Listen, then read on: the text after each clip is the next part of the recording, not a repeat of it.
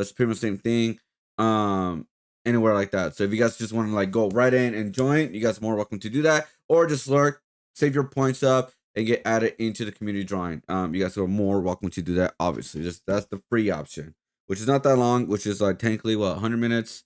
I mean, 5 minutes for 100 and that, so 50, like close 50 minutes in total, which you have until like next month, guys. So 50 minutes all for like one, like for like literally like what 15, 18 days in total before we start the next community drawing. Yeah, so you have plenty of time. Plenty of time. Anyways, let's see.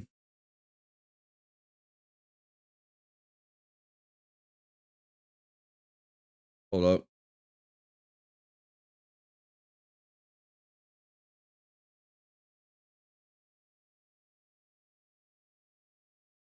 Damn, she literally said the N word and the F word.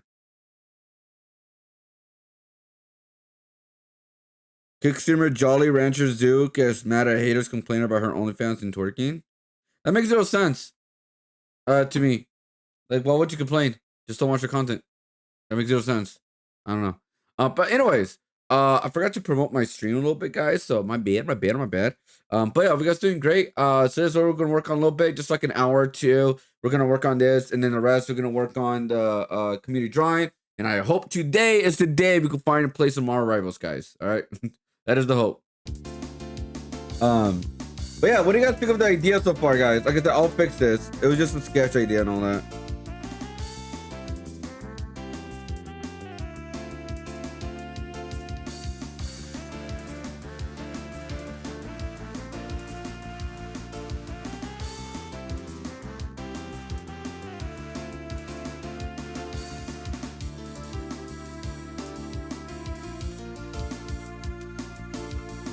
Ain't no way. People got scammed over Kaisenat's clothing.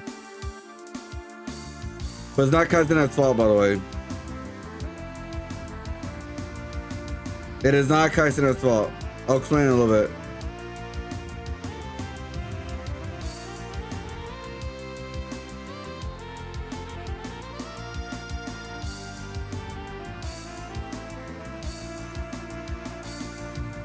There we go. Let's see.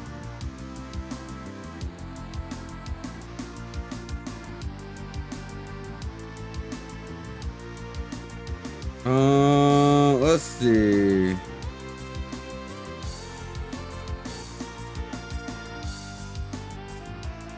Okay, yeah, we're good. Sorry. What are we drawing? So today we are working on the community drawing of you guys for Valentine's Day. It is a flower character. I'm just promoting my stream right now.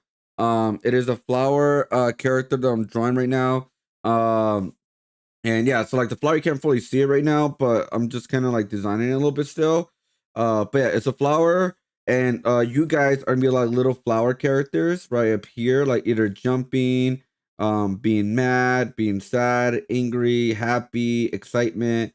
And yeah, so that's like the plan of this design. This is kind of like this kind of like the traditional, kind of like the new style of graffiti art that people have been doing for like I guess like you say a couple years now. I'm just experimenting with the style, by the way. I'm just experimenting with it. Because you know this whole point of also with this community drawing is to experiment with art styles, especially like to evolve my own personal art style. Obviously, I'm gonna add my own twist to it more. But yeah. So that's what we're doing. That's what we're working on today, and then we'll go back doing the community drawing, the digital version, a little bit later. So we're gonna put like an hour or so of this today. I just forgot to promote right now on my Discord and stuff like that. So that's what I'm doing. But yeah, so that's what we're working on right now. And if you guys want to be part of it, just lurk the stream. Like I said, lurk every 5 minutes. You get 100 points. All you need is 1,000 points to get added into the community drawing. And the way you claim it, you do X CD community drawing. Claim that, and you get added into the community drawing. And the way we're gonna know it's gonna be you is by adding your emotion. What kind of emotion do your flower want to be? Because that's the whole point of Valentine's Day is about crazy emotions, right? Whether it could be either happy, mad, sad, angry, all the good stuff, guys.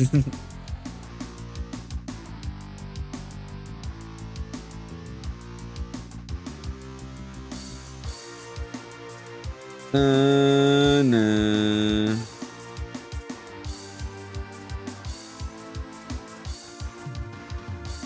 I'm promoting right now, guys.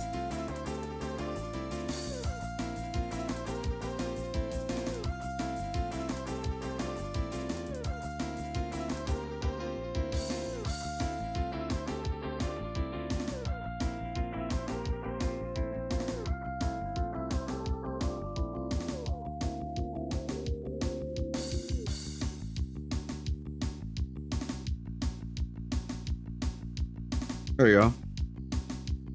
Yo, what up, John Sanchez 5529? How's it going? All right, guys. So what we're gonna add right now is some examples of flowers, where you guys could become. So for this one, I was thinking about adding like maybe like an angry flower. I don't know. So let's do it.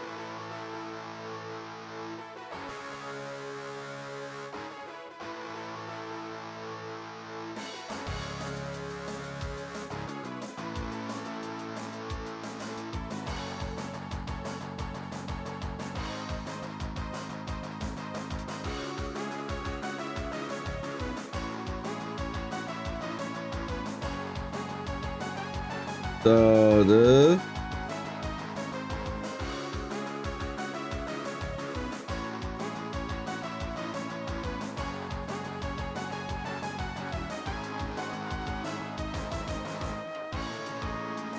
So you guys have an idea how they could look. What up, what up, what up, what up, what up, what up, what up? Okay, these are like the sketch version, guys.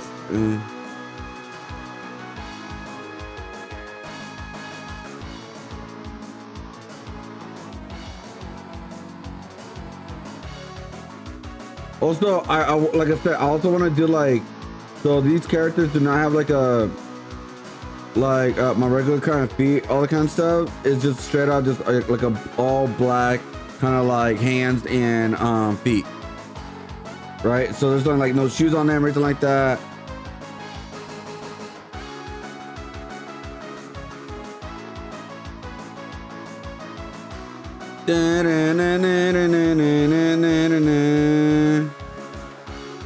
So this be in the back or in the front, like these hands. So what I mean by that is like this.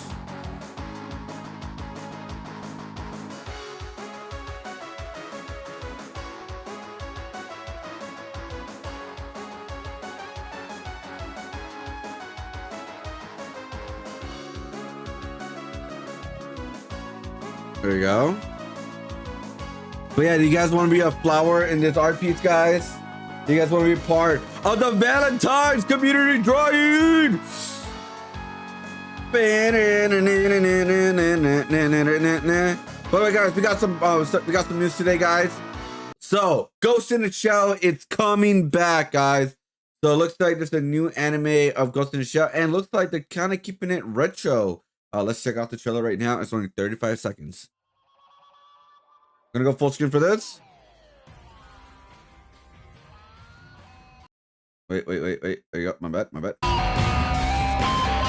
at least the retro feel of it, I guess you could say.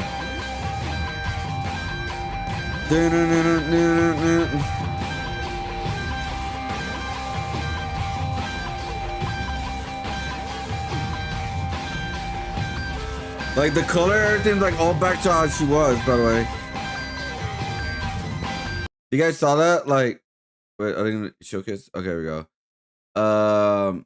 Yeah, it looks like she has like her classic look to it from back in the day. So yeah, new Ghost in the Shell coming out this year. I did not expect a new Ghost in the Shell. I'm gonna be dead as honest.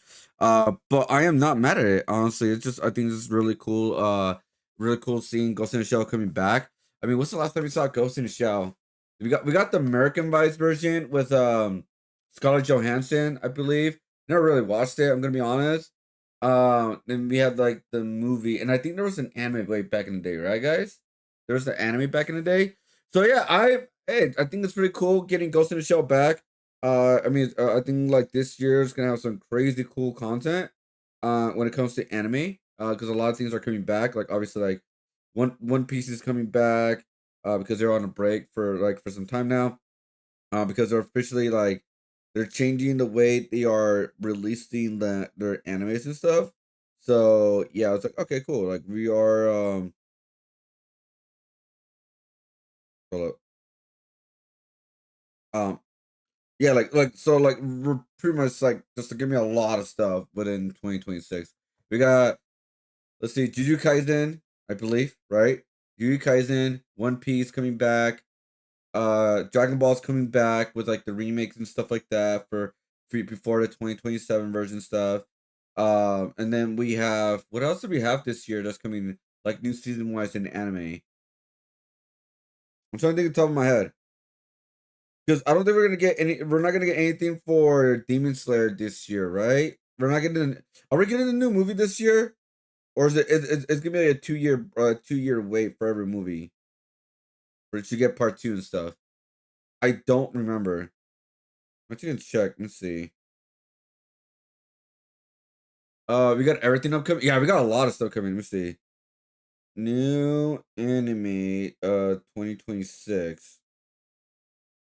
Yeah, so I would say yeah, we got Jujutsu Kaisen. Friend, but I have not seen it. But people said it's good. I don't know. I have not seen it yet, or I probably will not see it. Ghost in the Shell is coming back. Um, then I'm trying to find like the things that I am familiar with. Bleach style. Oh yeah, the final part for Bleach is coming this year. Demon Slayer's 2 year wait. Okay, okay. So it's until next year. Um, yeah, Bleach is coming back. Doctor Black Clover is coming back. Dr. Stone is coming back. The final season, I believe, is like of Dr. Stone too. By the way, so Black Clover is coming back, season two. Because I think like the new era of anime is pretty much here, guys. They're no longer doing weekly episodes. They're doing like 12 episodes at a time or something like that for for new seasons of anime. That's why like One Piece is no longer gonna be a weekly show, guys. Like in the way that it used to be. It's get like they're gonna do like 24, like either like 24 episodes or 12 episodes, something like that. Like the new format. That's why technically season one just ended at a thousand plus episodes. So that's why it's kind of weird saying that. But yeah, they're officially gonna go that direction now too. I think Black Clover's doing that too as well. That's what they're calling it, season two. Um, yeah, yeah. So Bleach is coming back. Doctor Stone is ending. Black Clover is coming the season two. One Piece is coming back. We got also Jujutsu Kaisen season three is coming back, which I believe one more season after that will be like the ending of it. I think depends how to do it. And then Ghost in the Shell. But yeah, there's a bro. There's a lot of stuff coming out, dude. There's a lot of stuff coming out in anime, dude. Oh my god, I don't know how people are gonna have time for this. And I'm not even talking about like some of the new animes that I don't even know about. I'm just talking about like things that I know about personally, right? So there's gonna be a lot more stuff. Like I'm just saying things that I am familiar with, you know. Um, so I mean I'm excited for a lot of stuff. Very excited. I've still not I believe Yu Kaisen is already came out with the first episode, right, guys? The first episode came out already. I haven't watched it yet. Yo, what up, Hunchman? How's it going, dude? How's it going? How's it going? How's it going? Looks like the anime is going to into a death spiral of just keep rebooting, rehashing popular series. I don't think that. Well, actually, no. You could probably make an argument for that because yeah, Dragon Ball Super's remake, Ghost in the Shell is a reboot. No, actually, I don't know what other ones are reboots, and only those two actually. It's going around with it. Hey, it's better than anything. It's better than anything. But I like that it looks like it's a like retro look of Ghost in the Shell. By the way, guys. The studio that made Dad and Dan is making this, by the way. The studio who did that, they're making this, and they gave her like her retro look, which I really like. By the way, I never liked the new version of it. I never really liked the new version. I always come back. Hey, welcome back. Oh my god, you got like the Sonic thing. What is that from? Is that your profile?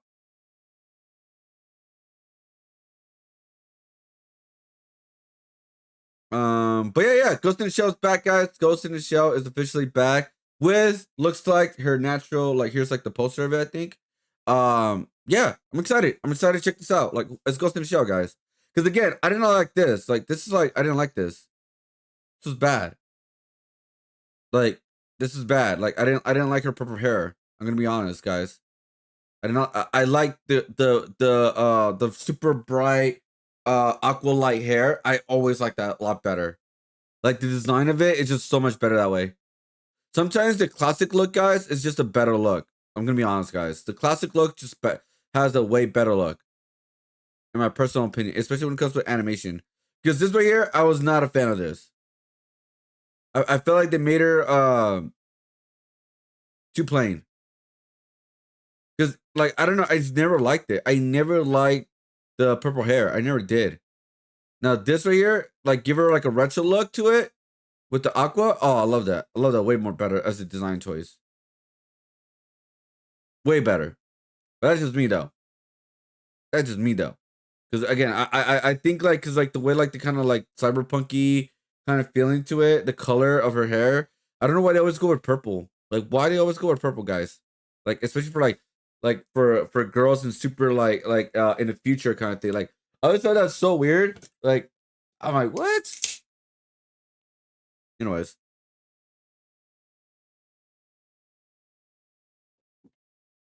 I'm drinking Mountain Dew zero sugar Baja Blast. By the way. Uh Anyways, yeah. So let me know if you guys are excited for Ghost in the Shell coming back, guys. There is one more thing of anime I forgot to show you guys actually. Um, the creator of Full Metal Alchemist, I guess that's a new story that I forgot to talk about yesterday. So the new story is called Full Metal Alchemist creator Hiromu Arakawa. New TV anime called Yumi no Tisu, Demons of the Shadow Realm. Will start in April. It will air at 2 executive and 2 consecutive course. What does that mean? Anyways, I don't know what that means, guys. Let's watch the trailer. So this is from the creator of Full Metal Alchemist, guys.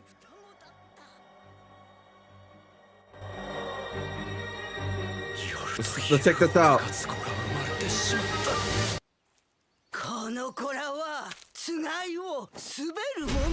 No, oh, what the hell? Oh yeah, this is straight out Full Metal Alchemist style, dude.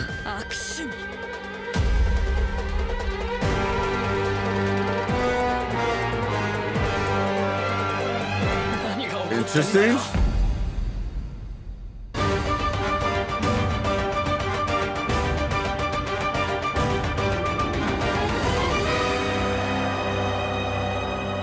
Huh. You know what this has, guys?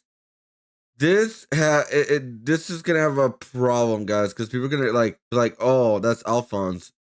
You know what I mean? Like the problem with this, what I hope that people don't do is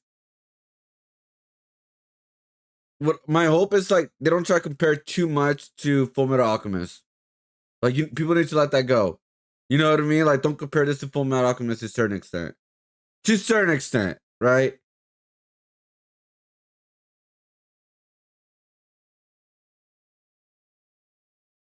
Okay, so let's explain what Cure is. Yeah, what is Cure? Like a unit episodes, like usually 12. Okay, that's actually that's not even that bad. 13, 12 episodes, not bad. Reunited for 2. Cure Yumi Curses the ultimate anime at homecoming. Looks sorry, I can't wait to see it. Yeah, people are excited. So I'm actually excited because again, it's Full Metal Alchemist, and it says right here, do not expect Full Metal Alchemist 2.0. This ain't it. There's something fresh, unique, and stands firmly as a manga anime that will make just as much of an impact if you're going to you're thinking Full Metal Alchemist 2.0. This ain't it. So don't bother watching it unless you because all those expectations. That's what I mean by that. Like, don't think about Full Metal Alchemist like coming into this kind of thing. You know, think of it as a brand new show, brand new anime. I will for sure watch this. Obviously, I'm for sure. I want to see what the creator of Full Metal Alchemist could do. Because remember, guys, the creator of Soul Eater, he made Fire Force, and Fire Force is a pretty good anime, except for the fan service. I was not a fan of the fan service. I don't like the fan service at all on the anime. That kind of like stopped me watch. That's like one of the reasons why I kind of stopped watching the anime. But now I just skip it. Whenever fan service happen, I just skip it. It's fucking annoying. I'm sorry, it's just annoying. But yeah. So it's like I'm very curious about this. Hopefully you guys are curious about it. I mean, I have hopes for it. Obviously, but yeah, like I said, guys, we're getting a lot of stuff this year for 2026, guys. For anime, we're getting a lot of cool stuff. So yeah, that is the trailer for the Full Metal Alchemist like sequel or not sequel, sorry, new anime coming out. So I am really digging that a lot. Let's see, hold up. All right, guys. We're gonna watch our first video today. All right. Oh god. I'm burping. By the way, guys, I'll be adding more flowers for you guys. So right now, if you guys want to be added into this drawing, claim your points, subscribe to the channel, do all that good stuff. I'm about to design this design a little bit more, but you guys are gonna be the little flowers. This is you guys, all right? The characters I'm gonna create for you guys to be added into this community drawing for February community drawing, guys, which is Valentine's themed. That's why he has like hearts and he's overthinking. And it's got like so much emotions going on. You guys are playing the emotions. It's kind of like Inside Out, I guess you kind of say. But you guys are flowers.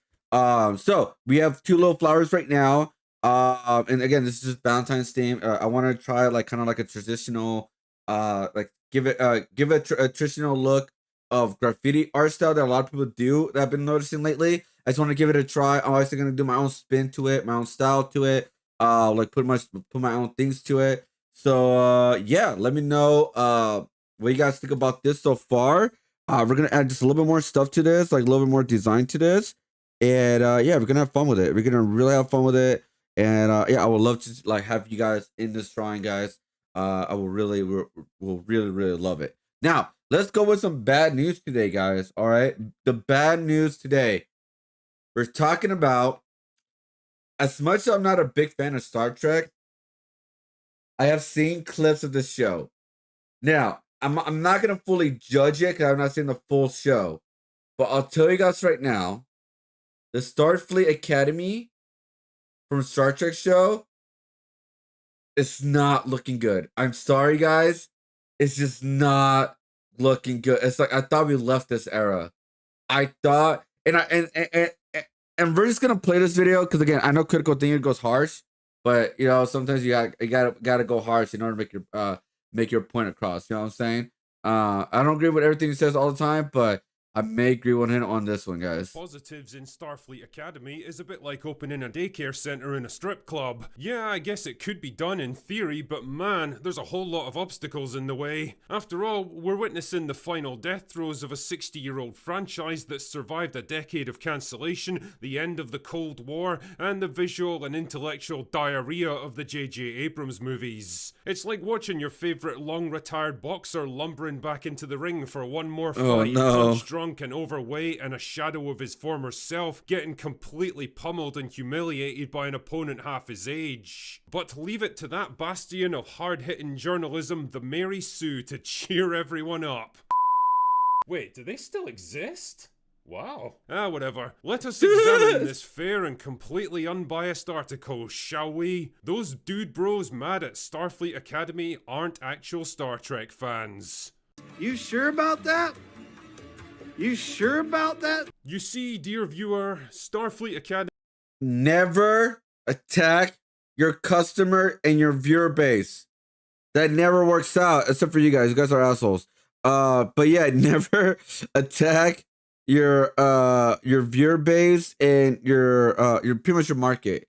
Never attack them. That is really stupid.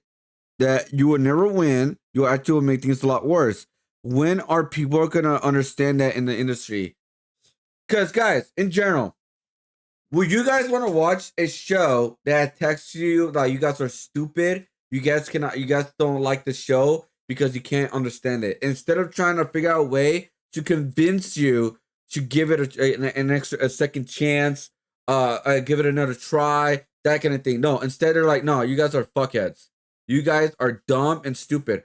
Who the hell wants to give a property, a show, a second chance if you attack, if you're attacking your viewers? That makes zero sense to me. They never like connected to me like in all these years when the actors complain, when directors complain, when developers complain, when the creators complain about like the viewers are a problem.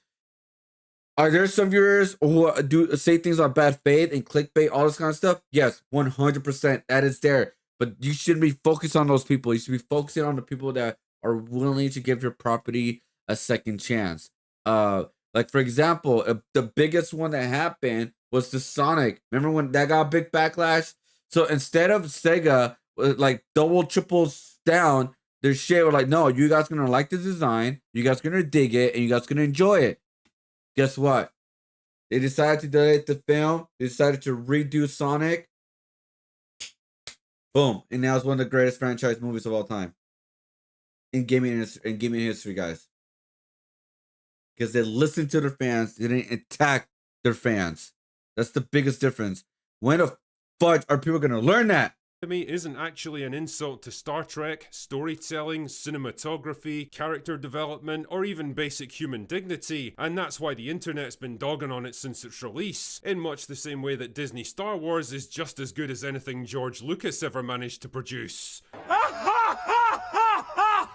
Oh no, it's actually a small minority of toxic dude bros like myself and Gary who just can't accept the greatness of this show. Time and time again, we're confronted with fans of something who continue to miss the lessons within the media they're consuming. We've seen it with Star Wars, our superhero stories, and it's become an increasing problem with Star Trek fans. Oh dear, it's such a drag being media literate, isn't it? More recently, men like the Critical Drinker and Nerdrotic, known for he got called out, leaning, have been dogging on Paramount Plus's slate of Star Trek shows. The issue with these right-wing figureheads talking about Trek is that they miss one important detail about Star Trek. It was never for them. Oh, really? Then pray tell, who exactly was it for? Because I've spent most of my life watching and enjoying Star Trek, progressive messaging and all. I grew up with it, in fact, and I've spent dozens, if not hundreds of hours online talking about my love for the movies, the next... I'm gonna lose my shit again, guys. Stop bringing politics and your personal beliefs to your fucking arguments about entertainment shows. Fuck. Generation, the original series. Shit, man, I'm one of those crazy people who even enjoyed Voyager, the first Star Trek show led by a female captain, no less. Fuck is wrong with you? But since men like these ex-personalities think they're the authority on all things nerdy, the reality is they just speak loudly and incorrectly about these franchises. Look, you can use your money to buy every Star Trek toy out there. Doesn't mean you understand what this series is saying to you. And now with the new series Star Trek Starfleet Academy, we've seen an uptick in their lack of understanding of what Gene Roddenberry sought to do with Star Trek. Really?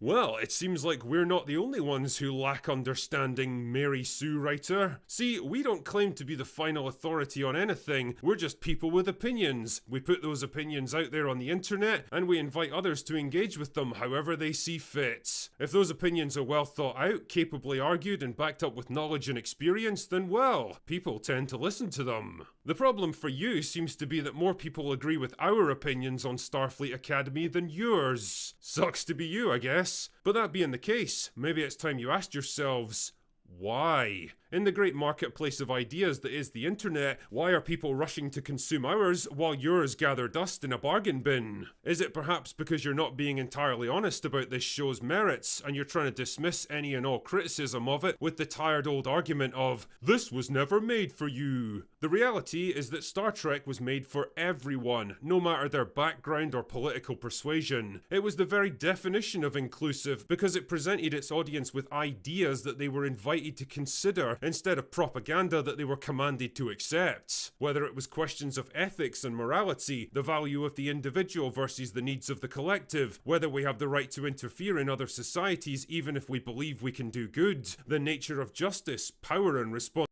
I mean, it's like basic stuff, man. Like, I feel like a broken record at this point. Like, bro, it's entertainment, man. Just focus on entertainment, please. Oh, just focus on entertainment, man. Because you know what?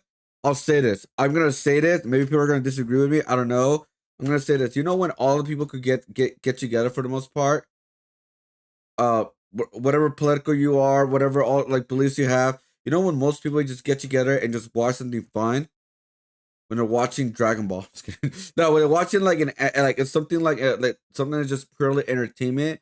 Like where it could be a Naruto, a Dragon Ball, an anime, a comic book, a movie, stuff like that, where people could just like majority could just watch that and just enjoy it for the most part, and just like just when a movie that's just pure entertainment. You know what I mean?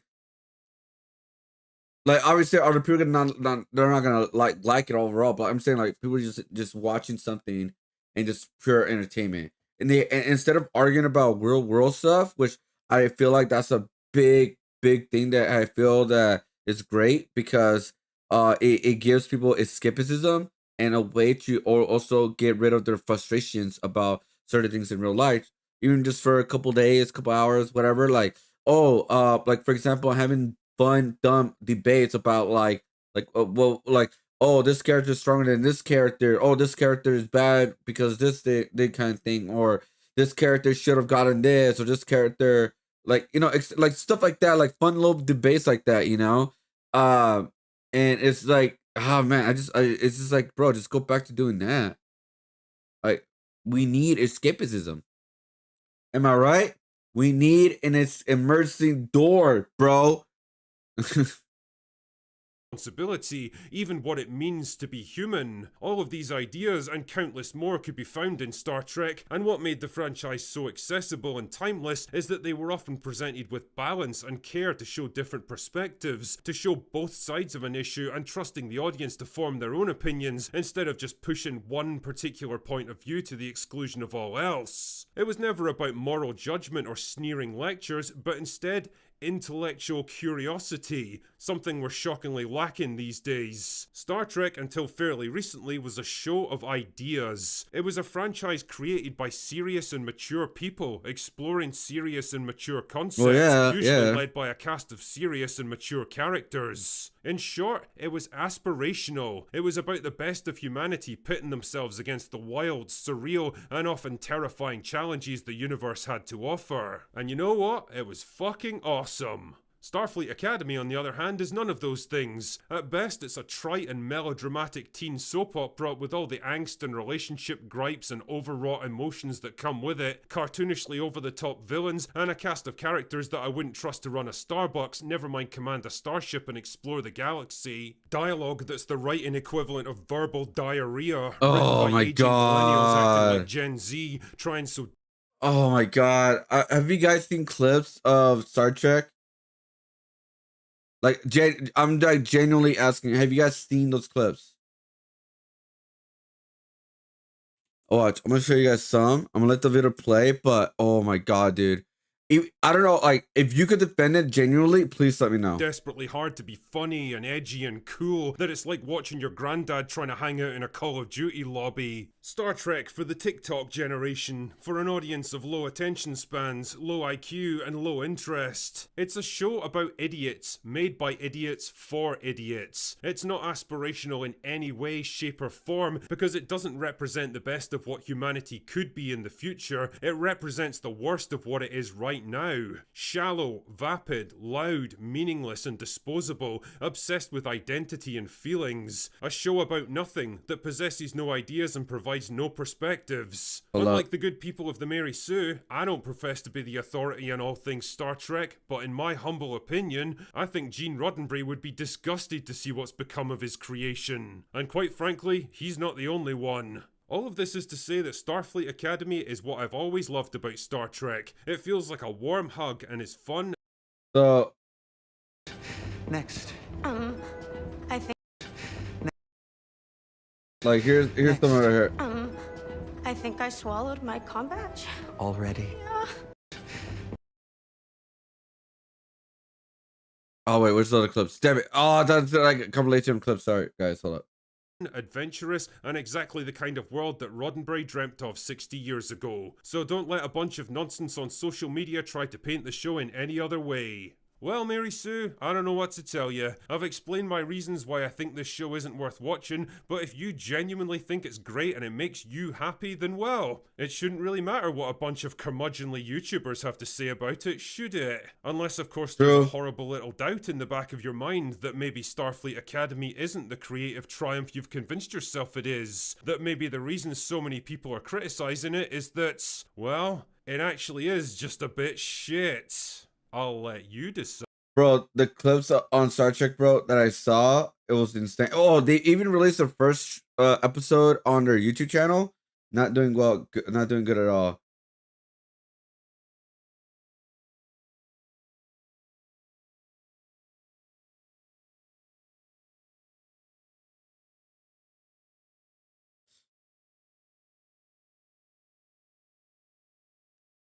Let's see. Hold up. I right now they're not posting any of the clips anymore. Wait, what happened to all the clips? They're like deleting on them or what?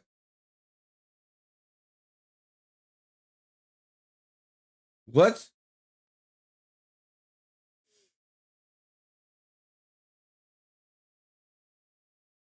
Oh, he already posted a video. Back during the Second World. Hold on, this is like 5-minute one. Hold on, let me see. Maybe you got the because I can't find the clips that I have them. What the hell? Like the dialogues is just bad, dude. During the Second World War, the German battleship Oh, here it is. inducing disasters. Is he gonna play a clip? Go out with a bang. Of what started a couple of days ago. These would make an excellent practical study module for the Spatial Look at Harmonics this. Lab, Captain. Like, okay, the dialogue it just feels so weird, bro. At this clip they decided to roll out a couple of days ago. These would make an excellent practical study module for the Spatial Harmonics Lab, Captain.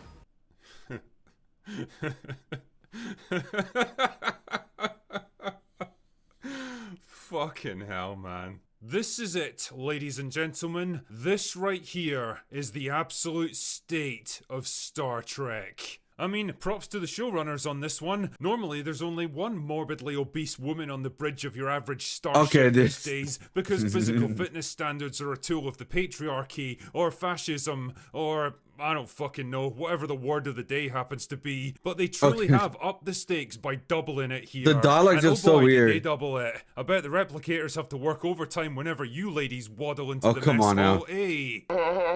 But I've got modern starship bridges so fucking ugly. They're always dark, they're cool and moody, but they're not just too. Notice how compact and I want to see more efficient the clips. Hold layout up. is Is with there the clips? captain's Like Oh, here it is. whatever. Time, with its infinite sense of humor, will always fold upon itself like an origami chicken. You sure about that? You sure about that? That was real, wasn't it? That was an actual line written by human beings. I don't know, dude. I have I don't to know. ask, who in this world or the next was this teen drama of a show made for? I mean, anyone with even a vague understanding of Star Trek is going to be No, bro. Like, damn it, you can't play all the clips. I think they're copyrighting them because they're like it was like a couple like weeks ago when this was like rolling up, like when it first started. The bro. The clips are like I guess they're just copyrighting it because they're not that many clips out there no more.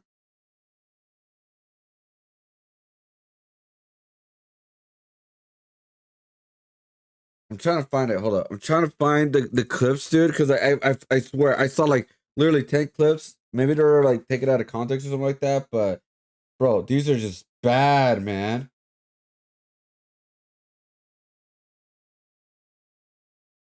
Oh, like this one right here. Like what the fuck? Like, hold on, let me see this one.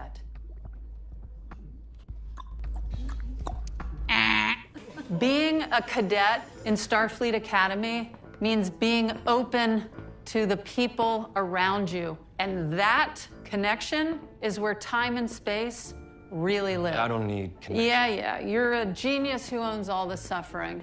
I only know two things, kid. Number one, old age and treachery always triumph over youth and a smart mouth. Oscar Wilde. Love that dude. Fun fact, when he died, they had to put glass over his tombstone because people kept trying to make out with it. Number two, a smart mouth isn't worth a damn. The name of this cadet.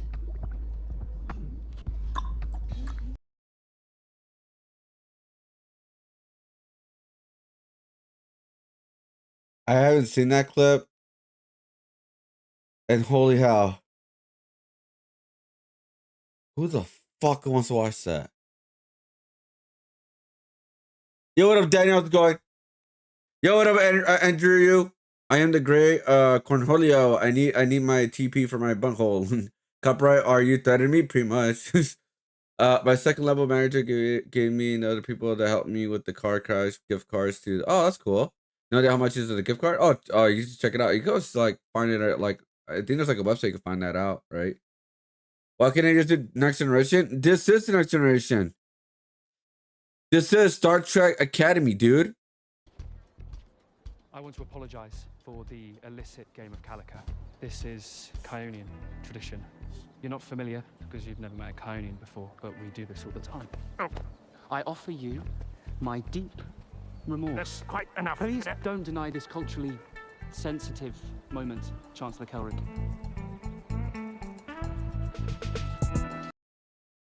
What?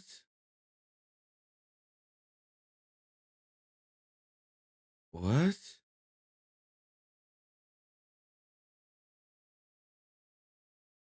Oh. May be creeping in, and we're the first to chart it. These would make an excellent practical study module for the spatial harmonics lab, Captain. All right. Well, let's not turtle the ship on our first run. The bad. Why did she give her glasses too? What the fuck? She had her glasses on. She took it off and handed it over. What? Why would she hand her glasses to her? She was just wearing them.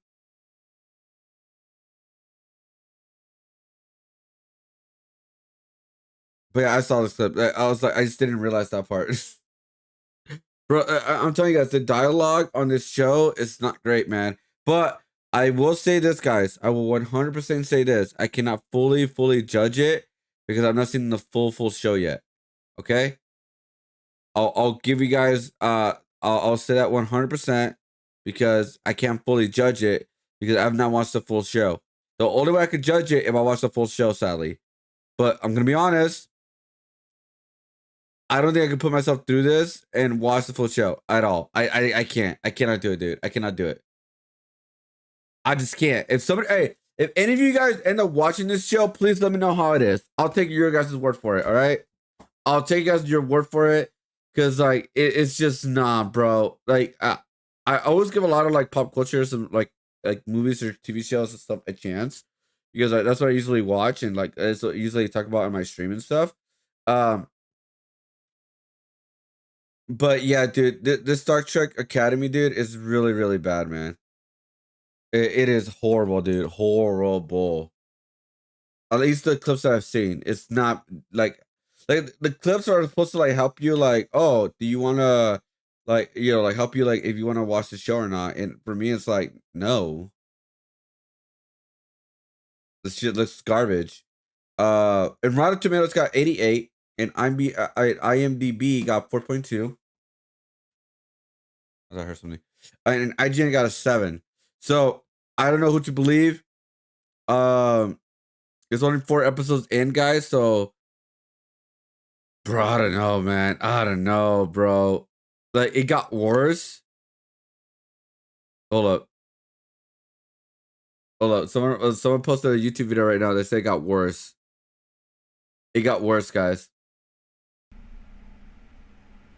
This is literally 9 hours ago. Posted 9 hours ago. Starfleet Academy is humiliating ritual for Star Trek fans. Hello, everyone. Yes. Female Frodo Baggins here. And I have to tell you, I keep saying that I want to stop doing Starfleet Academy reviews because I do not want to watch the Star Trek was. So, but I do have more things to say about it that aren't just repeating what I've said in the previous episodes with this one. This episode is focused on the Klingon Jaden. Yes, that is his name. This Klingon's character is that he is super sensitive. He's a super sensitive Klingon who likes bird watching and he's gay. That's his character, basically. That's what we know about him. But this episode attempts to flesh out his backstory and explain how he defected or was abandoned as a sensitive Klingon and how he came to Starfleet Academy.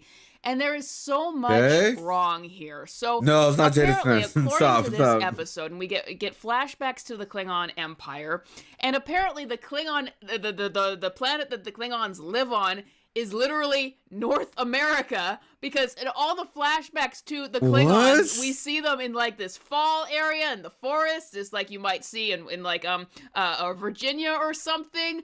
And so apparently the Klingons literally live in North America on this show.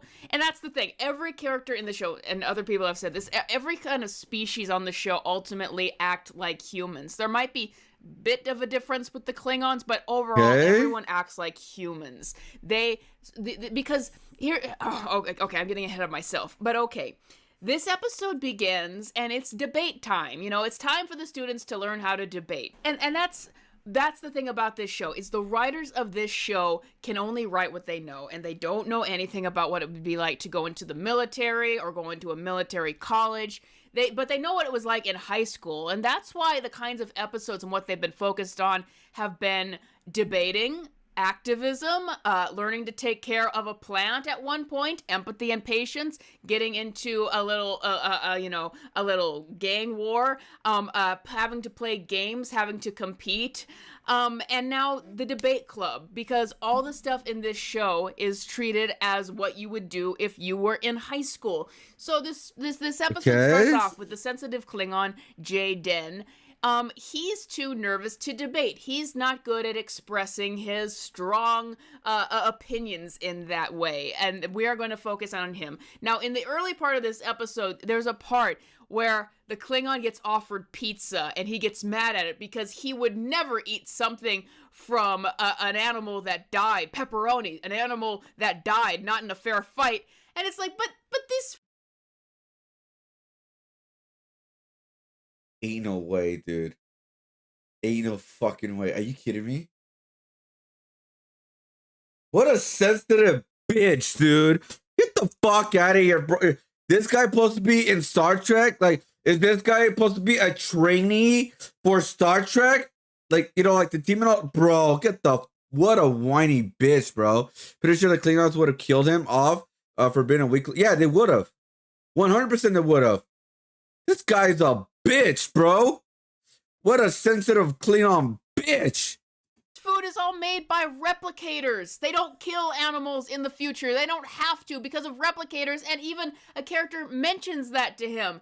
That this isn't even made from a pig. It's just a replication of it. But like, the problem with this is that they've had replicators for centuries at this point. It should be normal. This Klingon shouldn't even be questioning if this pepperoni was from an actual pig. It makes no sense. But once again, we've got, you know, the boys sharing their pizza and stuff like that, because everything about this is middle school once again. I know I'm repeating it, but it just piles up. There's characters in 21st century sweaters and backpacks in this show. And the planet the Klingons live on is North America.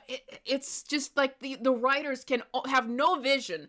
They certainly spent enough money on the show. I don't want to believe they couldn't create anything more futuristic, but the writers of this show and the directors have no vision of the future. They can only pull from the now, which is also what we get in this episode. That's all about using the Klingons as refugees and a commentary on how to handle refugees and governments interfering and all of that kind of stuff. Because all the writers of the show know are modern day stuff, whether that is the culture or the things we have, the clothes, the food, or the, you know, what's happening politically and socially right now. That's all they know. They cannot put their imagination to any other kind of experience. But anyway, apparently, Star Trek Episode 6 no longer happened, and the Klingons want absolutely nothing to do with the Federation, and they've been at odds for a very, very long time. What? But the Klingons, there was a big tragedy where a refugee ship of Klingons, because apparently, according to this show, the Klingons are on the verge of extinction somehow? Well, maybe that makes sense, because as we find out in this show, no one is interested in reproducing, because, I mean, this character is gay, this character is gay, this character is gay, this character is gay, and this character is... So 5 characters are gay in the show. Okay, I don't think it's the worst thing in the world, but I don't like the ones that don't make sense to me is the Klingon. Because, yeah, they would have killed that character. I mean, that's just canon. It's like, people could call it like, what the fuck, that's messed up. Of course it is, but that's the Klingon race.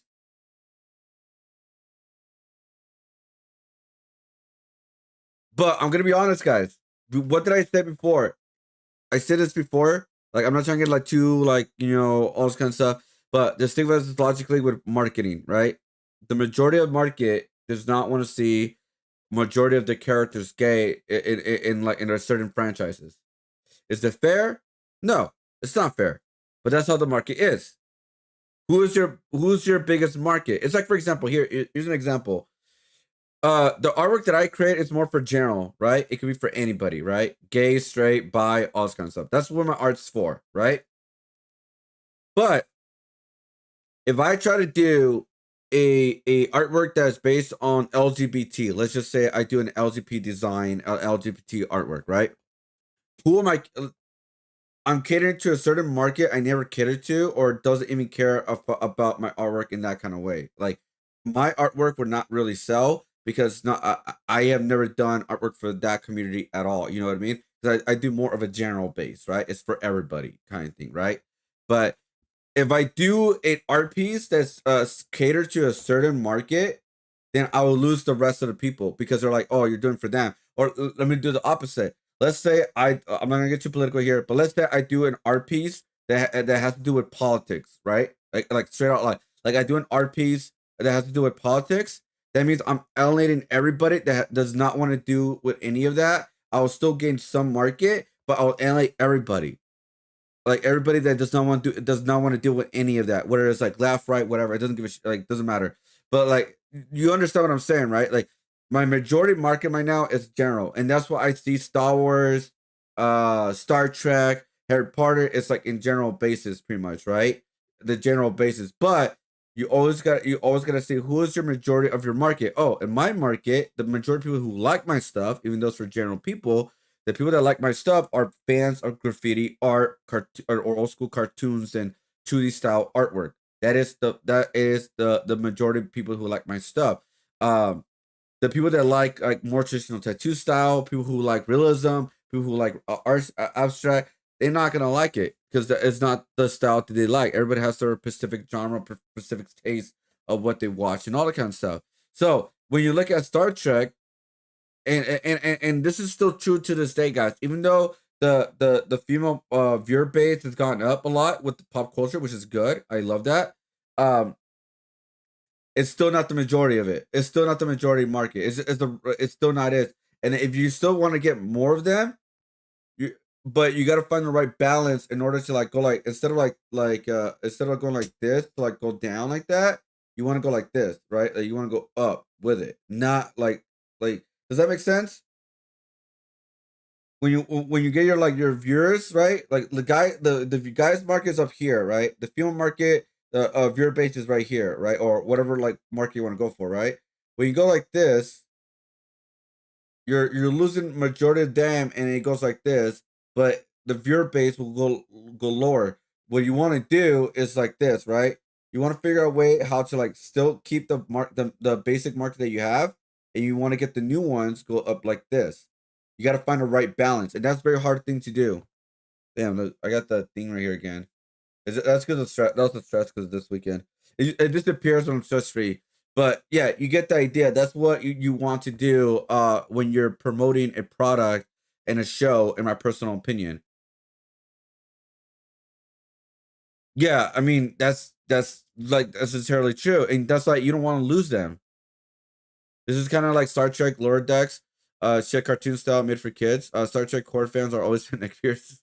Like, but you understand what I'm saying, right? And like, again, I'm not saying you cannot have gay characters, trans characters, and stuff like that, but you got to figure out a balance to not lose your core viewer base, your core community, and figure out to go up like this, not this, not like I said, like this, because this could barely go up a little bit, and you probably lose the majority of your viewer base. That's just straight up marketing in 101 for most, right?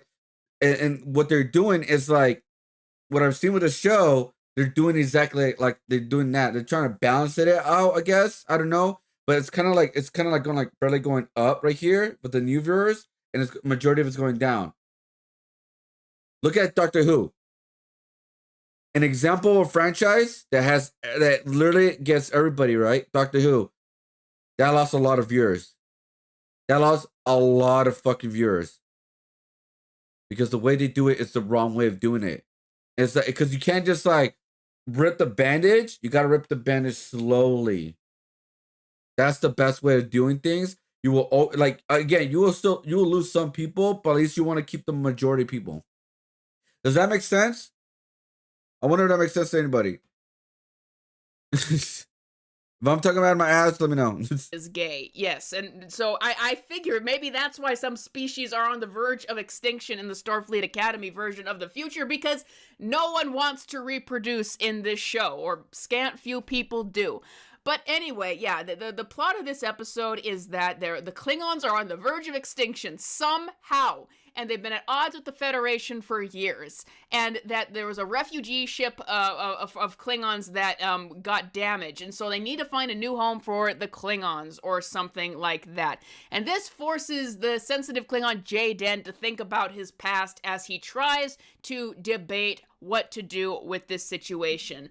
So, we find out that, J-Den, once lived with his Klingon family, and he was a bit of an outcast, because he was the sensitive soul, and he didn't really go along with the violence and what Klingons had to do with, in terms of battle, and feeling that they, what they needed to do to achieve honor, and killing animals, which, why would you need to kill animals in the future when, the replicators exist? Anyway, he wasn't down with all of that, but while he didn't really get along with his dad and the other male members of his family, his brother really understood him and was always there for him and was always saw him and was always covering for him.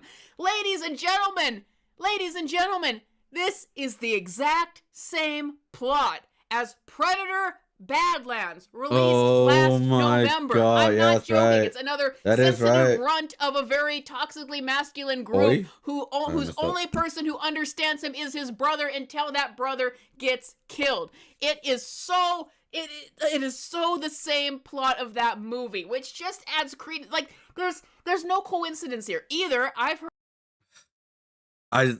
people are just not happy with this dude. Everyone in the future will be fat and gay. Oh, come on now. Are more entertaining than the show? Star Trek Academy will give her PTSD. I don't know, man. Like I said, Star Trek guys did not be doing a good job, man. Trying to balance it to get new people in. Like I understand like society changes and stuff like that, but I thought people learned their lesson like already, dude. I thought they learned like their lesson. This does not work for a long term. It doesn't. It just doesn't, you know. And I'm sorry I got too much into it, but like, you know, I'm just trying to like again like you just got to find a great balance to it, and that's it. Just find a great balance, and you'll be great. You'll be fine. You know what I mean? You'll be 100% okay with it. You know. Sounds like the comments are sexy is more entertaining. I mean, like I said, you just got to figure out what you do it. You know, and that's just marketing. It's not personal. It's just marketing. You know, I think what people are just making this way too personal. It's like, bro, just focus on entertainment, but you guys are not. You guys are just trying to send a message instead of entertaining people. But yeah, anyways,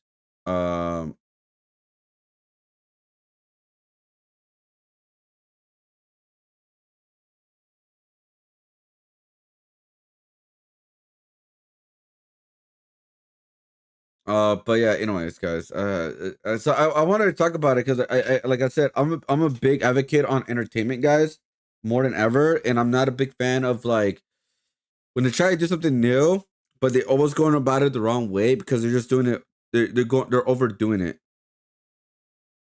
and that's not how you gain a new audience while keeping the old audience. You know what I mean? And a perfect example of that is Joji, a YouTuber who did like a laudable, cancelable shit this year. It was the pink guy who he like sprinkled a little bit of his new music and stuff here and there. And then he didn't lose a lot of his audience, by the way, like when it comes to music, because like those people just went to like his new music and support him in that. And he's pretty big now within that realm. And but the way he did it, he didn't lose all his audience because he sprinkled a little bit here, little by little, to like get to his to transfer to his new stuff, right? To become Joji instead of the known as the pink guy anymore. And yeah, he ended up killing that character in YouTube. You know what I mean? And now he has a fan base for his new stuff and gained more new fans of his music. That's the perfect way of doing it. That's all I'm saying. It's like people think that like when people are talking like this, people are like, "Oh, you're anti this." It's not. It's like you got to think about the audience. They're not like these. Don't want to be bombarded with anything in general. That's what you got to do. That's what you got to do it slowly. You got to figure out how to do it slowly, guys. That's the biggest thing, guys. That's the biggest thing. So that's all I'm saying.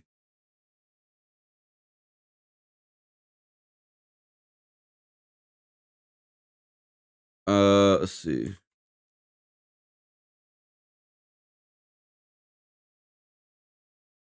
Let's see.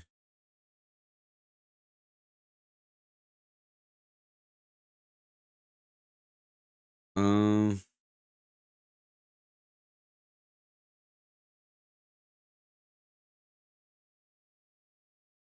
hold up.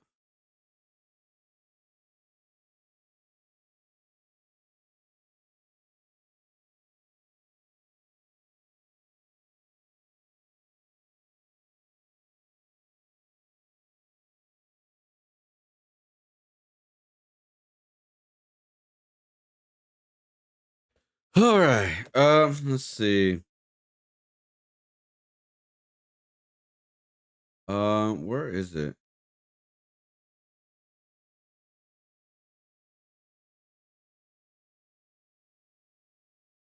Why is it making this difficult? Let's see.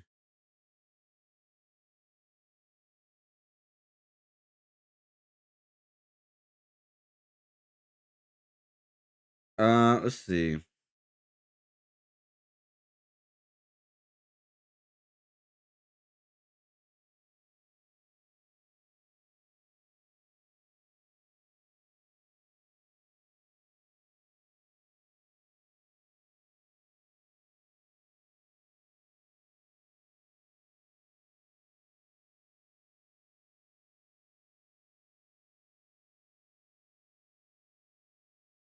Let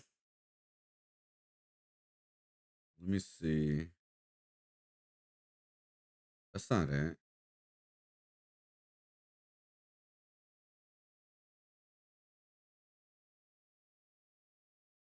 No, that's not it. Hold up.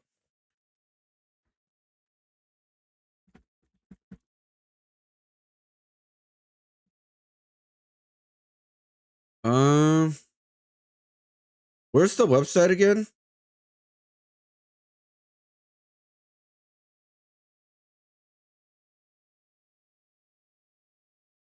I think this is it right here, right?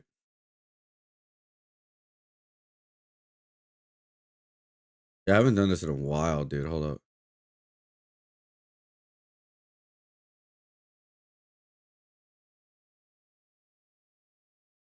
Oh, hold on. What the fuck? Okay, hold on, guys. That's not it.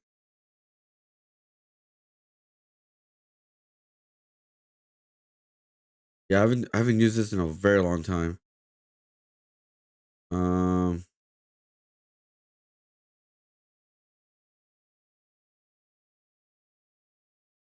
hold up, guys. Um,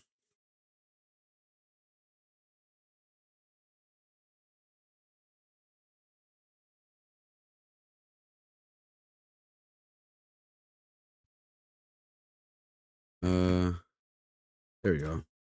There we go. It should be here.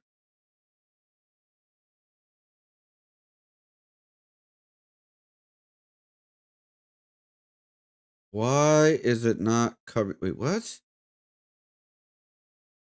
What? Did they change it? I'm trying to see like if I can still do the streaming on Twitter thing. I'm like, what the fuck? But it goes to like ads. I'm like, what?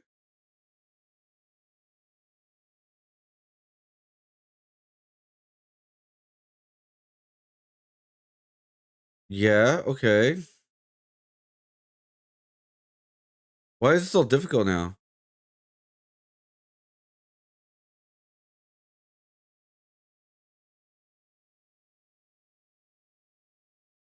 What? When did they change it?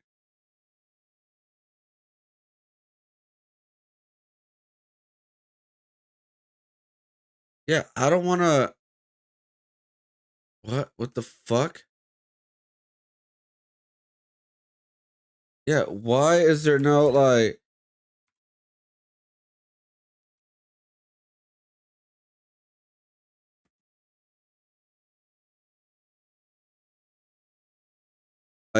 why are they making this way difficult? Did they change it? I was just curious because I was like, oh, you know what? I have not been doing it in a while. I want to try again. It's the Twitter live stream, see how that goes, you know? And I'm like, I don't think they have that anymore. Yeah, they took it out. Yeah, because I'm like, okay, all right, I want to go live, right? And it's like, oh, what do you want to do? I just want to go live. Like, it's like not, bro.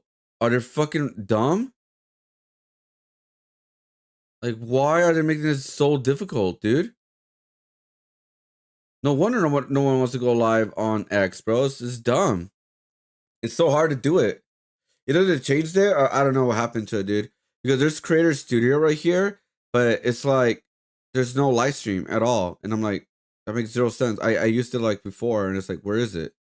You know, like, where is it? So stupid. Yeah, Twitter's so dumb, dude. When it comes to it.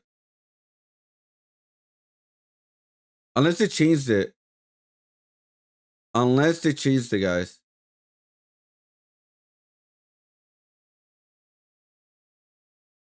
Let's see. Yeah, unless they changed it, I don't know where to go, bro. Like, what the fuck? Click on the broadcast tab. What broadcast tab, dude?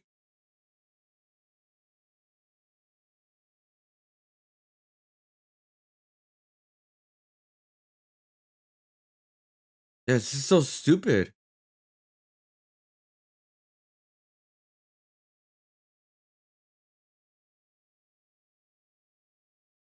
What? Why? Like I said, why did it make this difficult? They changed it? Yeah, I haven't done it in a while. But I was like, oh, you know what? I might as well just start using it again. Because I'm like, oh, you know what? I need to start using it again, you know? It's not called Twitter. Well, I know that. I just call it Twitter. But the thing is, like, I don't know where to studio. Okay, here we go.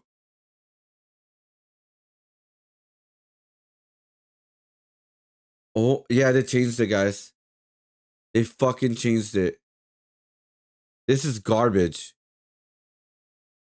Yeah, the new interface is fucking garbage, dude. Wow. This is utterly fucking insane. This is garbage. This is straight up garbage. Yeah, no wonder nobody wants to fucking stream, dude. Because it gets me to like ads. I'm like, an ad campaign or something like, bro, what are you talking about?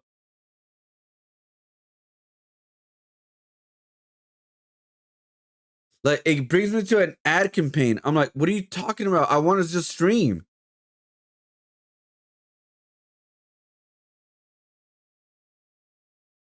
It makes zero fucking sense.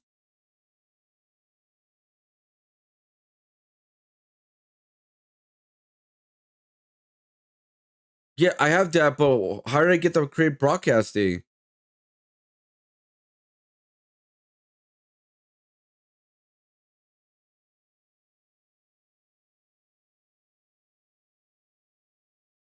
Okay, look, I go to here, right? Here's what I'm looking at. I got a media studio producer, right? Where the fuck do I go to go live? Oh, okay. Where'd I go? Okay, live. Okay, here we go. And it brings me to this fucking shit.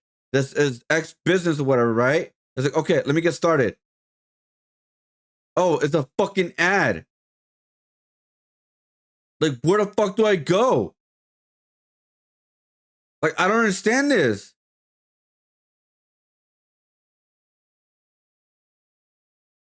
Encoder? Like, it makes zero, bro. Why are you making it fucking like it makes zero fucking sense?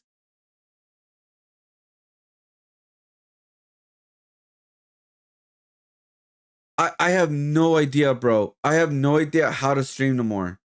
I used to do it all the time. I just stopped doing it because I didn't feel like doing it no more. Producer. Okay. I'm clicking on producer. Okay. I'm on producer. And there's nothing, dude. Nothing. Like, it makes zero fucking sense how to fucking stream, dude. This is like the worst shit ever I've ever seen in my goddamn life.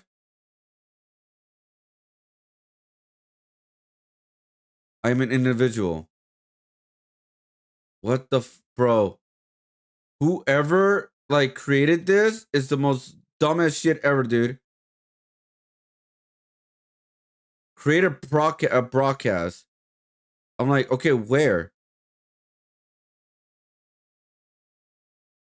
Bro, this sucks, dude. Worse than Star Trek? Looks like.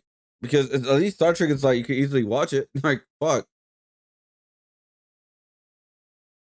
Because when I go to my Twitter, right? Like regular Twitter stuff, right?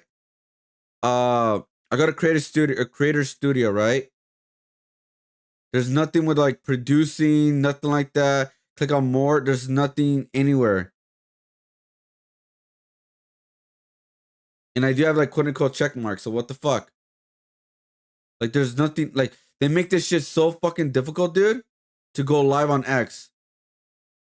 Like I was just curious about it because I haven't done it in a while.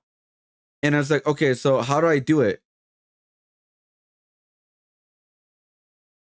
Go to sources. Where's the sources tab? Like it is so fucking stupid. Like they changed it. Last time it was a lot easier.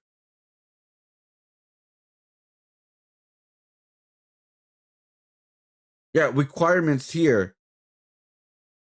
It's gone. I'm like, okay. How to create a broadcast? Go to broadcast tab. How? Where is it? Like, where is it? It says create a broadcast on a broadcast tab, but it's like, where the fuck is it?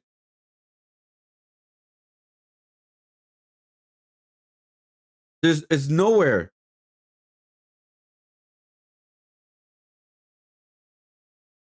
That is insane.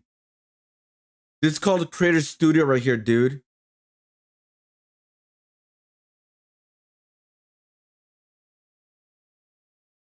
Like on X. Broadcast tab on X. Where did I go? How did I do that? There's no link to it.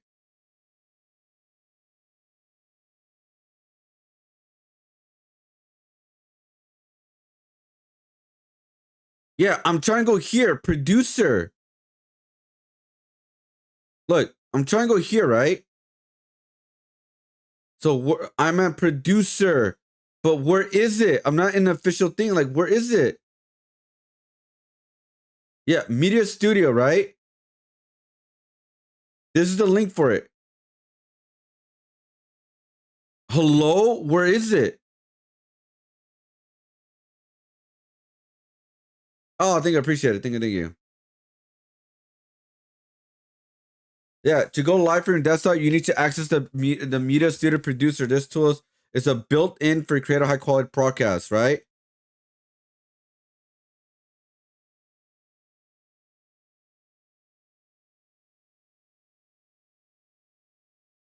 That is insane. There's no producer at all. Like, it goes to here, but there's like, where is it? It's so stupid, man. Insane. Fucking insane, dude. Yeah, it is insane. Like, this is like, a lot of it's a lot. It used to be like easier, like broadcast. Okay, cool. But it brings me to this shit right here, and it says, "Oh, get started," and it brings into like X ads. I'm like, what? I don't want to. I don't want to be here. What ads? You know what I mean? Like, what are you talking about? This is the most dumbest shit ever that I have ever like. Bro, no wonder nobody wants to fucking stream on X, dude. No one wants to stream on this shit. Yeah, if you like, I'm trying to find it, I can't find it. It's not like it doesn't give me a link to go straight to the media producer.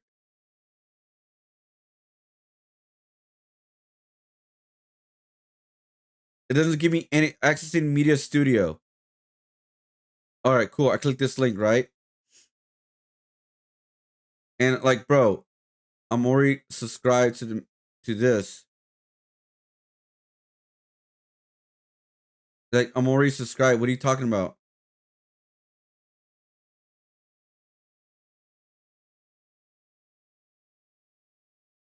Like, what is going on? Media studio. Oh my god, I found it. Oh my god, I found it, guys. Producer. Create a broadcast. I finally found it. Oh my god. This is the most dumbest way to stream on Kick, guys. They made it so effing hard for to oh my god.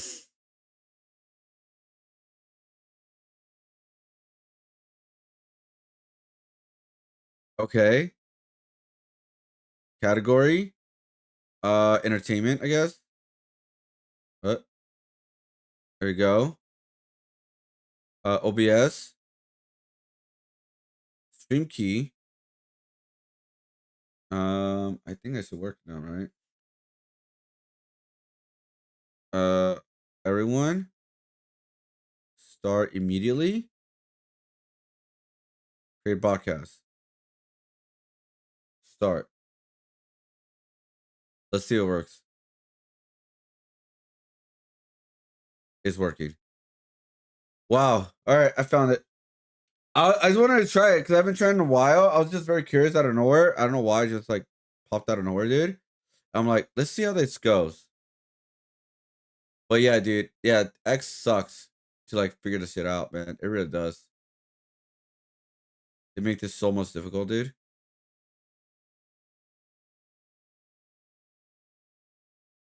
Yeah, I don't know, dude. All right, let's get back to this, guys. Let's get back to this. I'm sorry. But anyways, how's everybody doing today? Sorry about that, guys.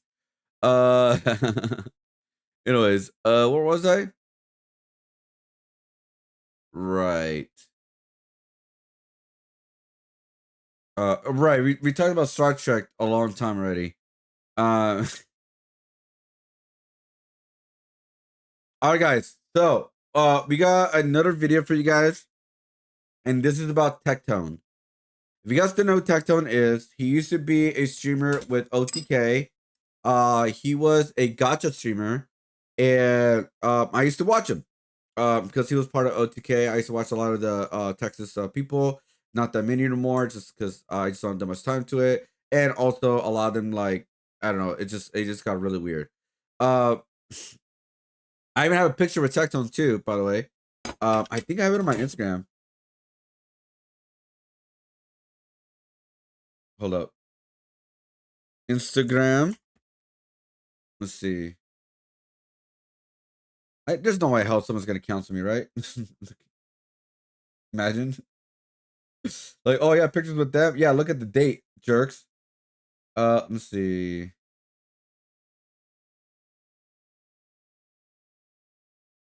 Yeah. So in 2019, I gave drugs to a bear yesterday. Was it like crack cocaine bear? So I have a picture of Asman in 2019. This was about 7 years ago. 7 years ago.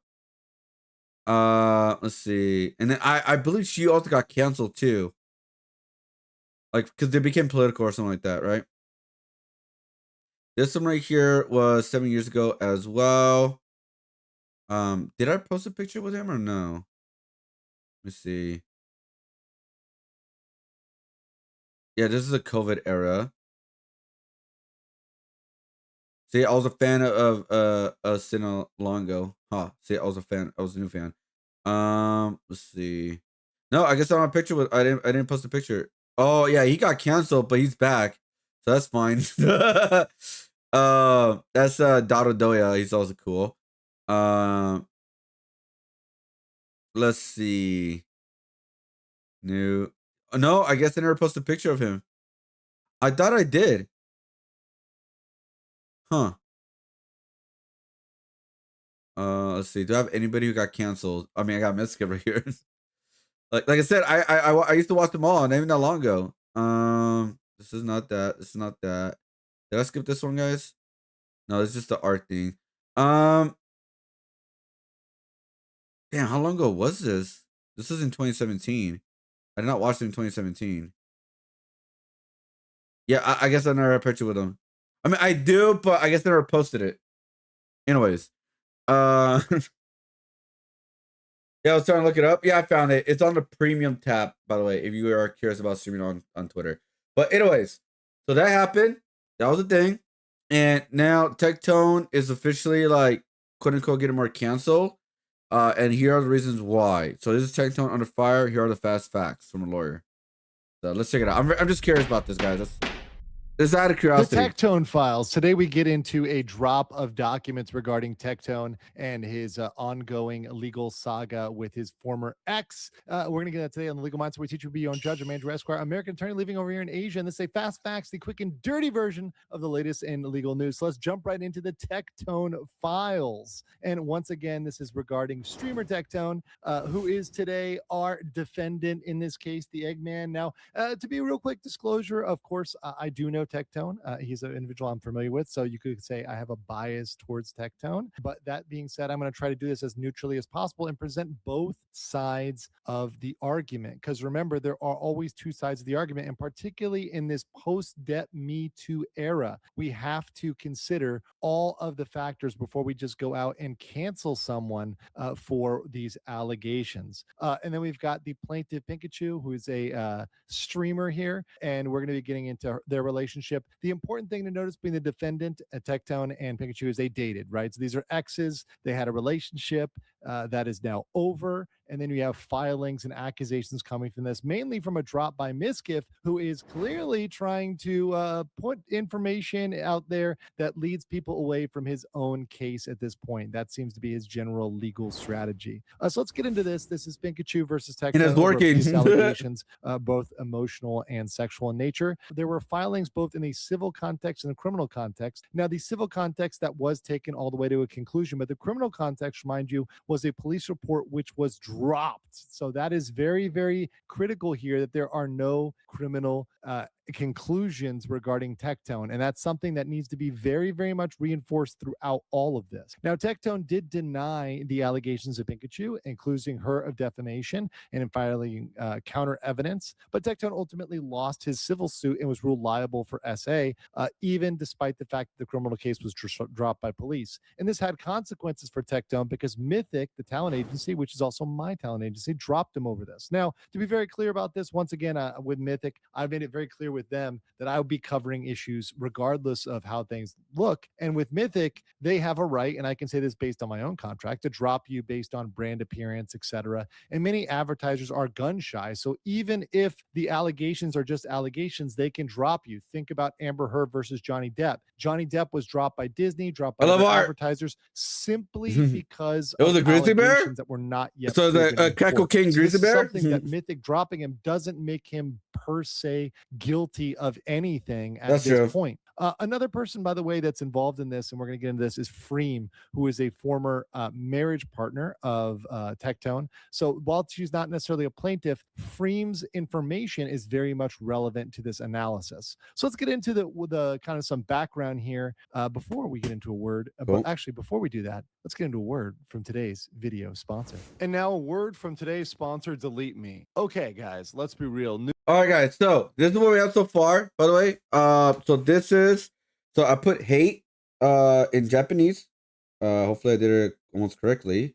I used Google Translate to help me with this. I will design it better. So I put hate, love, heartbreak, hi, my doodles. And we have a flower character just overthinking right now, because what a lot of people do. We got two little flower characters right here. One's jumping with joy, one's like kind of like angry. But yeah, so I think I'm done with this for right now, guys, because there's nothing really else I could really do. It's really up to you guys if you guys want to add more to this design. Because remember, guys, the flower characters is you guys. You guys are the second half of the design. So again, if you guys want to be part of this, all you got to do, if you guys have been working this whole time, every 5 minutes you get 100 points.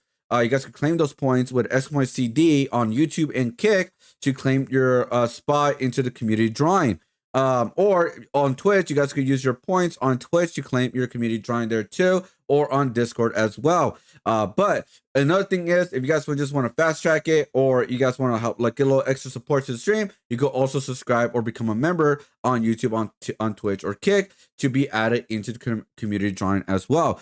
But remember, guys, you can always just do the freeway kind of thing if you guys want to do that. All you guys do is just lurk, and you guys will be added. So the way that you guys can be added is that you guys could be you guys will be a flower, but you guys could choose the emotion of what your flower is going to be. It could be crazy, mad, angry, all different kind of emotions. You guys could be added into this design right here. All right, guys. So that's where it goes. Where are my points on YouTube? I believe you do. It's a new bot that I got, guys. So I'm not fully familiar with it just yet. So let me look at. I'll look it up right now. Bot tricks right now. See if you guys could check it out real quick. Let's see. So we got the loyalty right here. We got the store with the CD only. That's the only thing that we have right now. And I don't know where you check out the rankings. Let's see. Oh, here's the rankings. So how do people check the rankings? Let's see. Points. Let's do points. Let's see. I don't know how people get their point system right now, guys.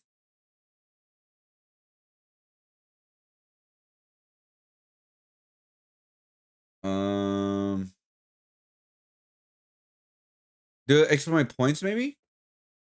I think that's probably it. Let's see. Points? Oh, yeah. You do exploit points. Okay. It looks like it worked on. I don't know why. Oh, I gotta turn that off on the Twitch stuff, guys, so it doesn't like mistaken it. Give me 1 sec.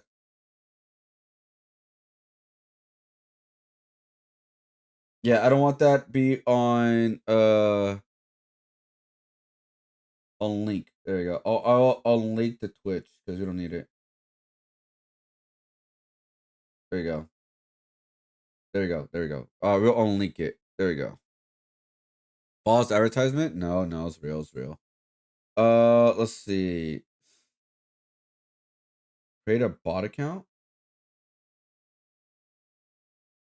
Let's see. Discord. Let me take out Twitch. Let's see. Social. Timers. Rankings. There we go. I could reset it, but I'm not gonna do that, guys. I'm not gonna reset the loyalty points. I'm trying to see if there's a way I could turn it off for. Okay, store. Edit. Does it showcase a word like a will work on. Let's see.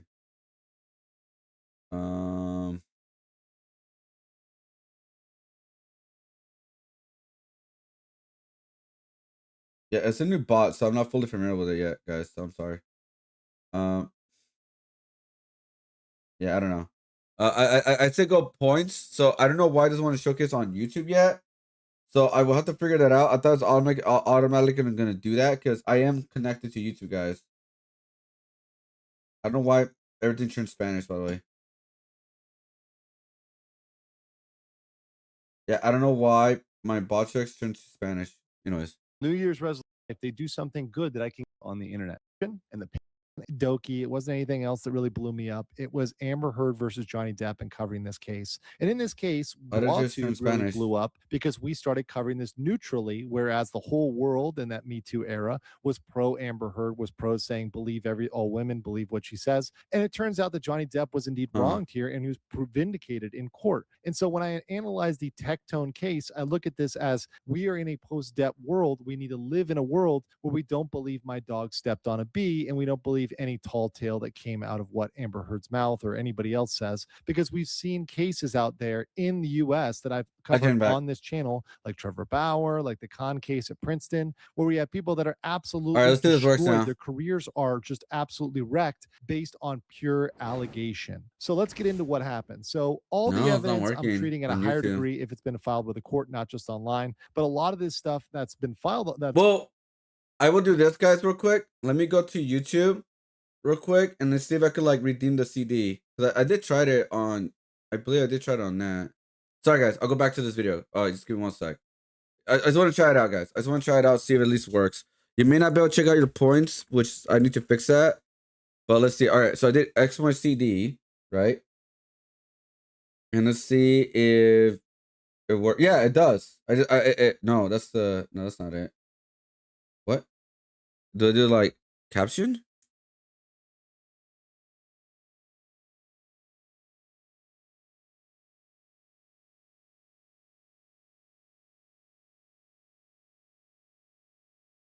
Oh, it's only on Kick. What? No, it said YouTube.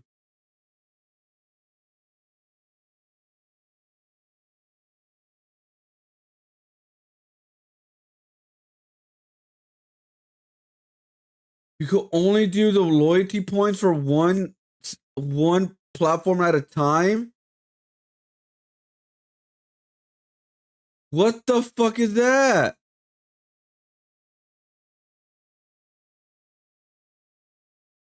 Ain't no way, dude.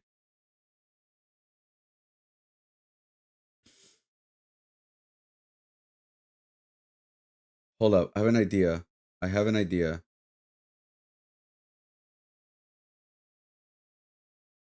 You can now use Twitch and Kick or Bartrix points to redeem rewards. But you cannot do it with YouTube? I have an idea, guys. I have an idea. Okay, hold up. I have an idea. Give me 1 sec. Right? Because I'll let the video play. No, I don't want to let the video play because I want to talk. I don't like letting video play without me doing anything. So let me give me 1 sec. Widgets, or it was not that. It was profile. Configure profile. Go to loyalty. Go to store. Click that. Boom. Boom. And the command will be.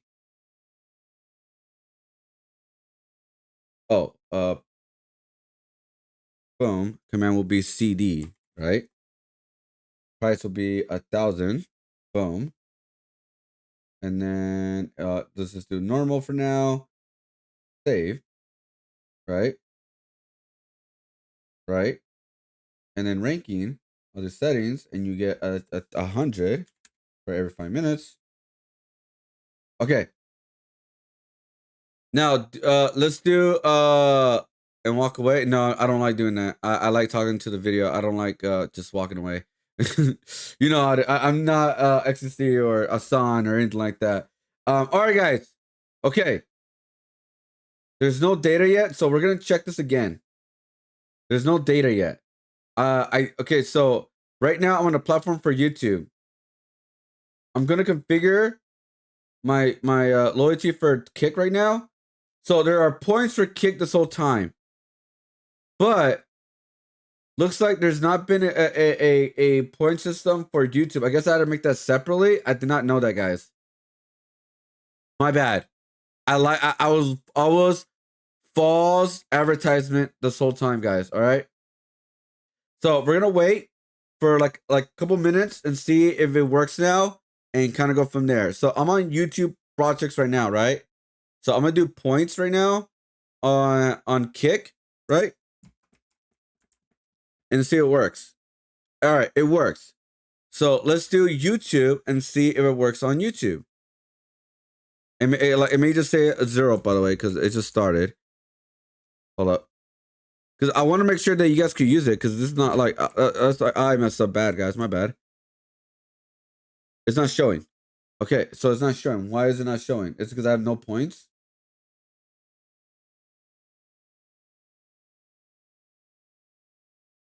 Let's see.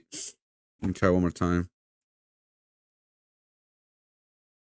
All right, we'll try later. We'll try later. See how because I guess I have no points or something, but it should say 0.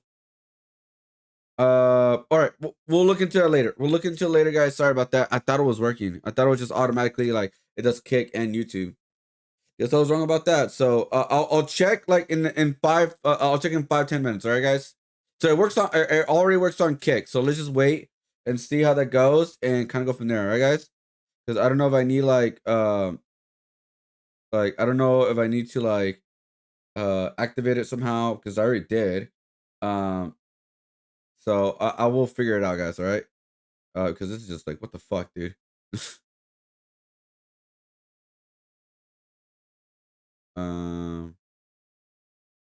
Yeah, because I'm configuring right now. I'm linked to it. I'm good. Yeah, it should work. I don't know. We'll see, guys. We'll see.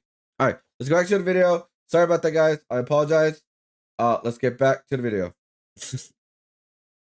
Online was indeed filed with the court. And every individual case has to be evaluated for its impact. So what does a civil case mean? Well, what that means is there's a standard of proof that's lower. It's preponderance of the evidence, 51%, you could say, instead of reasonable beyond a reasonable doubt, which is 99.9% of the time. And such, or up in the upper percentages of happening. But Tectone hasn't been convicted of anything criminal. So for all those out there, and I'm looking at you, all the pikers of the world and everybody else who's throwing the names out there, calling him the R word, and I can't say that because of YouTube, weird. Is not actually okay. He hasn't been convicted. That is not okay. Still defamatory to label him as a criminal. Yeah, when he pretty much. Indeed not been convicted criminally. So one thing, looking at the background here, once again, part 1, just looking at the background, Travis County in Texas has a huge pro-female bias in terms of outcomes. Women who file tend to get very, very, very favorable outcomes in Texas. Oh, really? I did not know Texas that. In Travis County. And there's a potential activist judge who had a DV bias, who had a history of that, did not recuse himself in this case. Super relevant. Also, a jury pool that's biased towards the plaintiff with a skewed heavy female bias. Everybody in the courtroom being female, that can tend to bias things when it comes to these outcomes. The other thing, which is different from the Miss Kiff situation, is we haven't seen abusive communications. In fact, all the communications I reviewed show Tectone as a reasonable, kind guy. He approached Pikachu as a friend, not even as a person trying to slide into the DMs, which, number 1, is not a crime, but number 2, that wasn't how he approached it. He approached us very innocently after he was betrayed in a relationship, which Freem cheated on him with somebody who was working at the same company, so a work partner, right? So after he was cheated on, he ends up engaging in this relationship, which, once again, not smart to rebound, not smart to work with somebody, or engage with somebody who's perhaps a streamer right afterwards. Dating streamers, always not good, right? 2 streamers dating, always not good. But you guys could date me. It's fine. I will not ruin your life. I promise. I am not crazy. Sometimes. We haven't seen those abusive communications. In fact, when I review the communications, they look much more supportive. And by the way, I'm very, very, very cognizant as someone who struggles with depression myself. This is something I'm very, very sympathetic to for both parts, right? Because Tectone has his own mental health stuff and Pikachu has her own mental health stuff. But when I read I I don't believe any mental health exists. No, I was kidding. I don't believe a lot of people that say that they have a mental health or disorder online, guys. I don't believe any of it because a lot of people just freaking self-diagnose. I don't believe anything. I just don't. I just don't. So when people tell me like, oh yeah, they have a disorder, I don't believe you. But it's like kind of weird, right? Because like one, it's like, sorry. One is like, are they gonna share their personal official diagnosis to the world, like from a doctor, right? No, I think that's a lot like extremely personal. Like the what do you call it? Like the paper or something like that to prove it. Maybe yes, no, I don't know. Like where do you find the line on that, right? And so it's like you could say they have it. They're probably telling the truth, but when this new day and age of social media with self-diagnosis, I'm like so like annoyed by it. And it's so messed up to say that because there are legit people who are like have actual like diagnosis and stuff like that. And it's not fair, obviously. But I'm like, I don't know. Am I wrong for saying like I'm annoyed by it? This communications between the two, it doesn't seem like this is abusive. So Pikachu says right here, I have something called PMDD, premenstrual dysphoric disorder that I'm being treated for. So I'm in a lot of physical pain and my emotions are really bad, like just feeling so depressed I don't even want to. So on stream today was really, really rough. I'm trying to be tough through it all, but it's not easy when it feels like the end of the world. So please be patient with me. The doctor said it could be 6 months for treatment to fully work, but in the meantime, it's awful manage the mood swings and pain. And I understand this. I understand this completely. And so I'm sympathetic to this. And I understand that there may be some other things going in there with BPD or bipolar disorder, something I'm very familiar with. And I get that. I completely get that. She says, thank you to everyone for being so kind to me while I deal with this. I'm sorry for crying on stream. Well, I did that today.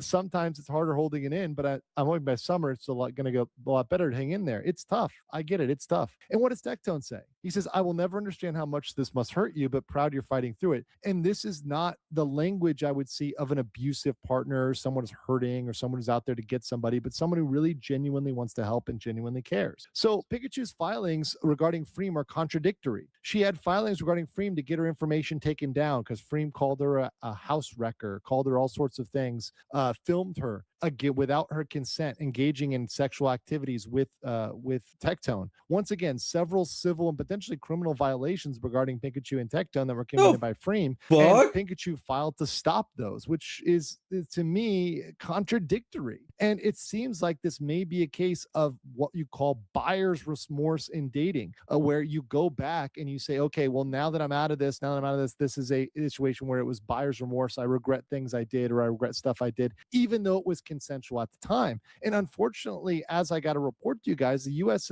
legal system weaponizes this. It allows people to go back, regret things, and then go get protective orders, go make claims in the future when all of this should be dealt with privately. So my judgment at this moment, having reviewed the documents that are out there, is to withhold judgment for the moment pending release of further documentation evidence. We may have stuff that eventually gets unsealed or more communications that come out, more than just what Miss Kiff is trying to put out to paint some sort of narrative. In a post-debt world, we all need to account for all the evidence taken as a whole before concluding somebody is right for That's how the internet works. Right? Miss Kiff releasing these documents clearly does just to take pressure off his case, which contains evidence of abusive communications. Now, I'm not saying Miss Kiff is guilty yet. I'm giving him the benefit of the doubt too. He's going to have his day in court. But if all he's got is so crazy that he's like that's not going to do enough to get away like from that, all man. the accusations. And first and foremost, I also think that intimate partner relations are very personal and private. Things can get heated between partners. And you know what? Maybe we shouldn't be dragging this out to the court of public opinion and trying to sue people to make these things right. Maybe we should handle these things privately as adults between two people. Right now, judgment is withheld. With content creators? What do you guys think in the comments below? What do you think about Tectone?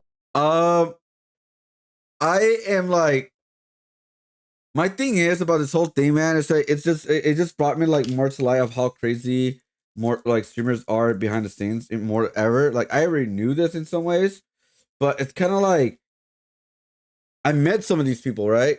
Again, it was just like a fan kind of thing. It wasn't like, oh, I mean, I like I have a conversation with like the S-Fan or something like twice already, but it's not like, oh, we're friends. But it's kind of crazy. Like you seen them, you watch them, and then all this stuff just comes out. Because yeah, I remember watching Tectone, but his personality completely changed, dude. I will tell you that for sure. Like as soon as he lost weight, he became a big asshole, like a big douchebag.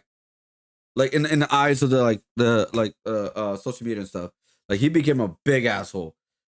And that happens to a lot of people when they get more confidence. Like the real personality comes out, or a different kind of persona comes out. Every time like somebody lose weight, gets more confidence in themselves because they're more confident to like talk about these things or talk about anything they want to talk about. Um, but yeah, I'm actually very curious. I'm actually very just curious, dude. But I will say this: it's not looking good for Asman because Tectone's getting canceled and Lakar is getting canceled at the same time, and they all have a common with Asman, so they're all attacking for that. Again, I'm not talking about like political stuff, guys. I'm just talking about like the what's going on right now, and it's like the reason why I'm like very curious about this because I used to watch them on like literally like a lot, like on stream and everything. I used to watch Tectone, not a lot, but like I used to watch Miskiv, Asmongold, not much Sakari, but I knew about him because he collabed a lot with OTK, Amaru, who else? Seer, NMP I never liked, so I never really watched his content. Like, I mean, I never like his content, not like a person. I don't know in person. I watched S when he did the RP stuff. So I used to watch all of them, right? And now I don't watch any of them. Because I'm focused on myself. Obviously, I'm focused on my own thing, so it's not like personal or anything like that. Because I used to watch sometimes like Essence, sometimes here and there, but I don't watch Miskiff anymore. I don't watch Asmongold anymore. I only watch like sometimes when he talks about gaming stuff or pop culture stuff. Like that's the only thing I watch on his YouTube. The political stuff I don't really watch as much anymore. Because again, I don't want to like deal with that, or I don't want to hear it. I don't want to right, because I'm looking for escapism, right? And so my escapism is just talking about bullshit things like with pop culture. That's what we do in this stream for the most part. And yeah, and then like the only streamer I watch like every single time right now is mostly Maximilian, dude, especially at the weekends. Because he does a lot of stuff with video games and retro games and stuff like that and fighting games. And so that's the one streamer I mostly watch all the time right now. And then some creative streamers too as well, like here and there. It's just crazy how it like all this just changed within 2-3 years, man. It really does. It sucks. It really does suck, dude. Because like they used to collide with each other, fun OTK events, and now everybody's just like hate each other. That's what like it's so like mind boggling to me. It's like, damn, dude, they all just hate each other.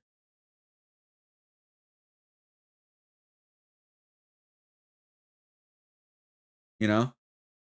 Anyways, how's everybody doing today? Welcome everybody to the stream. We got doing awesome. Well, we got some movie news. Guess what is the #1 movie in the goddamn world right now, guys?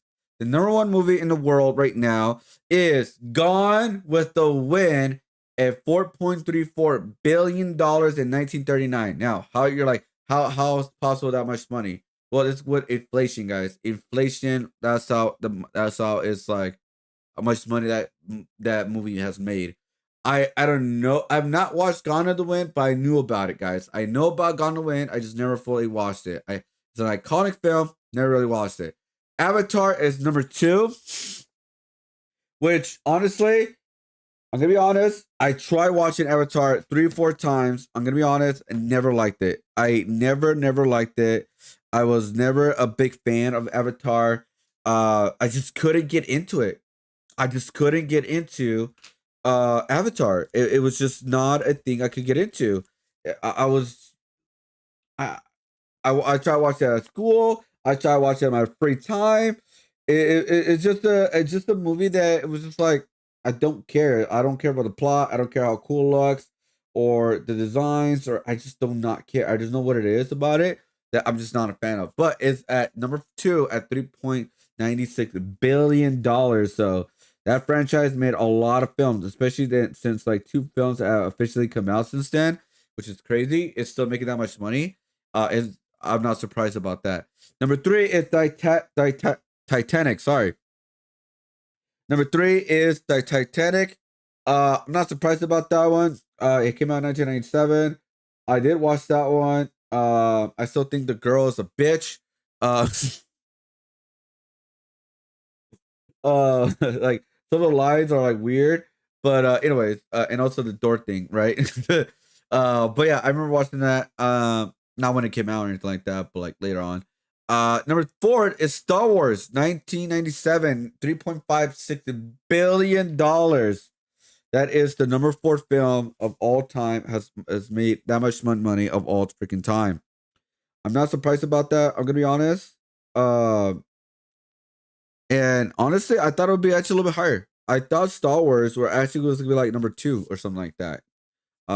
Because yeah, when that came out, holy shit, it started a whole a new phenomenon, you know, in the pop culture world, and everything. Honestly, it's like that's what I personally thought it was gonna be a lot higher for sure. I'm wrong about that. So, but yeah. Number 4 is Star Wars. Number 5, I'm not surprised about that. It was a moment that everybody in the whole world was waiting for, or a lot of people in the world was waiting for, I guess to say. The finale of Marvel MCU, I guess you could kind of say, at least like the first big finale, which is the Avengers Endgame. That's at $3.27 billion. So I'm not surprised about that one because everybody was waiting for, a lot of people were just waiting for that ending, like that, like finale of the first phase, the Infinity Saga, to officially end, right? So yeah, I'm not surprised about that one too much. Yeah, I think at one point it actually beat Avatar, I think, right? At one point, but I guess it lost the spot like fast or something like that. But yeah, I mean, I'm not surprised about that. I mean, the film was great. It's really awesome. I loved it. So I'm not surprised about that. The one I'm not seen at all or heard of is The Sound of Music. That got $2.98 billion. I never heard of that film. I never seen that film. I don't know if it's good or not. I mean, I guess it's good because how much money it's made, right? So I mean, $2.98 billion, dude. I mean, all right. I never heard of that film. I'm gonna be completely honest, guys. Never heard of it.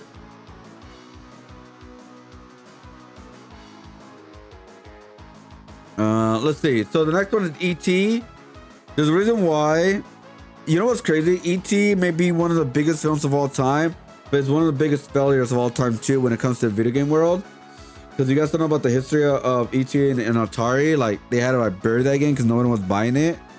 Damn, dude, that is his legacy. E.T.'s legacy is like one of the biggest films of all time and one of the most biggest failures in video game history of all time too.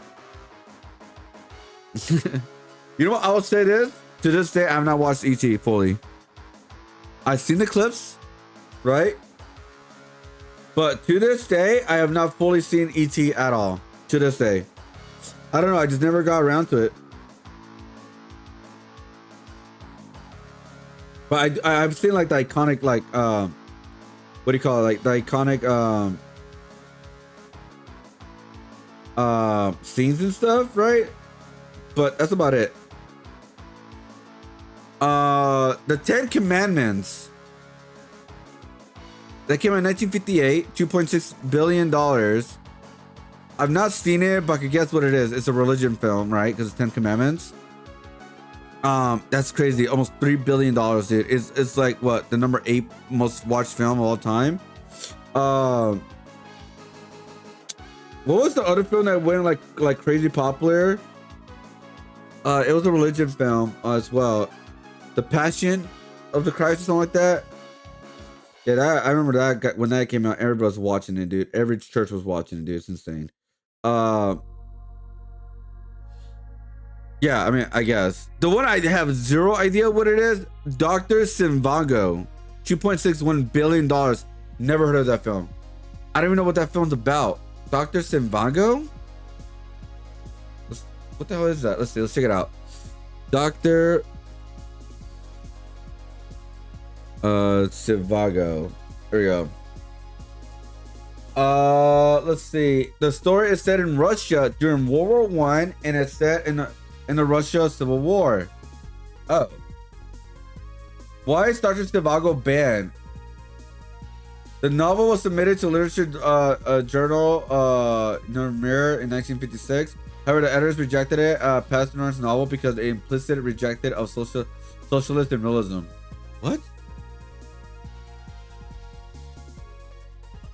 Let's see. It's a young doctor who has been raised by his aunt and uncle following his father's suicide. Yuri falls in love with beautiful Laura, who has been having an affair with her mother's lover. What the fuck? With Victor, an unscrupulous businessman, Yuri, however, ends up marrying his cousin. What? Let me read that again. During the Russian Revolution, Yuri is a young doctor who has been raised by his aunt, uncle, and following his father's suicide. Yuri falls in love with a beautiful Laura, who has been having an affair with her mother's lover, Victor. Yuri, however, ends up marrying his cousin, Tanya. But when he and Laura met again years later, the spark of love reunites. He marries his cousin? What the fuck? I gotta watch it.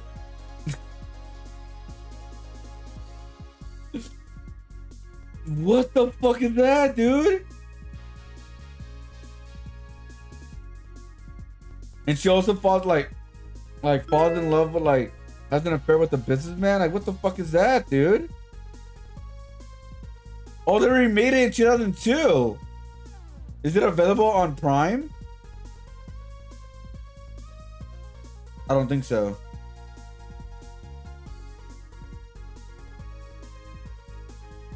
They remade this and where you can watch it, let's see.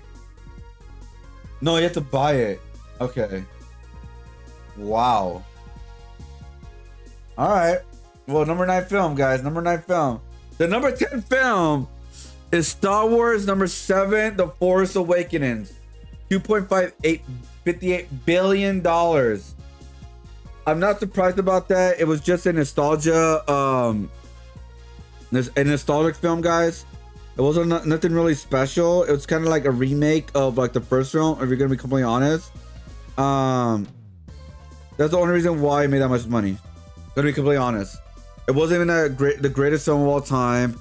It wasn't like, holy shit, this is gonna change the film industry. It didn't have to, but I'm just saying. Rey was a really bad character. It got worse throughout the sequels and stuff.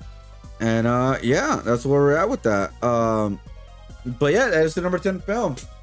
The number 10 film of all time, guys. The number 10 film of all time is Star Wars. So we have 2 Star Wars, 1 Marvel, and then everything, like we got like, let's see, 1, 2, 3, 4 movies that had nothing to do with powers, or it's just like more of like realism kind of like storytelling, I guess you could say. Yeah, so out of all these films, guys, which one do you guys like have seen? I've seen, let's see, Avatar a little bit, so I don't know if it counts, I never fully watched it. So let's go with Titanic, Star Wars, Avengers Endgame, and Force Awakens. I watched 4 films out of 10 films. Are the most watchable films of all, the top most profitable films of all time. Yeah, you know what? No Lord of the Rings. No Lord of the Rings is there, guys, at all. No Lord of the Rings. That's crazy. I thought Lord of the Rings or Harry Potter would be there, guys. I'm not gonna lie. But yeah, there it is. There it is, guys. The top 10 films of all time. I wonder if like Avengers Secret Wars is gonna take over. I don't know. It's a possibility. It's a small chance of that happening, you know. I can see it happening in some ways, but it really depends how Doctor Doomsday movie. It really depends how Doomsday really gets people excited for the next film, you know.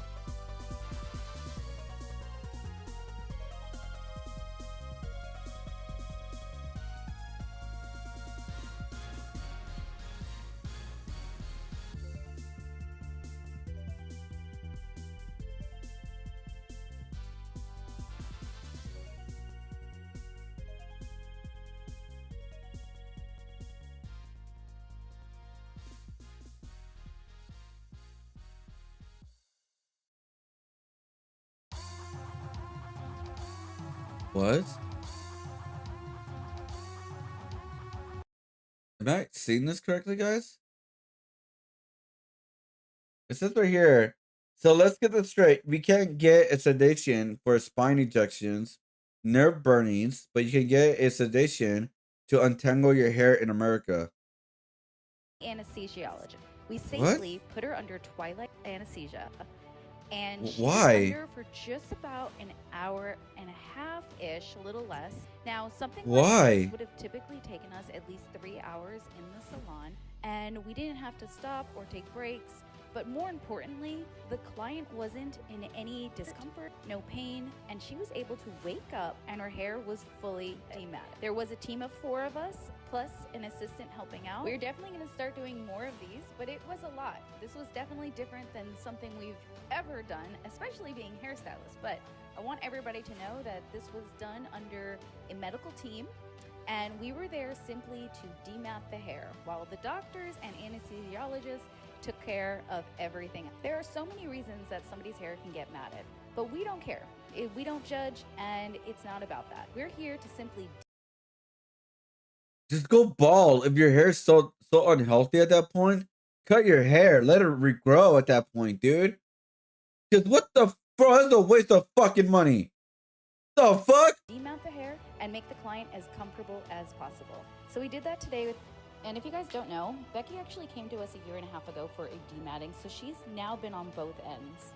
After we fully dematted her, we started to wash her. You guys stay tuned for the next video and show her the results. This is where we're at society, guys. People need to get put to sleep for hair. That's where we are in society, guys. That's where we're at. Wow. I don't know what to say.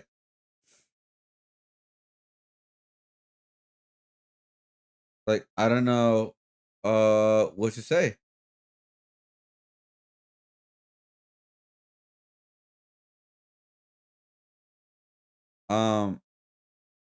Wow.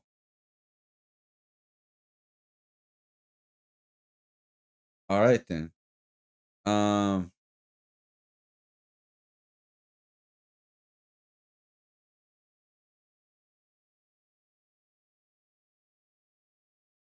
It is what it is.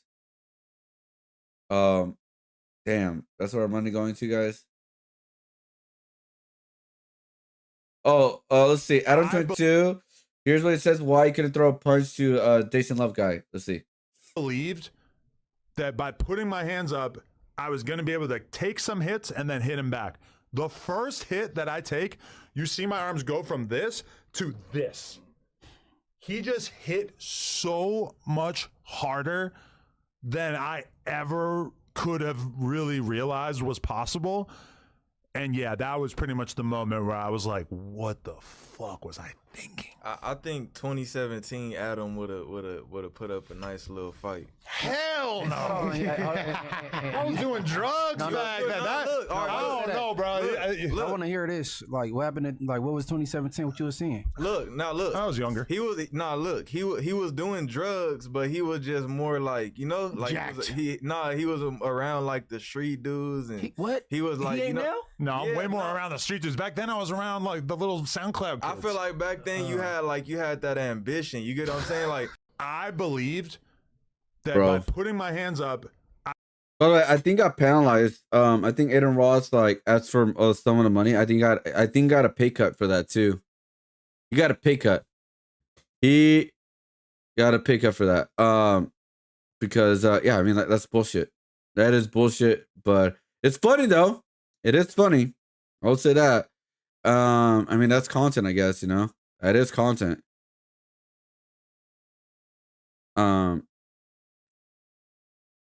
Wait, let me see. Hold on.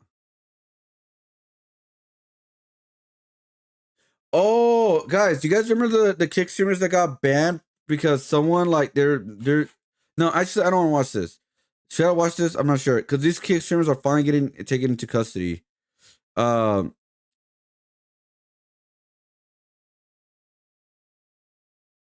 I don't know. I don't think I want to watch this right now. I don't want to watch this right now. Let's just take it back a second because I don't want to be all negative today, guys.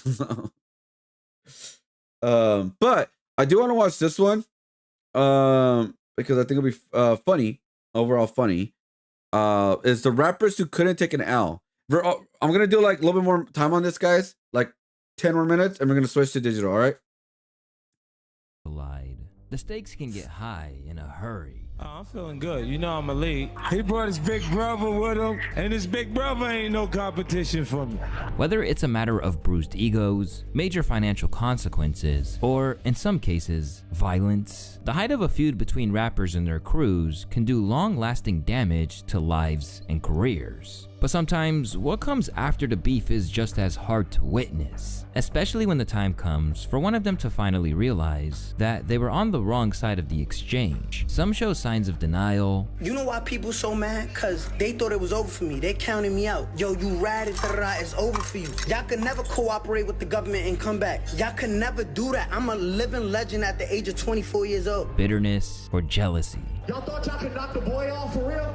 Some rappers even become so consumed by the loss to the point where it's all they can think of. It's your boy Luesta, and these are rappers who couldn't take the L. And when discussing this phenomenon, there's nowhere better to start than with the poster boy for this experience. To be able to take multiple L's and not accept any of them requires zero self-awareness and a lot, and I mean a lot, of stubbornness. This is something which a rapper who goes by the name of Benzino has in no short supply of, leading to him getting their career ended twice, 20 years apart. Benzino, yeah. Rival, all because they couldn't accept that they were wrong in the first place. Once upon a time, Benzino wasn't the laughingstock that he's viewed as today. Instead, he was a promising MC from New Jersey who even had a marginal hit with Rock the Party back in 2002. But where things started to go wrong was when the man made it his entire life mission to take down Eminem, and instead managed to turn himself into the internet's favorite punchline. Back in the day, The Source magazine was one of the most influential media outlets in hip-hop.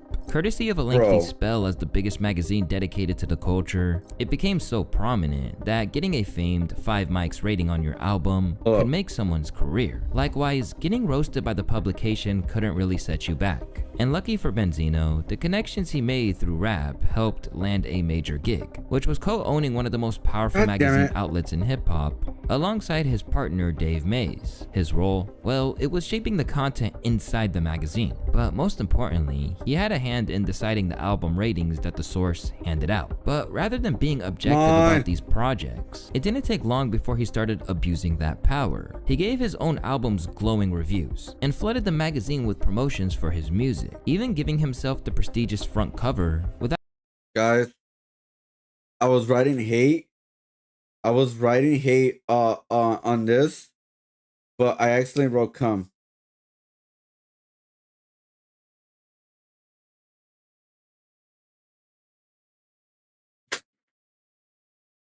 I don't know how I did that. I think I got because some of it like looks off because like again it's just scratchy, right? I don't know what to say. Yeah, I wrote cum. I actually wrote cum, man. Don't worry, guys. I'll fix it. Don't worry. This community jar will not say cum when we're done with it, right? I'm sorry. I'm gonna use a different color pencil real quick, guys, because like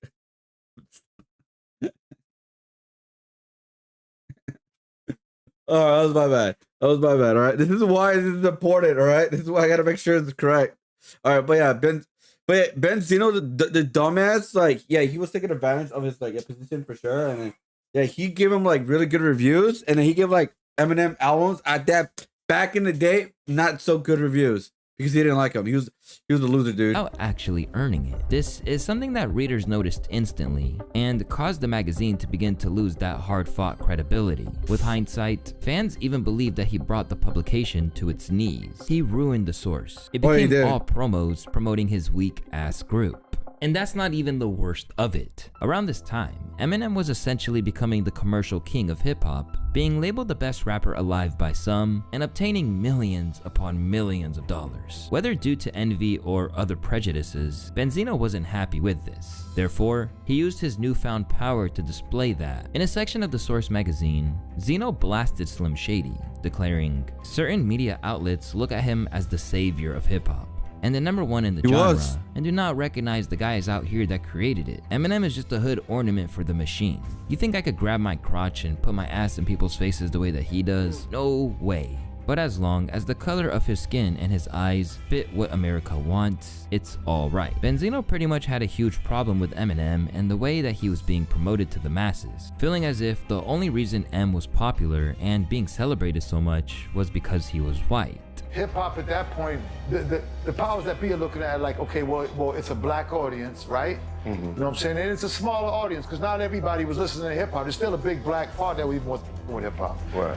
But they're looking like, yo, all these white kids, and they outnumber us like 3-4 to 1. Like, you know what I'm saying? There's 200 million, 36 million black people, 200 million white people. So automatically they're thinking numbers. We got to get to these white people, that the ones who don't with this. Hip hop was introduced through Eminem to white people, and I had a problem with that. Right. Just like Zeno seemingly wanted, he had officially gotten Eminem's attention, and it was no surprise that M wasn't happy with him or the new direction of the Source under his leadership.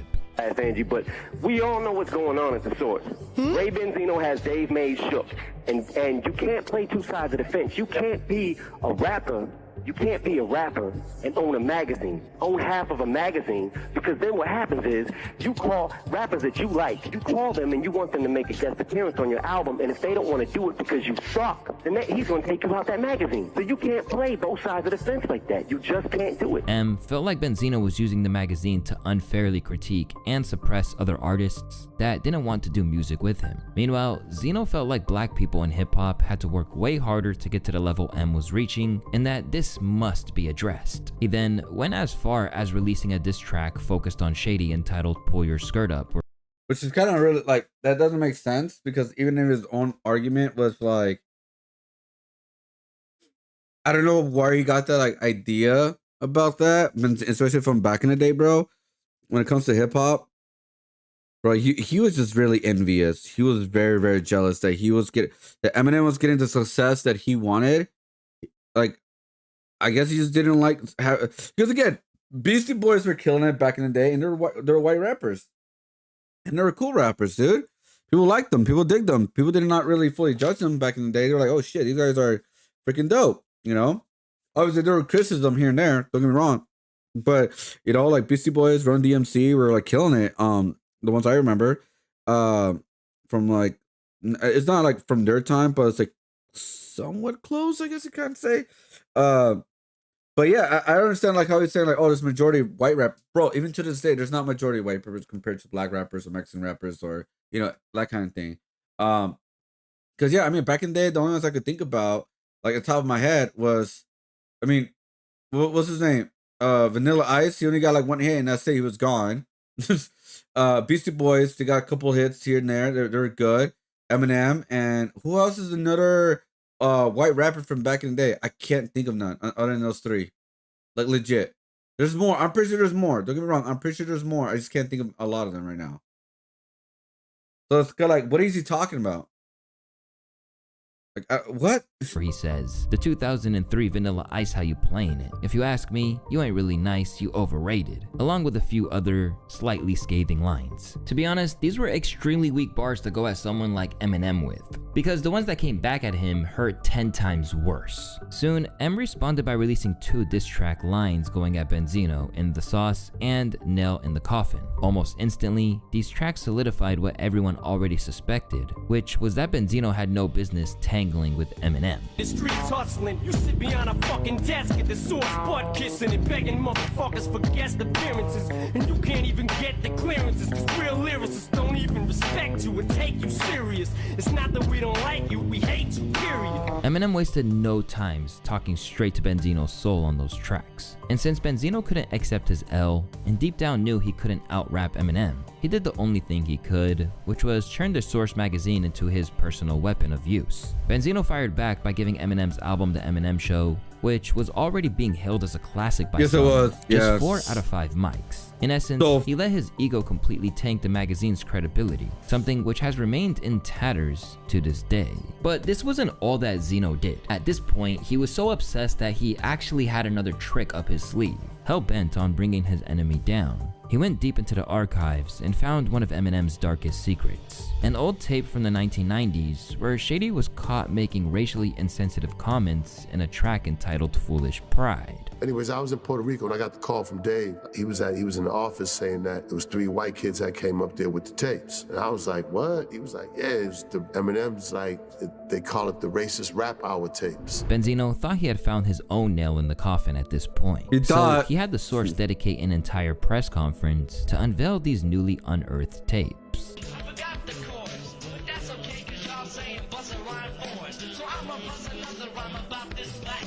She turned out to be a fucking whack girl, a whack girl. Because black girls ain't funny. All they want is your goddamn money.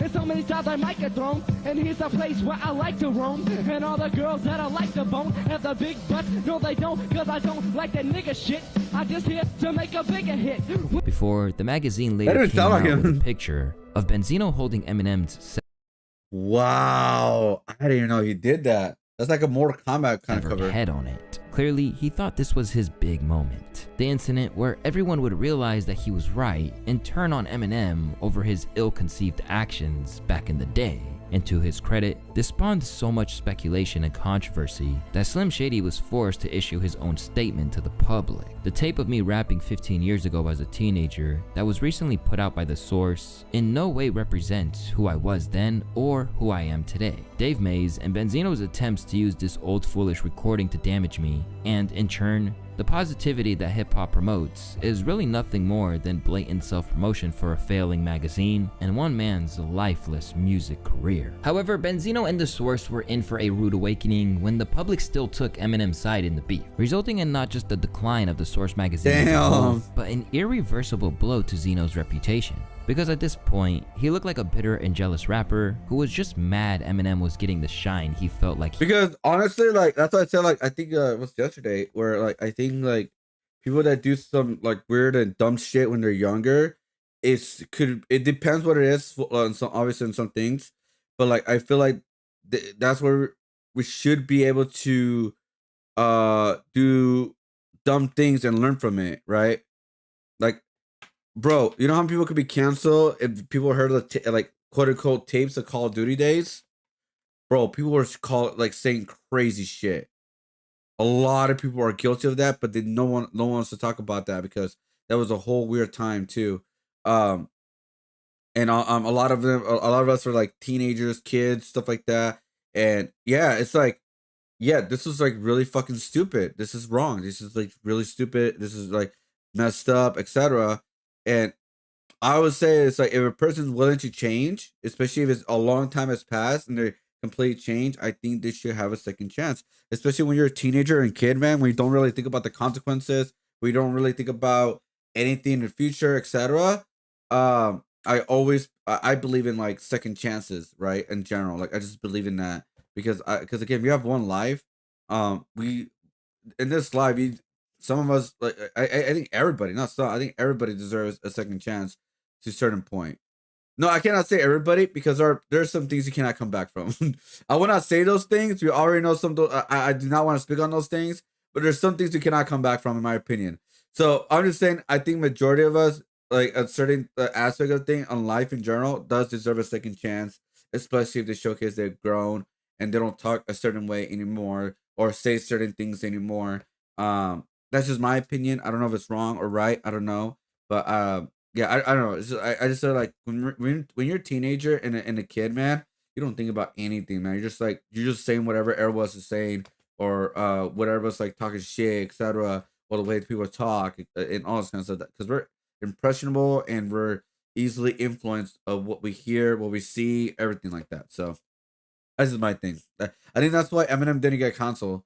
Because honestly, like, bro, Eminem said some crazy shit, dude, on his music. So yeah, I'm not 100% surprised he didn't get canceled even back then. Because, yeah, I mean, I'm not surprised. He rightly deserved. Zeno's stubbornness, impulsive nature, and bias were bad for business all around. And by 2005, he was fired from the source. Just like that, he lost a rap beef, his job, and rap And career. leaving Crazy. Benzino a little more than just a walking L. So at this point, you would think that he maybe would finally chalk up his loss and move on. I mean, that's what any reasonable person would do, right? Well, if you thought that, then I'm afraid you're wrong. Because rather than processing these public blemishes in a healthy way, he's been letting those L's he took from M fester in his mind for 20 years. Let's talk about Eminem, yo. That's why we here tonight. Huh? Fuck Eminem. And fuck everybody down with Eminem. My thing is this. We don't That even nigga need ain't- big times. That nigga won't face me. Right. When we was in Puerto Rico, I was with my man Wes. We popping the motherfucking dashboard with the guns in the dashboard like we caught. Who was this DJ FM? Who was Eminem's DJ at the time? Green Lantern? Green Lantern caught him. Or With the Alchemist. thing all, like, yeah, outside the DJ convention. Yeah. Don't fuck around with me, man. Every interview he does now has to rehash the situation over and over again. So much so to the point where on Doomsday Part 2, Eminem had to come back and kill him one last time with a quip about how he lacked not only musically, but physically. What's the opposite of Benzino? A giraffe. Go at his neck. How the fuck is that? How can I go at something he doesn't have? Arms so Sorry. short he can't even touch his hands. Sorry, I don't mean to upset you, Ben. When I talk about all the debt you in, I hear that you've been creeping on the low. In them cheap hotels that they catch you in. Jesus Christ, dog. On this song, Eminem took a couple shots at Zeno's daughter, Coi Leray, who has constantly had a hard time growing her own music career. I mean, it was so bad that when Coi Leray first started making music, she couldn't even tell people that Benzino was her dad. Out of fear of being caught in the crossfire of his dubious reputation. I know that anything that has to do with Eminem, I don't have nothing to do with those times, so don't involve me in them. I'm my own person. Damn. For me, don't do that. It's kind of sad. You can tell that she tried her hardest to distance herself as far as she could from her own dad. Benzino's failure to accept that beefing with Eminem wasn't the fight he wanted has left his identity forever linked to the person he hates the most. Like hip-hop is who we are. He can't come in and invade hip-hop in Rosenberg and make trillions of dollars. This nigga didn't even go to Nipsey's funeral, bro.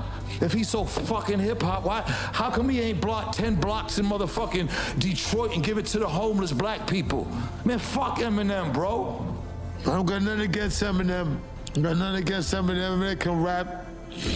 But I care about us more. I don't want to go through, I don't want to talk about it. I'm sorry, but like, bro, this guy's been beefing with one-sided beef with Eminem for so long, and then he was talking about it to a point he ended up crying on a podcast, guys. Like, just pack it up at that point, dude. Like, just pack it up, dude. I don't know what else to say about that no more. Like, bro, this guy got fucking owned like crazy, dude. One of like the biggest owner in hip hop history. Imagine losing your career, your rap career, your magazine, your whole thing because you couldn't let go of Eminem being popular than you, more popular than you. Imagine if he just started like, if he was like being more honest, it's like, okay, cool, like this sucks. I looks like people don't really like me as a rapper, but I do have something going on with this magazine, right? And he could have built off that magazine for who knows what could have become today in the future and all that. Instead of like just focusing on yourself and focusing on the actual being like a actual journalist of hip hop, you know what I mean? But now he's just a guy who cried on a podcast at this point. No more. I don't want. For 22 years, every time I do an interview, they ask me about Eminem. The fuck you want me to do? Come on, man. But the thing is, Benzino isn't done. He wasn't the only one getting absolutely obliterated around the time his beef with Eminem started. 50 Cent was also putting the belt to Ja Rule's ass as well. Because in the early 2000s, 50 Cent was known to beef with just about anybody. Besides his long-standing nemesis, 50 has beefed with Nas, The Game, Fat Joe, and Jay-Z. And through all of these beefs, he quickly became... My opinion, he lost with The Game. I think The Game beat 50 Cent at the rap battle. My personal opinion. I think The Game is the only one who beat 50 Cent at the time he was like having beef with all these rappers. He lost it with The Game. You could talk about how like who's better now. I mean, you can make an assumption of that for sure. But at the time when The Game made GU Not and all that kind of stuff, bro, The Game was he destroyed 50 Cent in that beef. It was insane. And you could say, oh, who came out on top at the end? Well, if you think about it, around that time, 50 Cent went bankrupt. You know, maybe it's not because of the beef, but like he went downhill, and the game stayed where he was at that time. You know what I mean? Now, obviously, it's all flipped out. Like 50 Cent made really great business decisions, obviously, at the end of the day. But I'm talking about around that beef time, bro. Things went downhill. G Unit went down. G Unit broke up. Yo, thank you for the follow. Appreciate it. G Unit broke up. And the game was just still making like albums and stuff like that around that time. So it's like the game won. In my personal opinion, the game won the rap beef.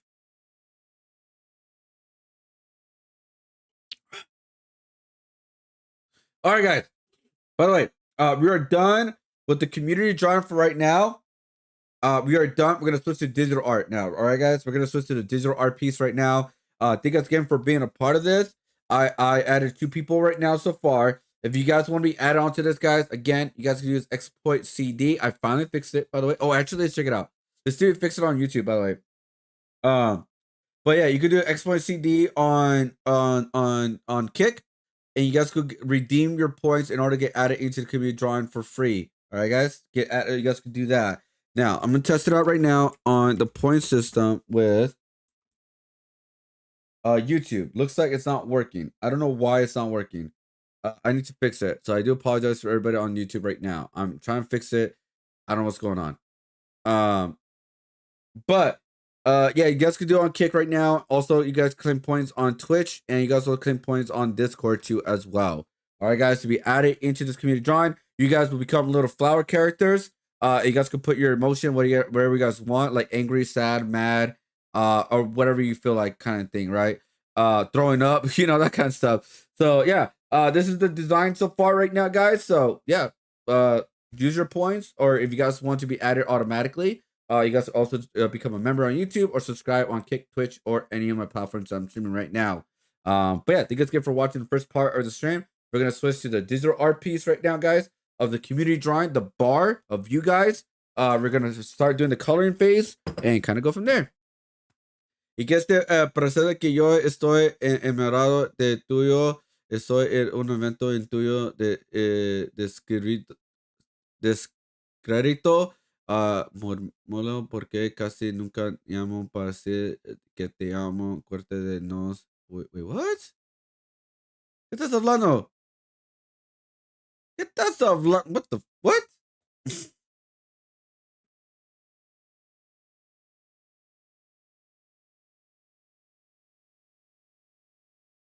Hold up. What?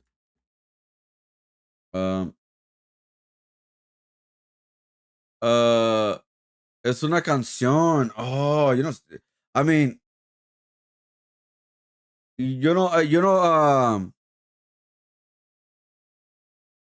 oh yeah, el nombre de la canción, but you know, corridos? You know, oyo corridos.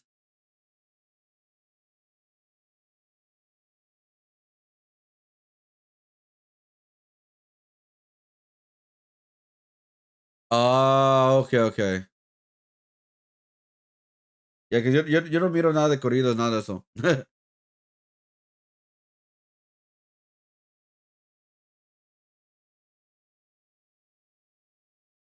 Okay, hold up. Oh, there you go. Okay, let me switch to digital art. Sorry.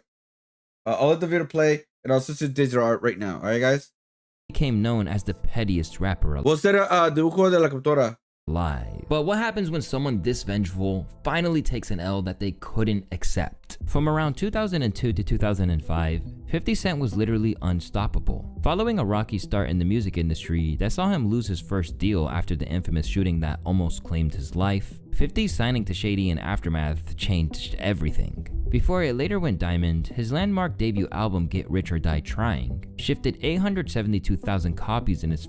But His movie Lost to Chicken Little. First week, before its follow-up The Massacre, sold 1.14 million copies in the same time frame, all while building his gangsta rap empire with G-Unit before investing in Vitamin Water, which later earned him upwards of $100 million. But the problem was that 50 still wasn't satisfied. He wanted to conquer the entire rap game to the point that no other superstars could coexist with him or dare to challenge him when it came to sales. Oye, ¿cómo estás tú? Hombre, tu día está bien. ¿Cómo se dibujo ahorita?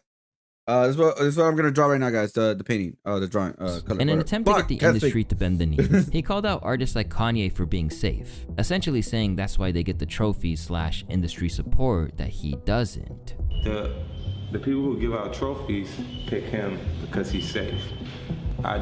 That's fucking bullshit, bro. He's like the well, actually, no, wait. I was gonna say Kanye West is like one of the most like artists, one of the few artists that take a lot of risk on his music, like different genres, different styles, etc. But this is before he did that, I believe. So I was gonna say something, but I think he may be right at around that time. But then again, to be honest, even 50 Cent was kind of safe too. Let's be honest. Like, what are you talking about? Yo, what up, son? How's it going? So, hey, what's up, bro? Do you know what Minecraft Manhunt is? I know what Manhunt is as it's an old video game. 1.1 million records in 4 days. I didn't get one trophy for the massacre. 50 felt that the people loved him more, but the industry loved Kanye more because he wasn't a gangster rapper. At the time, he was seen as a backpack rapper, sporting pink Ralph colors and billing himself as the Louis Vuitton Don. Basically, he catered to a whole other sound than the rugged rhymes that 50 and G-Unit had helped to make profitable once more. With that, 50 decided to make an example out of Kanye by betting his entire career that he would outsell Kanye's next album if they dropped on the same day. You know, so I don't get trophies, I get checks. He gets the trophy. But it's gonna be difficult. How do you give him a trophy now when he comes out at the same time I come out? It's gonna be you're gonna clearly see the favoritism. He's gonna still get the trophies. And I'll be sitting there like, it's cool, because I'll get the check. Like, you compare both track records, you obviously outsold in the past. But for some reason, a lot of people are saying, I think he has a shot. They're not saying that he's gonna outsell. Now, they would like to see, let me tell you something, listen. They'd like to see Kanye West give me a problem because I've worked myself into a space where I've become the favorite. Everybody roots for the underdog when he goes against the favorite, but put it like this, let's raise the stakes. If Kanye West sells more records than 50 Cent on September 11th, I'll no longer write music. Looking back, it's strange that fans saw 50 as the cocky one and Kanye as the humble creative. So naturally, 50 became the guy everyone wanted to see lose. To them, it seemed 100%. Like 50 cared more about the numbers and the riches that came with it, while Kanye cared more about the actual music. Yet in reality, Kanye realized that this head-to-head was beneficial for them both. And so they appeared together on 106 & Park to officially promote the competition. This is definitely a big day in hip-hop. It's a monumental day in hip-hop. We gotta know, how are both of y'all feeling right now? It's 11th of September. How are both of y'all feeling? Oh, I'm feeling good. You know I'm a lead. Of course I'm feeling good. He brought his big brother with him. And his big brother ain't no competition for me. Two totally different styles in hip hop. Do you guys feel that all these different styles can coexist with each other? He was saying, do you feel like all the styles can coexist? Of course. You know what I mean? Everybody's got a different preference. I feel like I'm at a point in my career that I'm Muhammad Ali right now. What I mean is a lot of people watch, but they don't necessarily want to see me win because I won so big in front of them in a short period of time. Although it seemed pretty lighthearted, these two big egos had a lot to lose. Whoever won the first week sales would be sending hip-hop into a new direction for years to come. So on September 18th, a week after they both put out their albums, the first week sales were announced. Although people didn't realize it at the time, this moment right here would change hip-hop drastically. 50 Cent with Curtis ended up selling 691,000 units, but Kanye's Graduation won the sales by 200K, selling 900. Damn, almost 1 million copies, dude. Like, bro, this is Kanye West when he was at his peak, dude. This was Kanye West when he was at his peak. And this is where, like, he started taking more risk with his music, too, as well. Because after that album, let's see, Kanye West album, right? So he did the Graduation, right? That was in 2007. And then he did... And the next year he did was 808's Heartbreak, bro. He did that album the next year, literally the next year. And then about the next year after that, or I think it was 2 years, he did My Beautiful Dark Twisted Fantasy. Bro, like I'm telling you, he was like killing it around that time, dude. Like his album was just destroying, bro. Like he was owning it, dude. He released a mixtape in 2009. That's why. Okay. And then not only that, after my Beautiful Dark Fantasy, he released another album after that, which was a collab album with Jay-Z, and it was the Watch the Throne, which that people were listening to that music all the time. So like, he was killing it, dude. He was way better than 50 Cent. 50 Cent fell off after that, pretty much. 157,000 copies in its first week. At this very moment, Kanye represented a shift in hip-hop directly away from 50 and gangster rap. Finally, the weirdos had won. But instead of taking the loss gracefully, especially for a challenge he started, 50 brushed it off, claiming it was all good marketing and nothing he ever took seriously. He then went on to make more excuses about losing, like the fact that his album got leaked a few weeks before, his label mishandling it, and a whole lot more. Whatever's the case, it was clear that he wasn't going to be retiring. But in later interviews, when 50 was asked about Kanye, you can clearly tell that it bothered him. Do you not like Kanye, 50? I don't have a problem with him. He seems to be somewhat of a punching bag. No, he's necessary. He's necessary. You need Kanye West and you need 50 Cent. It's the contrast between the yin and the yang. Yeah, it's true. But you look at him as your yang. Huh? Do you look at 50 as your the yang to your yin? That's a good way. I like to think I'm special. For instance, I've been nominated for 13 Grammys and I have no trophy. Should have addressed the guy who made him feel like a punk. Well, he had to make it clear that no one's scared of 50 Cent because that person was obviously making him feel like maybe he's afraid or Kanye West is afraid of 50 Cent. It wasn't 50 Cent. When he has to say no one's afraid of 50 Cent, it's because the public is responding to his punk presentation. It's not 50 Cent. I don't have a problem with him. I think he was responding to you saying that Kanye would be scared if you were on stage. Kanye would not take a trophy from me. Neither Jay-Z. Right. Neither one of them. What would you have? No, we'd have had an altercation right there. What would you have done if Little Mama jumped on the stage while you was Little Mama would not jump on the 50 Cent stage. 50 views him and Kanye as polar opposites. To him, a quote-unquote punk like Kanye was only winning because the industry was afraid of 50 Cent's aggressiveness. He absolutely refused to accept his L and acknowledged that music evolution, production, and cultural relevance were shifting away from his hardcore street rap to Kanye's more polished experimental sound. But what he didn't know was that this loss would actually affect him more than ever. After taking that unexpected L to Kanye, 50 struggled to ever really gain back his momentum. After dropping Curtis in 2007, 50 waited 2 years like he normally does and emerged with Before I Self-Destruct, an album that received horrible little album love from fans, selling only 160K first week.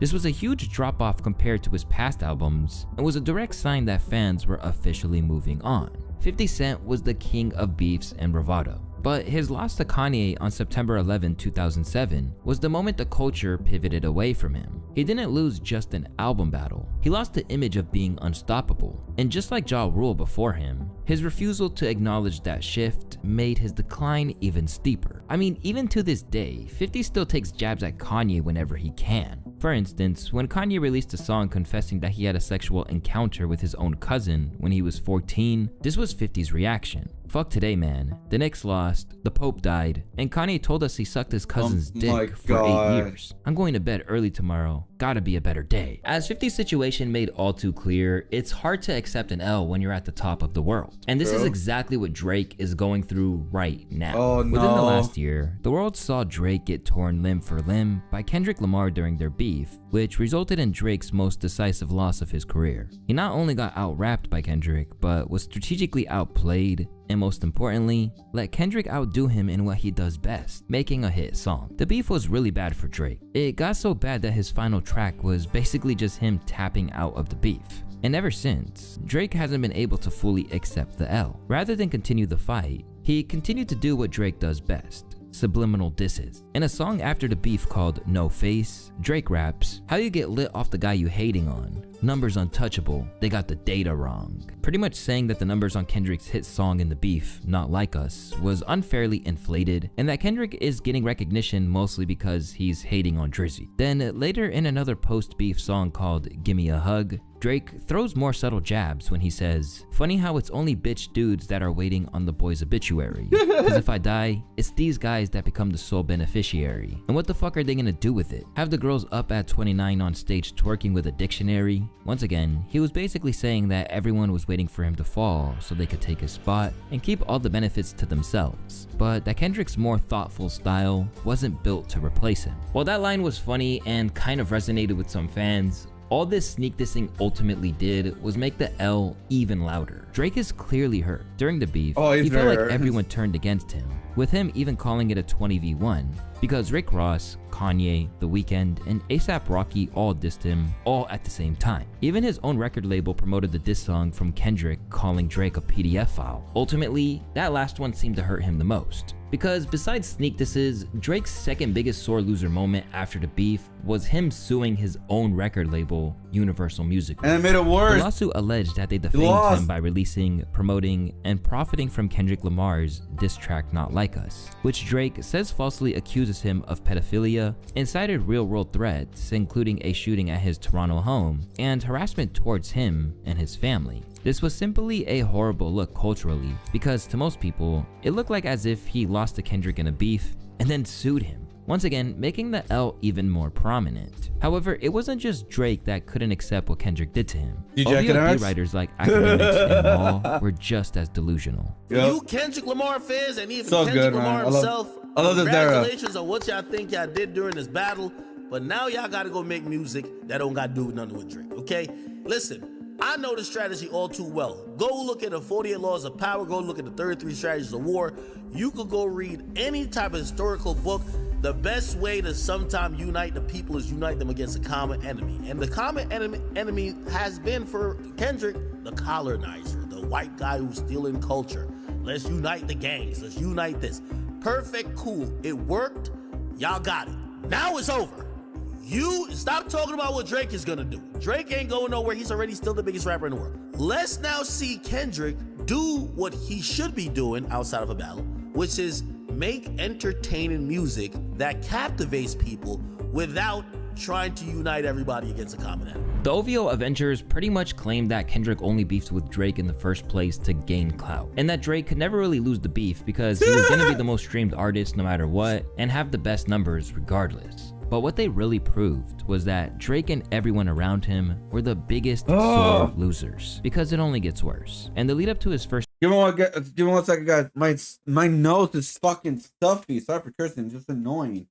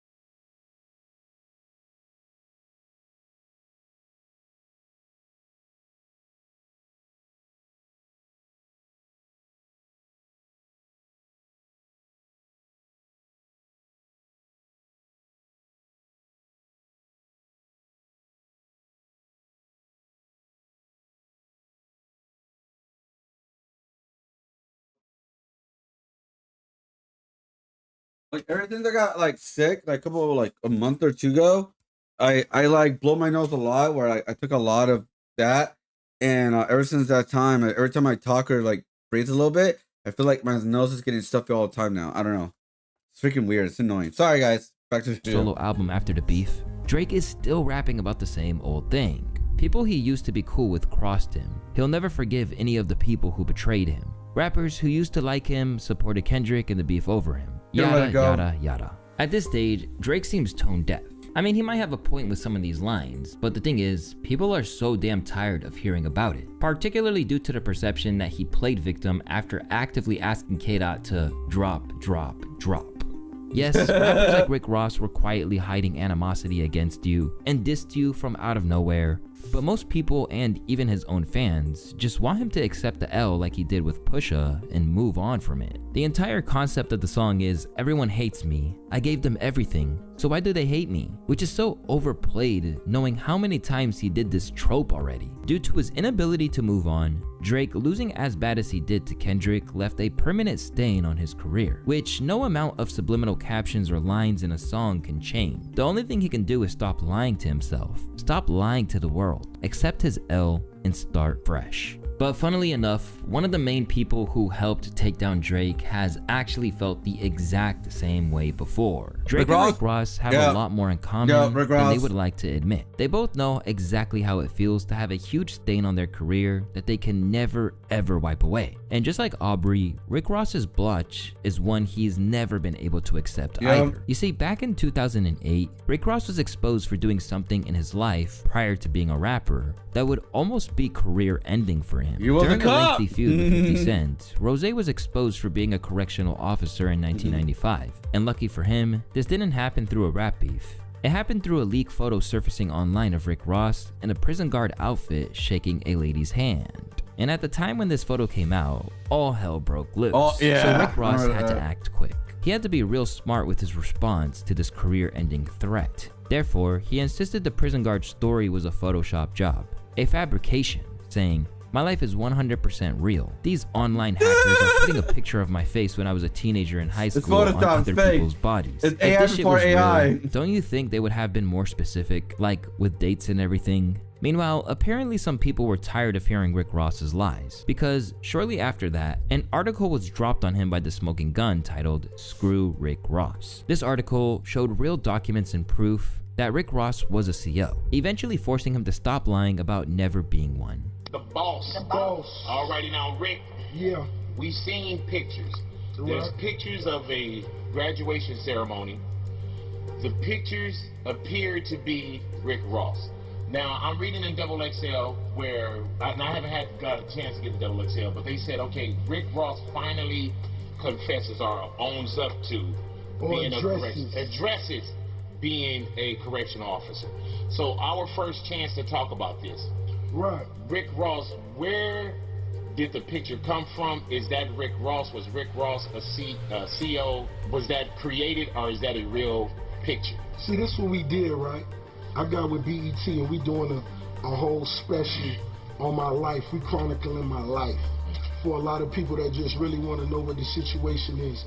The boss done did it all to get money. You know, me being a CO, you know, that being a job and, you know, just understanding the grind and the hustle and anything else I may have done. It's just a job. It's a hustle, baby.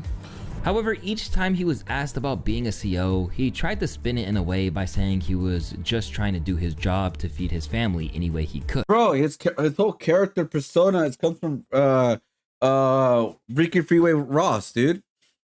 The crack cocaine kingpin. That's where his persona comes from, especially his name. That's where it comes from. Like Rick Ross is one of those rappers who just plays a character. That's literally it. Let me see. Hold up. Give me 1 sec.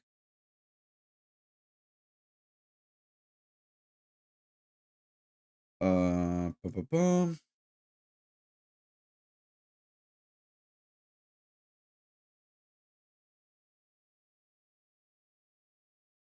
So Freeway, Rick Ross was, what was it? It was in 1980s. Yeah, he was like a drug lord in 1980s, pretty much. It's kind of crazy if you think about it, because he was like in his 20s when he was like that. And then he did sue rapper Rick Ross because he was using his name and character and all that. I think he lost though.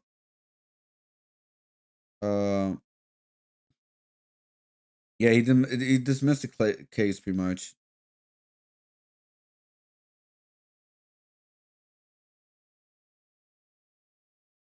I believe it went to trial on 2013 in Warner Music.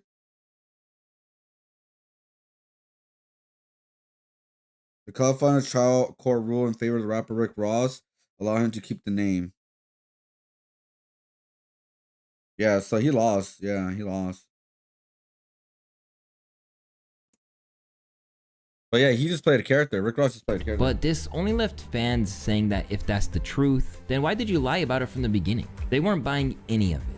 Everyone picked Rick Ross apart, lie by lie. Ross still lies about the specifics of his job at the prison to this day, saying that he only worked for 4 months and didn't finish training because he was tardy. You were a correctional officer at one point? I was, yeah. So going all the way back, when was that? How long ago? Maybe when I was 20. 20 years old? Yeah.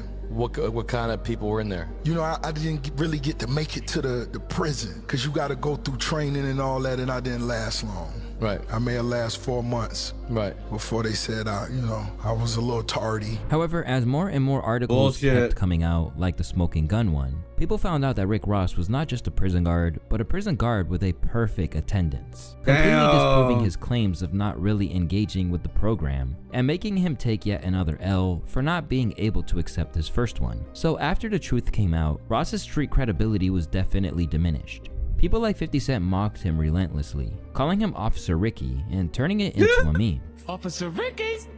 Damn. God. Oh shit, Ricky's friends are outside. You hit him? There they go. Oh man, Ricky's crew. He said he got a $2 million crew in New York City. He was talking about the NYPD. NYPD. Team of niggas in New York. That's who you was talking about when you said you got a $2 million crew in New York City? The scandal created a cultural stain that Ross could never shake off. But luckily for Officer Ricky, he's a great rapper, which means that he ended up being able to hide this stain behind amazing projects that he would drop later down the line, even if his animosity for 50 Cent is still apparent to this very day. Charlemagne referred to 50 Cent as a diabolical genius. And me, thinking the way I think of Charlemagne, he would know better than that. A diabolical genius doesn't file foreclosure, doesn't file bankruptcy. True, but to be honest, he is a genius because he came back from that and now he's a millionaire again. So I will you got to give credit where credit's due, right? He fucked up his money, right? Everybody knows this, but he did make a comeback, and I don't think no one could take away from that, pretty much, in my personal opinion, right? Like, come on, he was bankrupt, dude, and he came back and he made a lot of money, and now he's good now, He doesn't. It's not a diabolical genius. A diabolical genius for my next generation of young bosses. They buying Delta. They buying the Miami Heat. They making big boy moves. Cracking jokes on somebody don't make you diabolical. Since we didn't get to see it play out with Ricky, it makes you wonder, what happens to the other ones who aren't as lucky? What happens when that one stain on their reputation ends up being the only thing that they're known for? You're mixed, right? Mm-hmm. Which parent is what? My father's black, yeah. And your mom is white? Yep. Okay. Now, from first impression, though, you look white. Of course, yeah. Who did he lose to? Because, okay, so one of the things that Logic, the biggest problem with Logic with his music was he focused too much on him being mixed race. It wasn't a big deal, obviously, when it first started, but it got to a point where it got fucking annoying. And I think he realized that. Because his last couple albums are actually pretty good. They were a lot better. Especially with some certain topics he talked about. Because I think like the first album was fine, but it got to a point where it got annoying because it wasn't even just the music, it was the interviews, it was like it's mostly the interviews. Just put it like that. It's mostly the interviews. And I think that's where he messed up. He should have just not talked about it after the first album. He should have just moved on from it. You know what I mean? He should have just moved on from it. He should have just talked about other things and rap about other things. He's a good rapper. And so I think that was the biggest problem with him. It was just him talking about being biracial. So I don't know. I personally don't know who he lost to in this case. Like, I wonder who is he gonna be talking about in this video. I'm generally thinking right now, who did Logic lost to? Because it wasn't Joe Budden. Joe Budden lost against Logic in so many ways, in my personal opinion. Let me think, guys. Let me think. Who did he lost to? Who was Logic beefing other than Joe Budden at the time, guys? Charmeleon? Charmeleon, the god? I don't think. All right, let's just play it. You've dealt with this your whole life.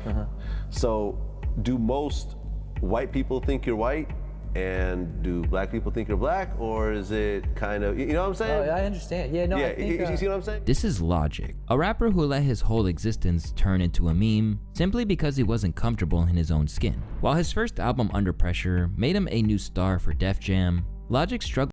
I told you, like, it was a good album, the first one. My audio's a little bit off right now. Give me one sec.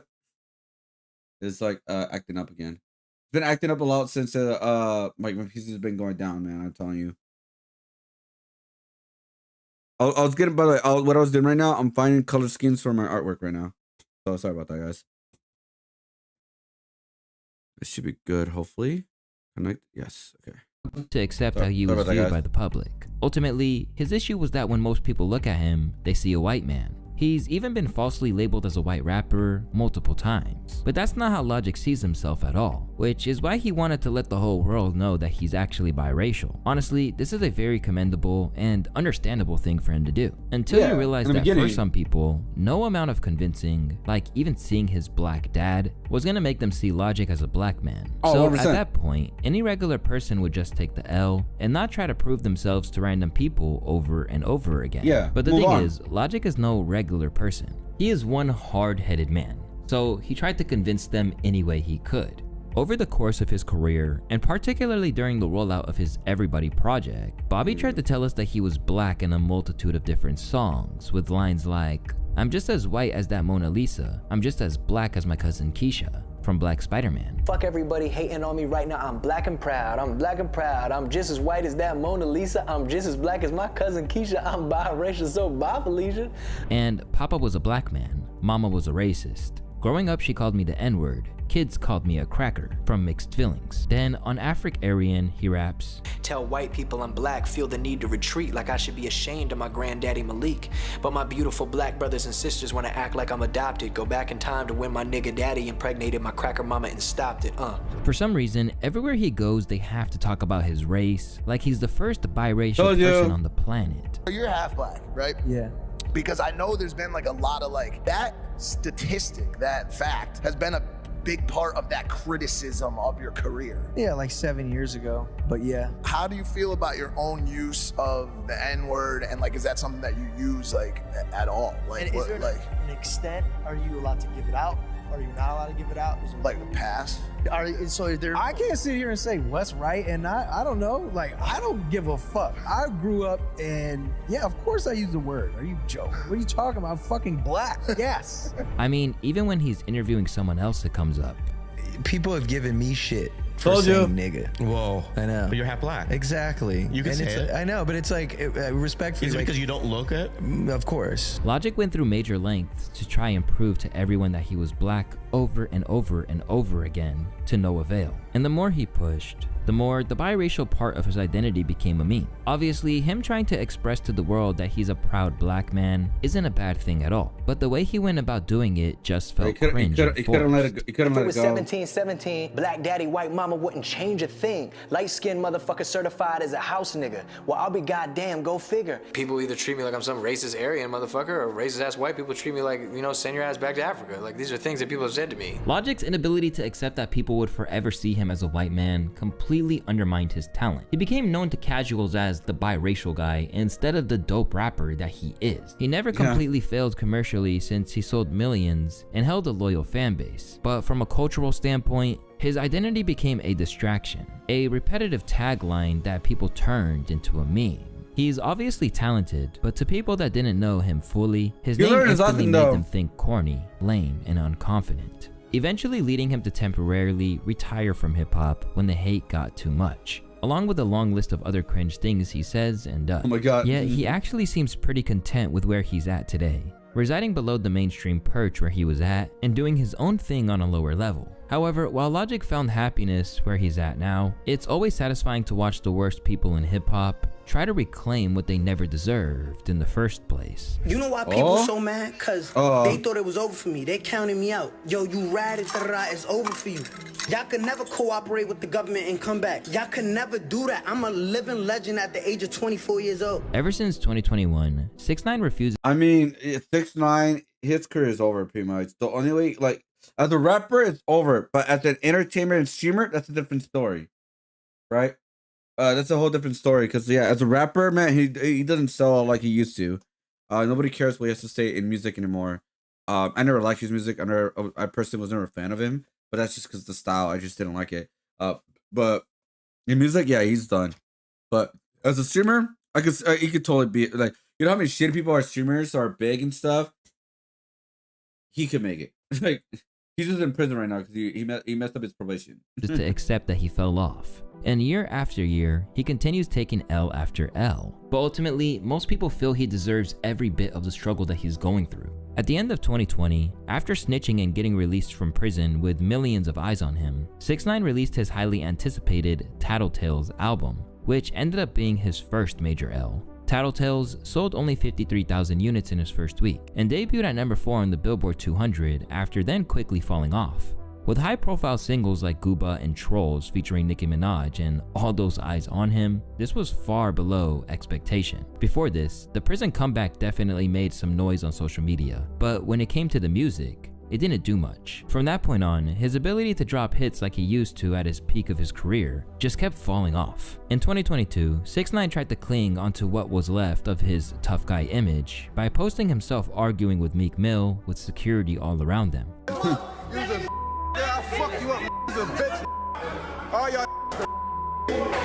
In an attempt to use this moment to get people to care about his music again, 6ix9ine dropped Zaza, another song where he's yelling at the top of his lungs. But the difference is that in this one, he mocked King Von's death and more relevantly included the video which we just saw of him in Meek Mill. He put this in thinking that it made him look gangsta for pressing Meek with all their security around, but it actually backfired on him. No one cared. And those who did could see right through this stunt. Since everyone didn't take the Meek Mill situation seriously, 6ix9ine decided to try and prove that even after snitching, he didn't need to have 24/7 security anymore. Therefore, in March of 2023, while at a random gym in Miami with no security, he wound up getting assaulted in an LA fitness locker room. Three people are arrested and booked.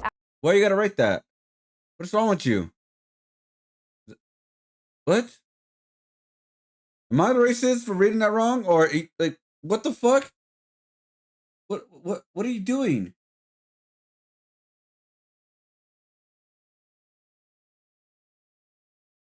What? I got a troll on.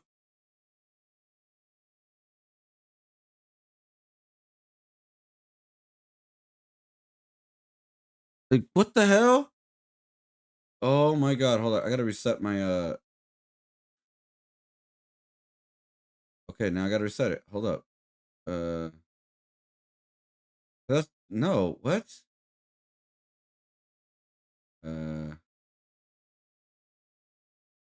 Like, what the hell's wrong with you?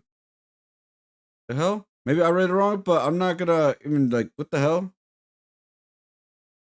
After allegedly beating rapper Tekashi 6ix9ine at a Florida gym last week. Jump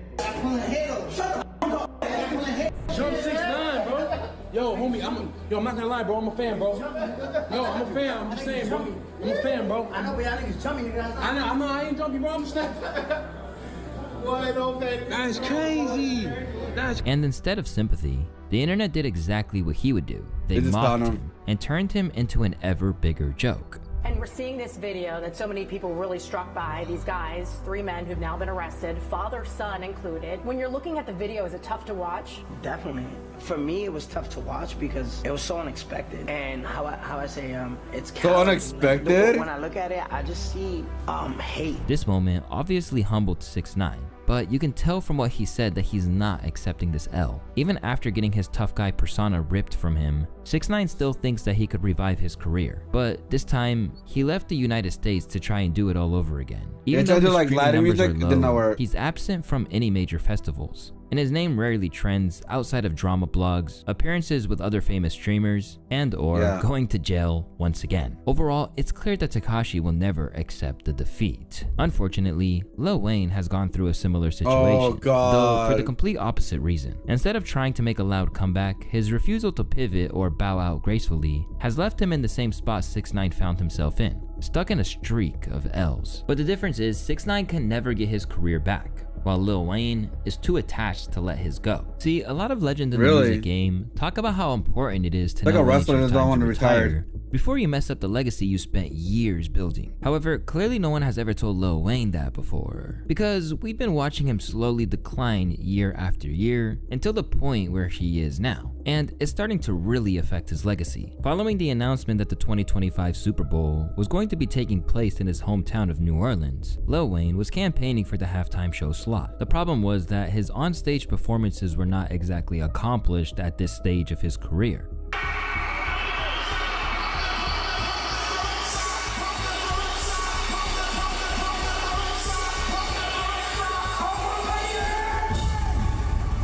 Yeah, it was bad.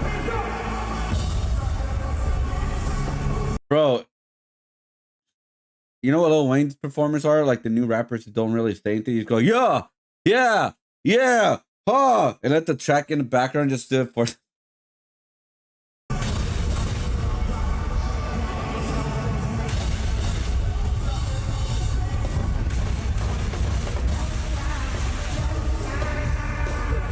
Yeah, they were bad. So bad that even his own fans were saying things like, yeah, Wayne's the GOAT, but this is atrocious. So when it came out that the NFL were going to choose Kendrick Lamar as the performer instead, the fans understood why. Unfortunately, Lil Wayne did not whatsoever, portraying this incident as though something was stolen from him that was never his to begin with. That moment I said to myself, I want to be on stage for the Super Bowl one day in front of my mom.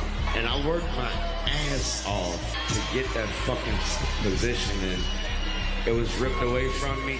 But this motherfucking moment right here, they can't take that, man. They can't take that from me. And after this initial incident where he voiced his disapproval, Wayne just kept digging the hole deeper every time he spoke.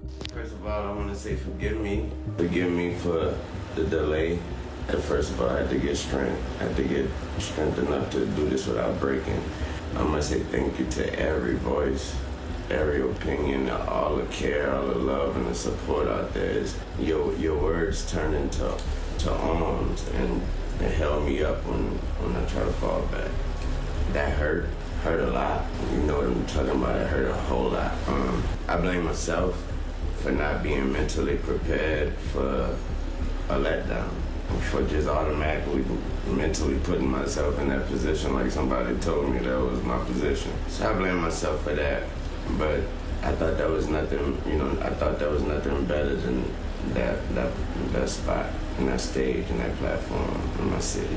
So it hurt a whole lot. Rather than take his side, most fans saw this as him simply being a sore loser. Kendrick Lamar is going to be the first rapper to headline the Super Bowl solo, and is a gigantic fan of Lil Wayne, who's done nothing but act like an entitled brat instead of congratulating Kendrick, who rightfully deserves it. In the wake of this situation, Weezy found himself on the wrong side of the culture for a change. But as long as he came correct on the Carter 6, then all would have been forgiven. Let's just say that Carter 6 though? While I do no. appreciate Wayne really trying to sum things up on this album and make a statement here on his impact and the legacy he's leaving, I just feel like this is a painfully inconclusive closer for a record that frankly is just so deeply unsatisfying and accomplished pretty much nothing outside of just solidifying the. There was like one song that was good in Carter 4, but does not have it anymore. Was not He good, does not man. have it. But yeah, I feel like that's all he's achieved and confirmed with this album. Not only did the critics hate the Carter 6, but the fans were on the same page too. Bro got passed up for the halftime show and said, let me lock in and show everyone that they made the right decision. Lil Wayne and his team have been on a mission to ruin his legacy. They finally succeeded with the Carter 6. This is not a Carter level album, the worst Carter album. I'm so disappointed. Wayne fans let down again. The Carter 6 falling flat showed that Wayne might have lost a few steps overall. His influence is still undeniable, but he's now starting to feel more like a memory than a movement. And even his judgment has taken a small hit too. And for a rapper as great as Wayne was, and still is under the right circumstances, this has been one hard truth to accept. However, he's not exempt. Wayne's gonna have to accept this L, or just be comfortable with taking many more, even possibly affecting his overall legacy. Because as you've seen through 7 different experiences, taking an L is already hard enough, but not being able to accept it only makes the L worse. So next time you take an L, no matter how bad it is, be like Drake in 2018 versus Pusha. And remember that even if you get bodied, you will still live to see another day. My name is Luesta. I want to thank y'all for watching today's video. Yeah, man. I mean, I took it L, so you just gotta like take the L. It is what it is. Some worse than others, but shit, dude. Like, it's kind of like, it's gotta take it. It's gotta take it. Benzino inability to take an L is legendary at this point, pretty much. Oh my god, the clip of Benzino crying while those people were to start bringing N up would not be funny as fuck. I'm telling you, dude. He made it so much worse of his legacy. I feel bad for his daughter because they affected his daughter's rap career at the end of the day. To a certain point. To a certain point. When you sit down with your food and you don't know what to watch, you probably that's yeah. Getting Ben drunk as fuck, then making him cry was diabolical. The only L that Drake understands are lawsuits. Not only it could Benzino not take an L, he also couldn't make a hit or sell an album, pretty much. Yeah, dude, he should just stick with like the magazine and all that, but he just couldn't let it go. He just couldn't let it go, man. I'm still very curious about Drake's Iceman album, by the way. We're still waiting for that one. Wasn't it supposed to come out? What happened to like Drake's Iceman album? Like, what delayed it? Like, I wonder what delayed it. Let's see. Drake Iceman. Yeah, wasn't it supposed to come out? Let's see, Iceman album. Yeah, it's supposed to be like coming soon, all this kind of stuff, and it's an upcoming ninth studio album by Canadian rapper. Let's see, released by OVO Sound Republic in 2026. Confirmed producers, album included Drake freaking collaborators, and Oz. Like, wasn't it supposed to come out? Because he was promoting it with like little singles here and there and all that. Let's see. Yeah, because look. He released Some Sexes for You, right? With the album, right? And then it also marks the first full-length solo release since his 8th album from All the Dogs. Since the feud, the album promoted by 3 singles. What Did I Miss? Which One? With Central C, and then Dog's House with American rapper Yeet and singer Julia Wolf. Each single was preceded by live stream on YouTube, although it's unconfirmed whether any track will ultimately appear on the album. It was 3 singles. He released 3. It was supposed to release this last year. So I wonder what happened. Yeah, literally, he was promoted in September, July, and then July 25th. I guess just people didn't like it. He's probably like gonna take those songs out, the singles, and make new songs because like I guess the songs just didn't hit. None of them became like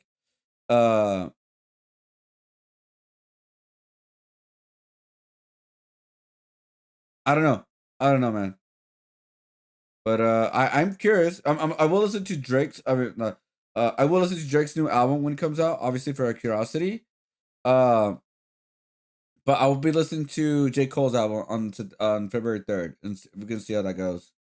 Like, just see like how like the first album or second album since the beef, I believe.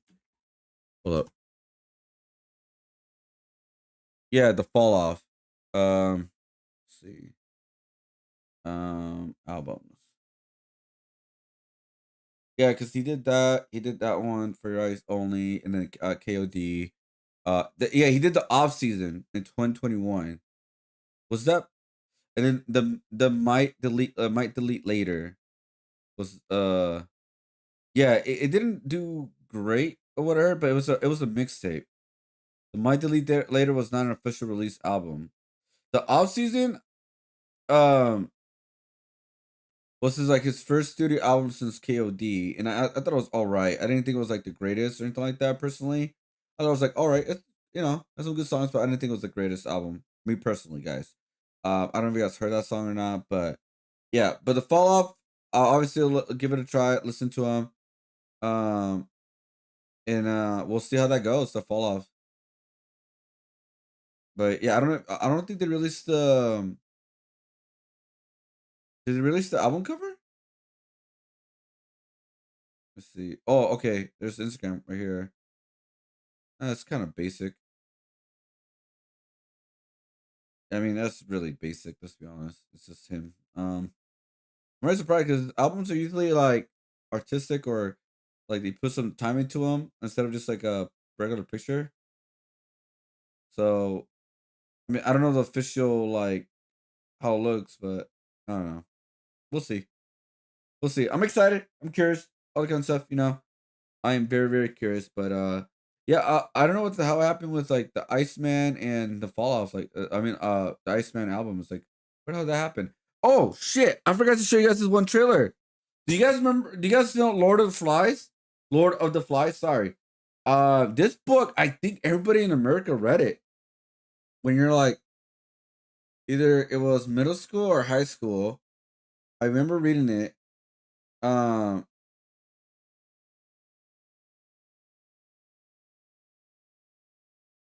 I'm very curious about the series, but I don't think it'd be good as a series. 'Cause I remember the length of Lord of the Flies. It's not that crazy length, but it has an interesting premise. So we'll see. No people here. Does that sound like 8 jobs? Yes, I'd like to be chief. There's more little ones than I remember on the plan. We need to think about food and shelters. We I'll need tell to you help what it's each other. about. We need to be good campmates. We're going to hunt pigs and get meat for everybody. Don't you feel it, Jack? When you're in the forest, when you're on your own. I am a hunter. You're the chief. We're a failure. I don't want this. I never wanted this. So yeah, so if you guys don't know what Lord of the Flies is, what I remember is pretty much survival. It starts like civilized in the beginning, and then becomes to like savage. Like they become like more savage to each other, more against each other, and it's just like it's pretty crazy. The reason why this story is really very popular. I don't know if the series is gonna work. It works better as a movie than anything else because what I remember is not the like big overall. But this is like the premise of Lord of the Flies. Let's see, I think I got it right. Lord of the Flies is a underground novel about a group of British schoolboys stranded on a uninhabited island without adult supervision during a nuclear war. They expose the dark, inherited, and primitive natures of humans as the children's initial attempts at self-governance, order, and civilization rapidly disintegrate into a savage, violent, and chaotic behavior. See that? Okay, so I was right. See, I know what I'm talking about. So I will be curious to watch this series in general. I will be curious. But I don't think this is a good. I don't think it's big enough for a series. It depends on how many episodes though. Like maybe 5 episodes would be alright, maybe. But I just don't see it of like. I really don't see it as like a 12 episode show or something like that personally. Um, so, but if they're successful, I could see them doing Catcher in the Rye. What's Catcher in the Rye again? It's another. I think it's another book to be read in high school. I think coming age narrative of a cynical 16-year-old Holden Coffin who recounts his experience after being expelled from prep school as he wanders New York City, railing against the phoniness of adult world and struggling with alienation, innocence, and loss of childhood. Yeah, the Catcher in the Rye is very popular. I remember that.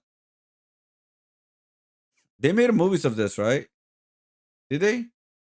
Yeah, they made a movie of this, right? Yeah, they did a couple of times. They did it in 2015 and 2017. I'm surprised they never made it like a long time ago too.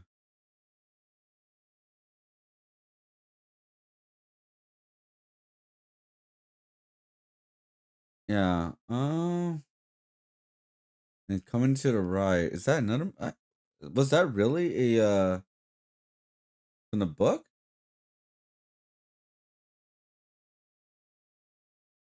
who set out to find the author J.D. Silent Air, played by Chris Cooper, the film is based on. Oh. So they never officially made the film yet, The Catcher in the Rye.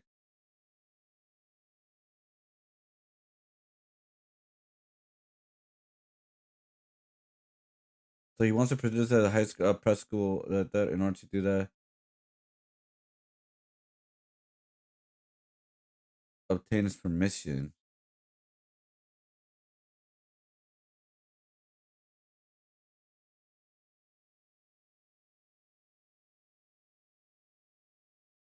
Oh, okay, I see. But it's not actually Catcher in the Rye. So they never made that into a film, huh? Like official film. Huh. Interesting. I thought they did. Yeah, in an early career, he was once to adapt that to screen, but he never decided to do it. Huh. I did not know that. Yeah, let's see. Permission to direct the stage adaptation. Channel 3 BBC television program The Big Red featured The Catcher in Rye, interesting discussion of the novel. The rights to Sanders' works were placed to J.D. Salinger Literature Trust, where Salinger was the sole trustee. After Salinger died, Channel 10 Webster stated that nothing had changed in terms of licensing film and rights of his works. A letter written by Salinger in 1957 revealed that he was open to adaptation to Catcher in Rye, released after his death.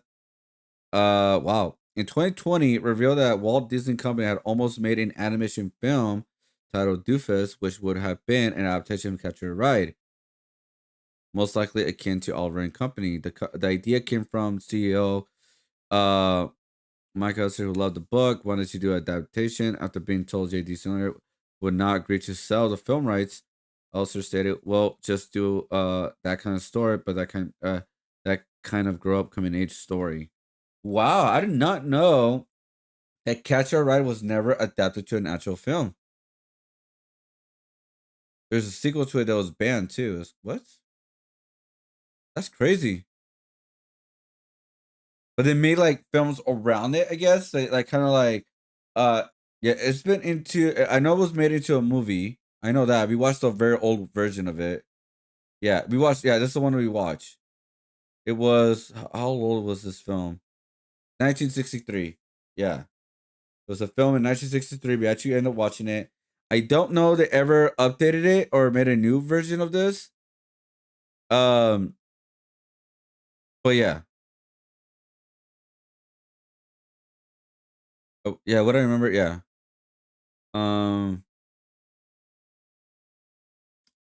Yeah, it's 2 hours. I didn't know that. What's another film that flies? Oh yeah, Figure 451. I think that's one of the last films we read. I mean books, sorry. But this is like burning the books or something, right? What I remember. Futuristic America side where books are banned. Yeah, there you go. Yeah, where books are banned, firemen burn any found to eliminate opposing ideas, ensure superficial happiness, aka AI in today's age, guys. That's what it is right now. Was this made into a film? I believe it was. Yeah, it was in 2018, which I did not know, honestly. With Michael B. Jordan? Really? I did not know that. It looks like it was not even a good film either.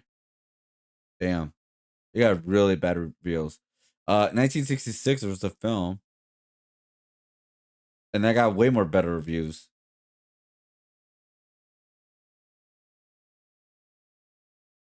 Huh. And then 1984. Was 1984 about again? Identity while living under a repressive regime. The story said that a classic novel government employee whose jobs involves rewriting history in a manner that casts his fictional country leaders in a charitable light. Oh, I don't think we read 1984 though. I don't think that's the one we didn't read. But anyways, yeah, Lord of the Flies coming out. I'll be curious. You know, I'll be curious about it. That's all I can say about it, honestly. Like I can't really say anything really good about it as right now. It is a series, so I don't know.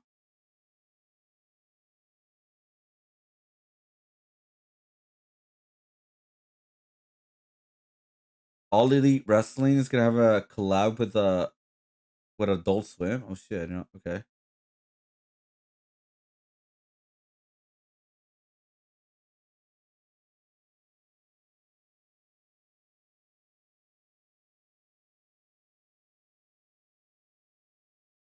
Huh. All right. Can you find the mistake? Hold up, guys. Let's see real quick. Can you find the mistake? 987654321. So it's not numbers. It's not colors. Can you find the mistake? It's not, I mean, can you find the mistake? Like find the words mistake? Is that it? But like finding the words mistake? Is that what it is? Can you find the mistake? Like it's not numbers. You can't say it's backwards, but because it's not technically incorrect. Um,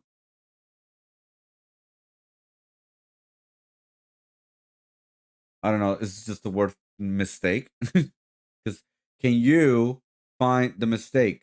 Mistake. I don't know. Like, am I tripping, guys? Let's see. Let's go sad. You don't think that there's green, red, Oh, two reds. blue, orange, purple, yellow? What do you think? Green. So this. You got some kind of weird. This should. Is the two red? That's a mistake?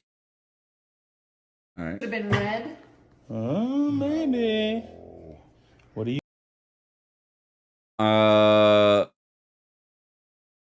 Oh, is it is it duh? Because guys, duh has a capital H, or I mean, is the E? Wait, there's an E and an I that's lowercase. Is that on purpose? I'm overthinking it now, guys. I'm overthinking it. Sorry, I'm overthinking it. I'm overthinking it. Like it's lowercase.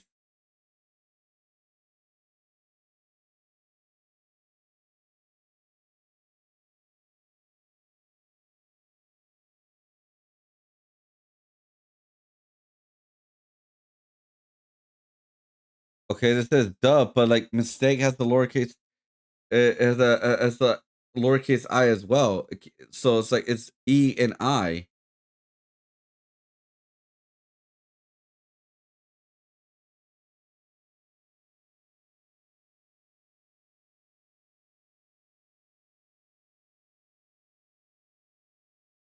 Oh, come on.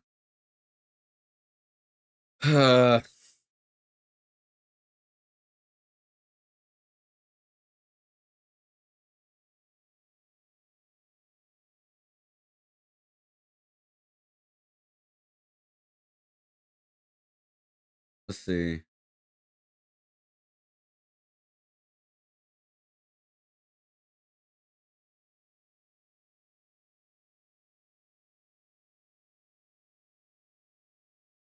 Oh, by the way, guys, I watched Utopia 2. I thought it was fun. I thought it was a fun film. I like the references, the four films in that film. I didn't think it was bad, by the way. I don't know what Alex Myers is talking about.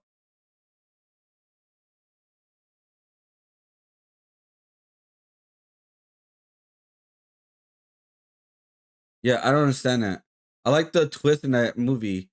They did a really great twist too on the scene. I won't say what. Uh, but yeah, Zootopia 2 was actually a fun film. I actually watched it. I thought it was great. I legit thought it was great, honestly. I don't think it was like the greatest film of all time, but I didn't think it was a bad film at all.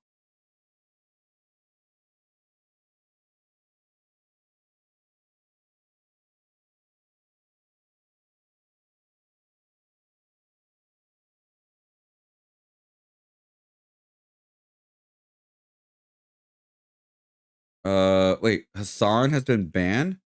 I wonder for what reason. Holy shit! Is that Anna Jay's butt? Okay, I'm being a pervert now. I'm sorry. Like I didn't expect that. My bad. Like what the fuck? Oh my god, dude. Oh, so this is like actually like comic book day, guys. But this is so.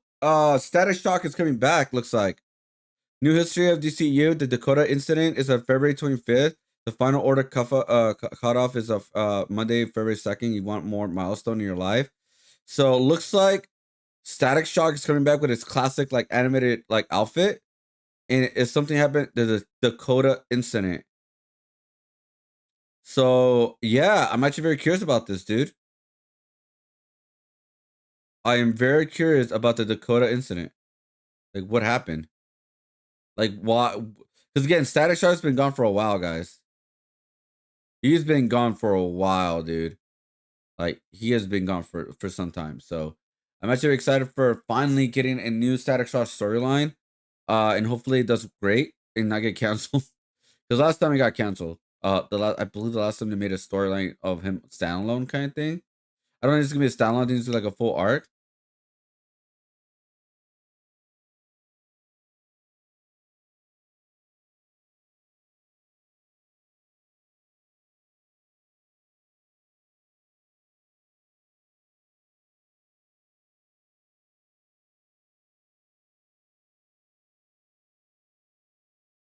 Let's see.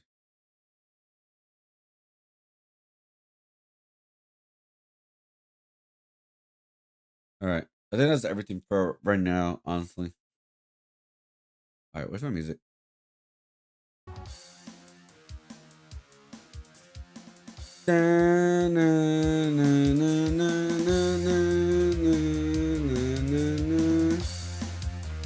Oh, the details, guys, will be adding that in another part right now.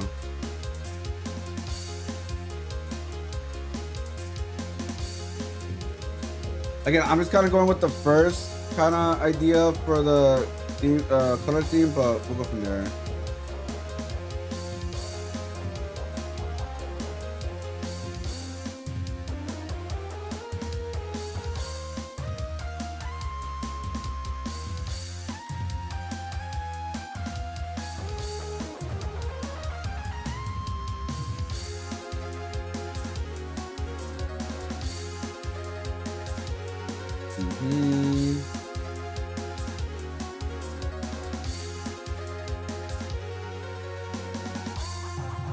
Okay.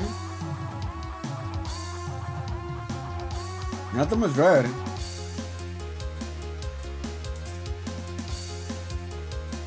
I'm not a fan of this. Not a fan of it. I feel like it's just similar to the other color scheme I did. It's like very similar. Now that I think about it. This right here. Maybe we should go complete opposite. Like a blue, yellow, and a pink. I'm trying to think of good color scheme, guys. Because that's one thing I need to study again, guys. My color schemes and stuff.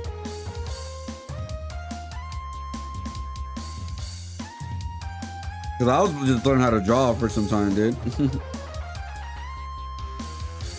Let's see.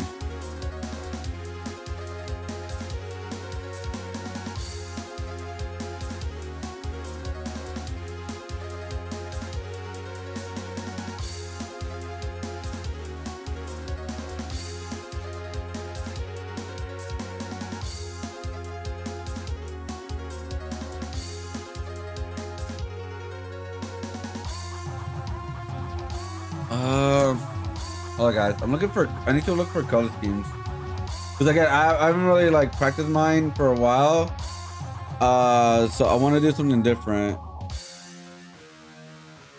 All right, then I expect that artwork right there. Why is it not loading? What is this? What is this? Okay.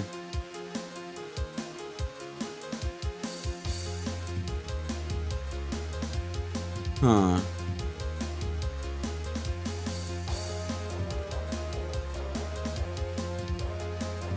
No.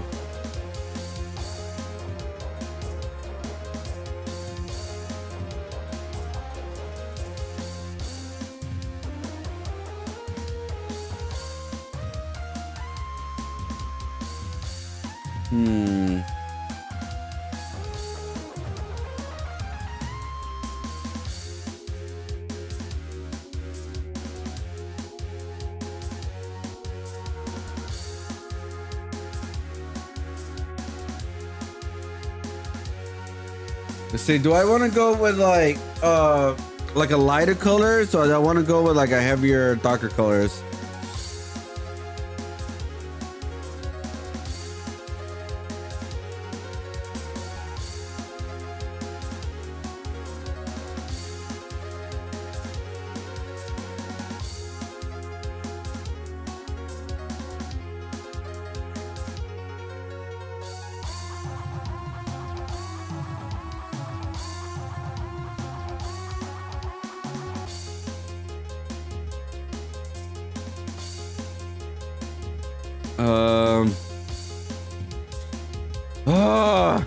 Let's see.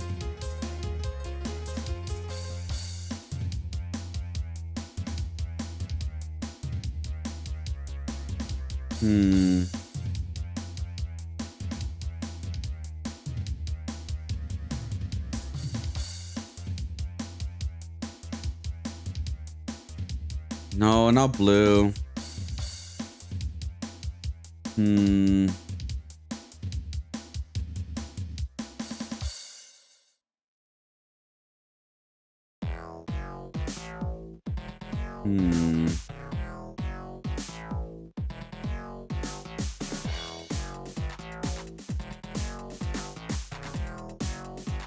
Sorry guys, this is the part where like I need to I should have done more.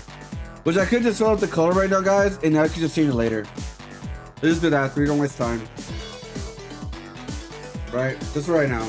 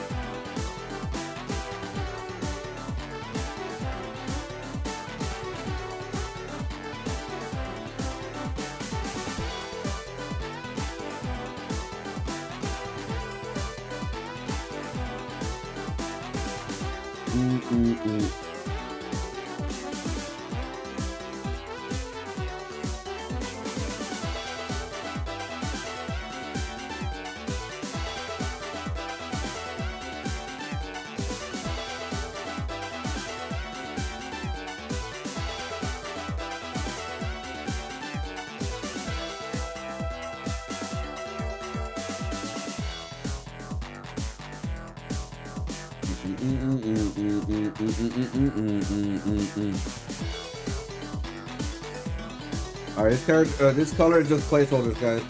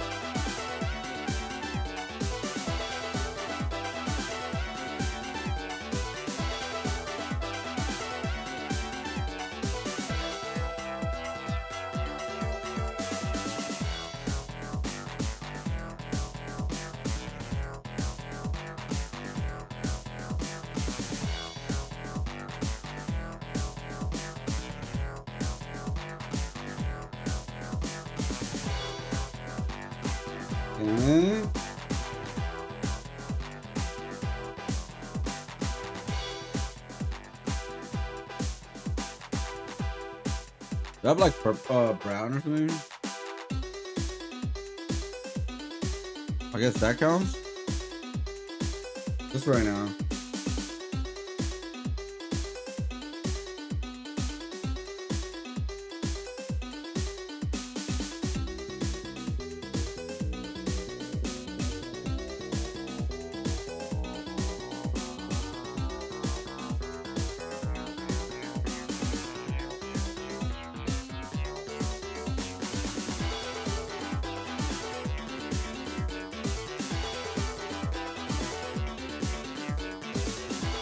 Okay.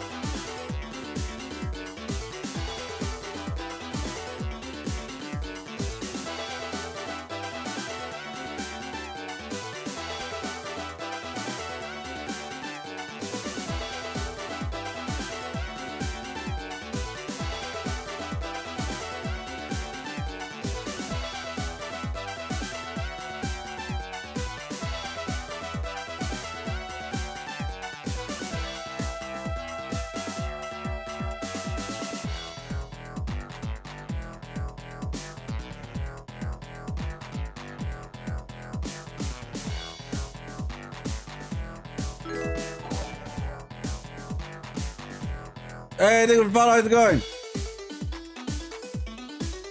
How's it going?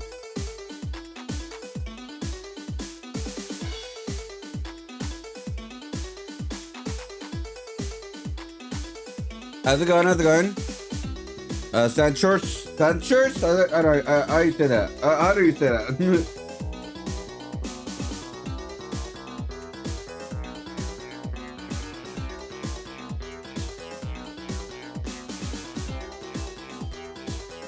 Go.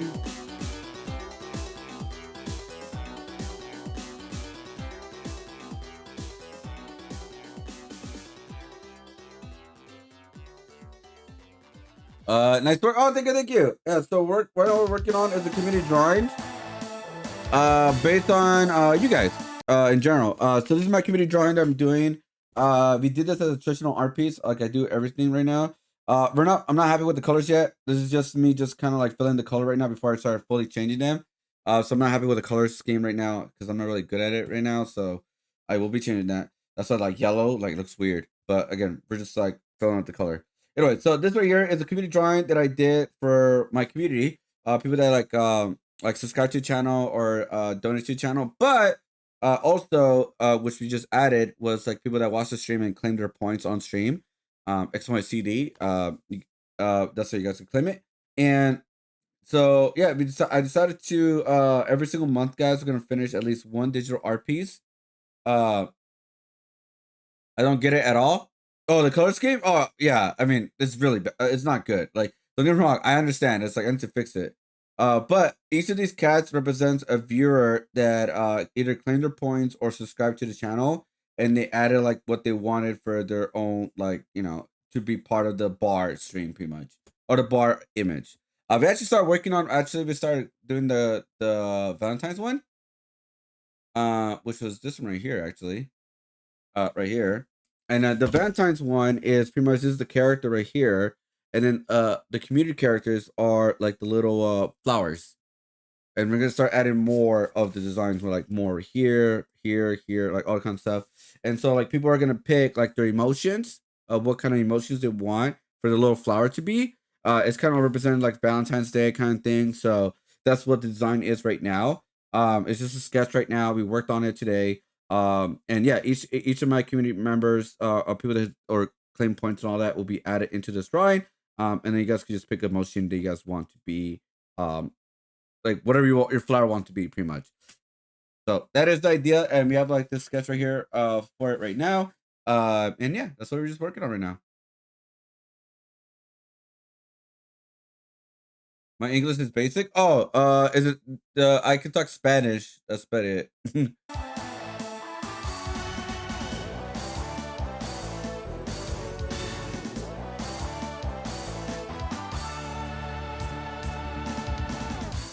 Sí, sí, puedo hablar español.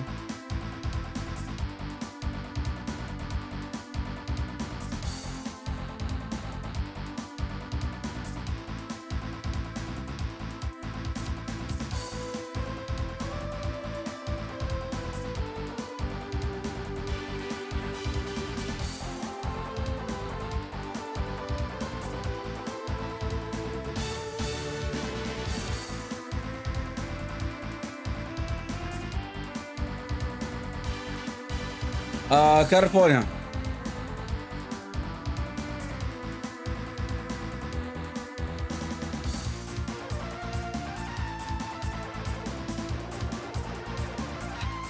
Yeah, so estos dibujos son caricaturas de ustedes, de mi comunidad.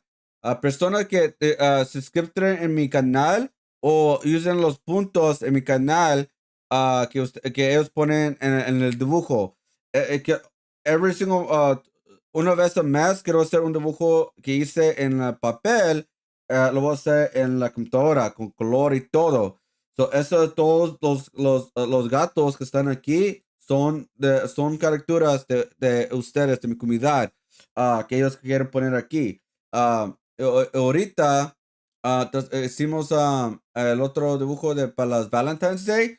Y este va a ser el dibujo para los Valentine's Day. Y las personas que son para ¿cómo se dice los flowers en español? Oh my God, se me olvidó.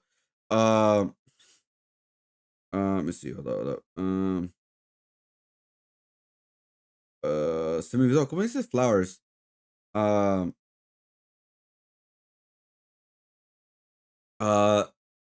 Flor, there we go. Los caricaturas, los chiquitos, los chiquitos caricaturas, los flores, estos son caricaturas de ustedes, como va a ser como personas que hacen con los puntos o scriptos, algo así, puede ser gratis con los puntos. Agarras como 100 todos los 5 minutos que miras mi canal. So, pero las personas pican como ellos quieren como hacerlos felices, como enojado, llorando, no, how you say crying. Se me olvidó unas palabras, llorando, let's see, miedo, todo eso, como así, como emotions. Yeah, so eso que va a ser como ser caricaturas de ustedes. Estos como los chiquitos van a ser de ustedes. Es lo que estoy haciendo.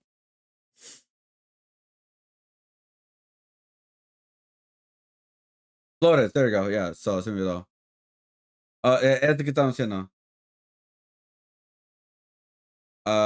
Quedando.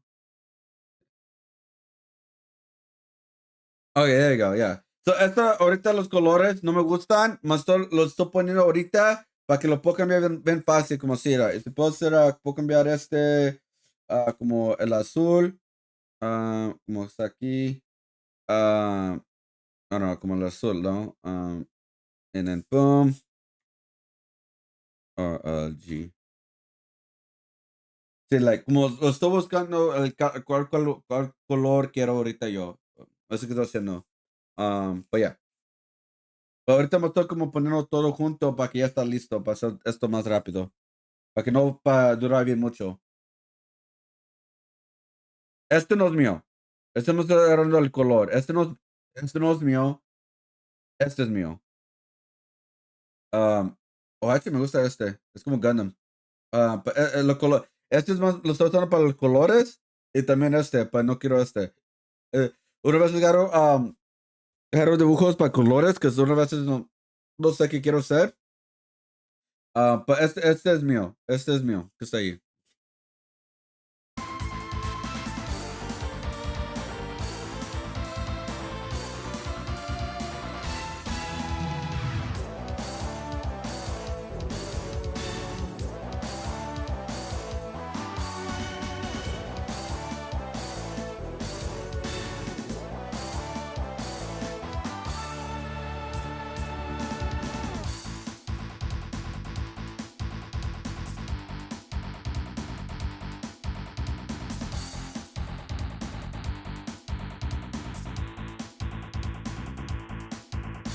I didn't know that.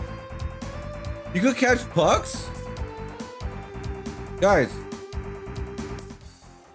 You could catch pucks? Look at this. From his own hash marks. And he caught it. Like a can of corn, Hinnis throws of the athlete, catches it, stays on sides, puts it down, then off that left foot, quick little release. But this goes in and out, and then back in. I think he puts it top corner. What? Comes back. I did not know that was allowed. Let me see the comments real quick. Is this allowed? Yeah, they let you catch it, but punching a guy in the face is mandatory. No hand passes are allowed. You can grab and drop the puck or bat it down, but pass it into a teammate your hand kills the play. You are, but I don't think it counts as having possession of the puck. By the way, how is this not offside? Yeah, I'm wondering, like, what? Hold up. Yes, you are allowed to catch a hockey puck in the air with your hand, but with strict limitations to prevent it from being used as lacrosse-style carry. A player must immediately place the puck directly down to the ice or risk a minor penalty for closing hand on the puck. This video explains the proper technique of catching a pass in hockey. Let's see. Immediately drop requirement. While you catch the puck, you cannot skate it. You cannot skate with it or carry it with your hand to avoid a check. Oh, so you have to like immediately drop it. Okay. You can legally bat a puck out of the air with an open hand, provided you do not intentionally direct it to a teammate in a neutral offense zone. Huh, I did not know that. Interesting. Yo no sabía eso. Yo no sabía eso. Yo no sabía que puede hacer eso tú. Yeah, sí es. Yeah. I guess you puede hacer eso. What the hell? No sabía. I did not know you could do that in hockey. Huh. Learn something new every day, guys.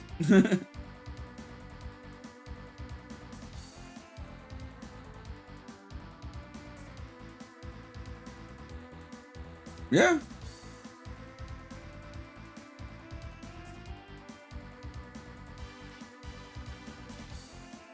Let's see.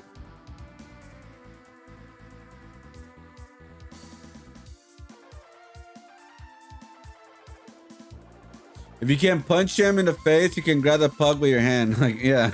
I mean, yeah.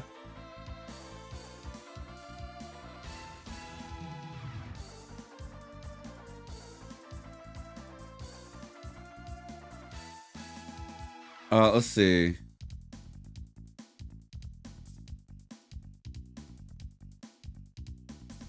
Let's see. Hold up. What the fuck? Okay, I'm not gonna get political here, guys. I'm not gonna watch the whole thing. But a man dressed as Batman confronted Santa Clara City Council for allowing ICE to operate at the Super Bowl. I'm not trying to get political here, guys. I have no opinions because I'm a because we're not about this in this channel. No tengo nada que voce de ICE nada, but it's just bien funny. El Batman se metió enfrente del council de Santa Clara. What the f are we doing? I'm sorry. What the? Hold on. What the f are we doing here? Seriously. Okay, I got no tengo nada de político, nada de eso. I got nothing with politics in my stream, guys. But it's just the fucking random thing.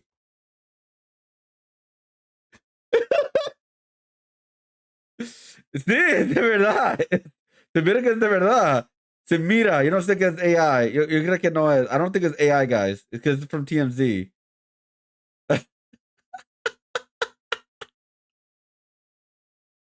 That's so. Oh, you guys saw the new trailer for the Pepsi, guys? Yeah, the Coca-Cola polar bear seems to switch sides. What's next, bro? This is one of the greatest marketing ploys from Pepsi that actually beat Coca-Cola, in my opinion. Esta es yo creo que la primero el comercial del Pepsi que hizo más mejor de Coca-Cola. Yeah, la primera. Bueno, no la primera, pero yeah.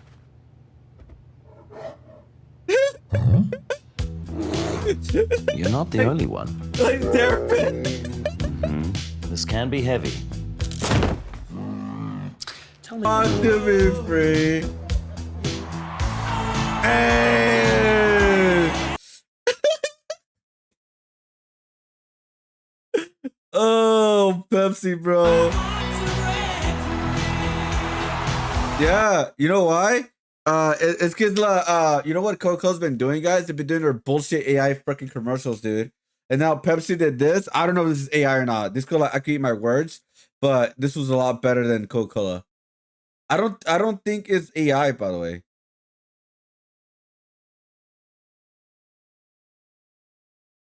Let me see. Hold up. Cause it was funny him going to therapy. Like, I'm no longer Coca-Cola. It's a Super Bowl ad, by the way. It's for the Super Bowl. It's for the Super Bowl, guys. Wow, that is hilarious, dude. Let's see if it's the real one. I think it is. Let me check out their official YouTube. I think it is. Yeah. Es de verdad. Es de verdad. Aquí dice Pepsi with the check mark. Es de verdad. No AI in sight.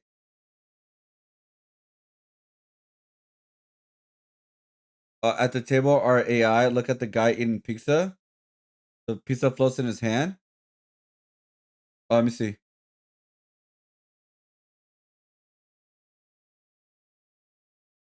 Let me see.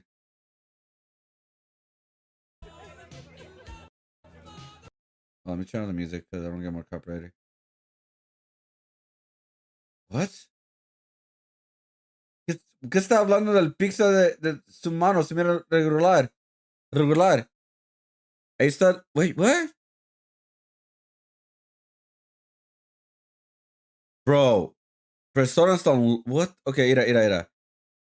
Mira. Look at the hand. What does it look like AI about it? Like, what the. Like, what the.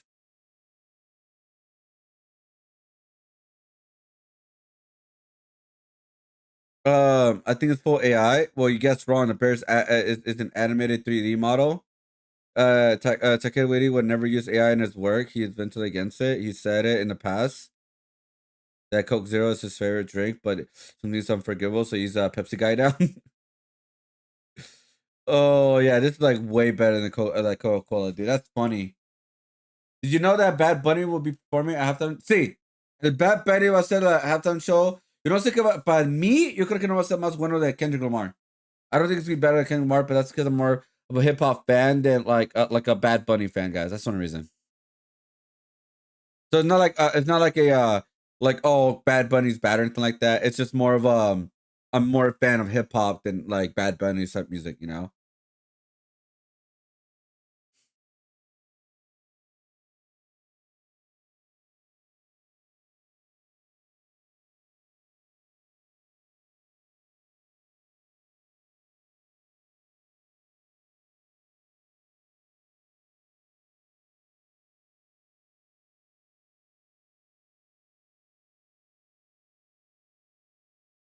Kendrick is unsurpassed. I mean, I think personally, I think Bad Bunny's gonna do way bigger numbers, by the way. Yo creo que el Bad Bunny va a ser más mejor números que él tiene la latino comunidad. Because I think he has like the Latin community, guys, and it's big numbers, guys. Big numbers.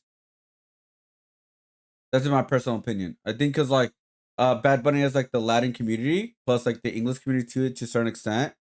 I think they're gonna do big numbers.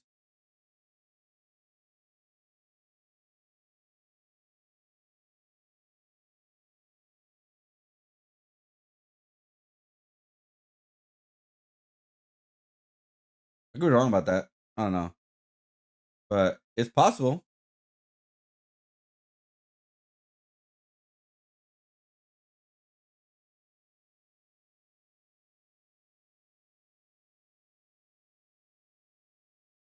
Let's see.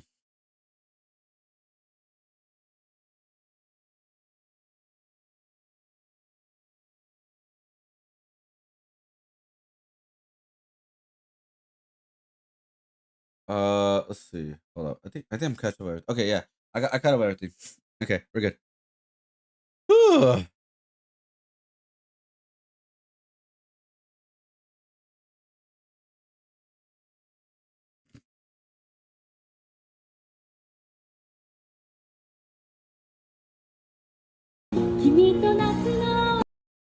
A girl's chasing dreams while carrying a child. That's funny.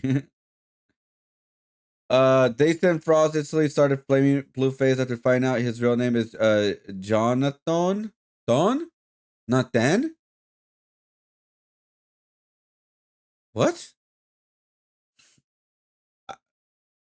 His name is Jonathan. Okay, I should understand that because like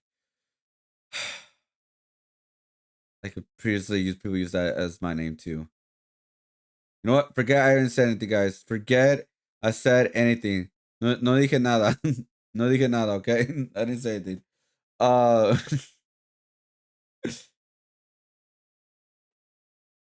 right, let's get back to our word. Let's go back to arte. La arte. Back. No, Kendra se escucha también en latino. Ya sé, pero estoy yendo como yo creo que el Bad Bunny tiene más personas en Latinoamérica, por eso. Yo, what up, Albella Kowski? How you been? Welcome back. Music. Let's see. How's it going? Oh, oh, oh, oh, oh.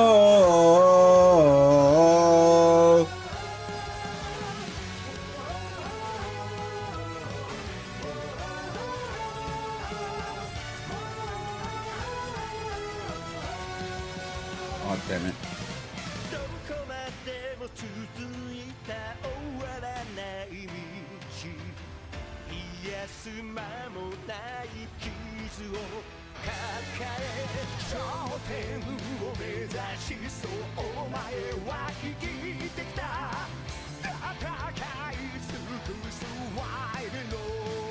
How you guys doing?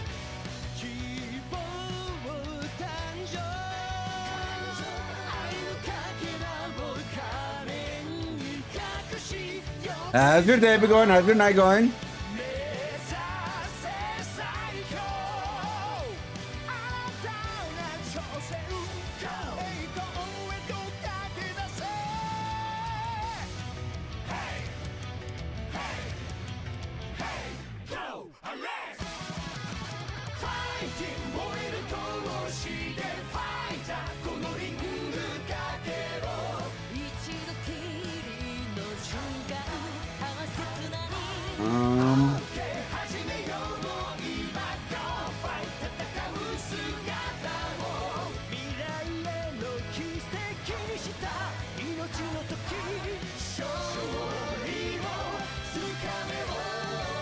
No, yo creo que azul va a estar mejor, ¿no?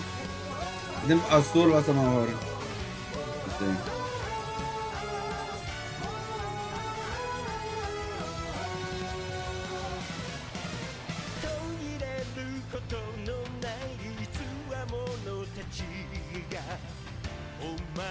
Yeah, mejor no, azul. Blue guys, I think it's better.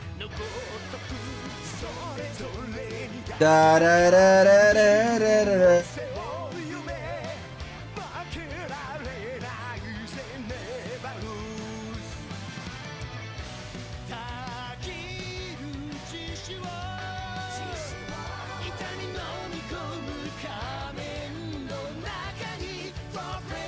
Oh, and for la máscara, for the mask, guys. Blue on the mask is good.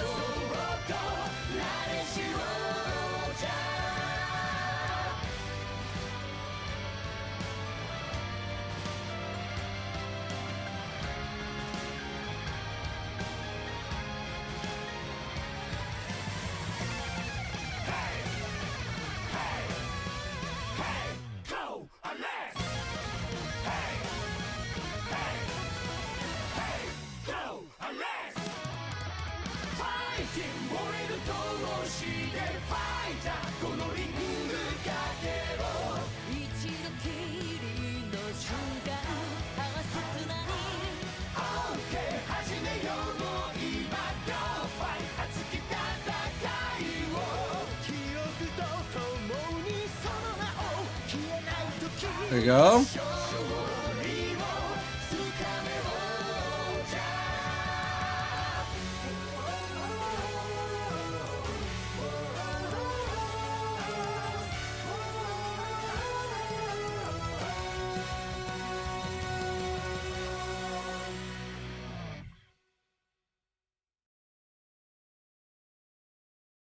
Okay. I'm gonna try to finish this tonight, guys. Quiero acabarlo este día. So, no habla bien mucho ahorita. Perdón. Es que quiero acabar esto este día. Este día. I'm trying to finish this tonight, guys. I'm sorry if I don't talk as much right now. Why did it play again? So, I'm sorry I'm not playing right now a lot because I'm not talking too much right now. I need to be on focus mode, guys. I gotta be on focus mode because I gotta try to finish this tonight. So we can move on for some new stuff next week. All right, guys. I could stream pretty late today because tomorrow I work till like 4 o'clock, so it'll be fine. It'll be fine. I wonder if my friend is going to agree to the challenge. I don't think he will. So you guys don't know, I'm gonna do a video for next week, but we're actually gonna play hopefully this Sunday of Super Bowl Blitz, and I put up a challenge, which I think will be really funny, by the way. I think it'll be hilarious, but he may not want to do it.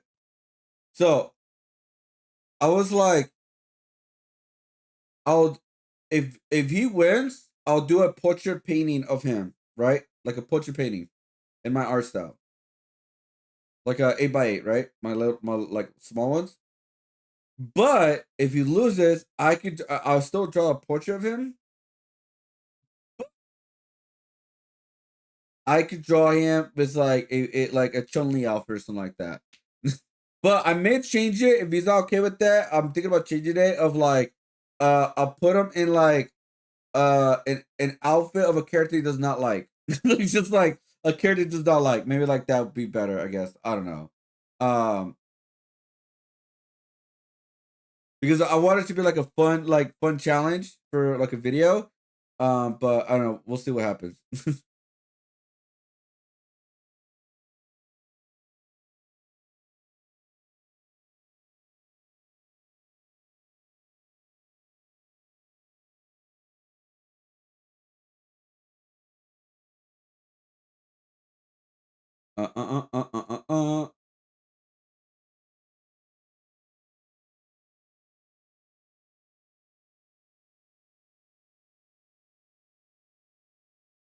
So I don't know. We'll see. We'll see about that. But anyways, let's get back to the artwork.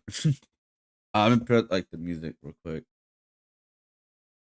I have a lot of like tabs open right now. Okay, there we go.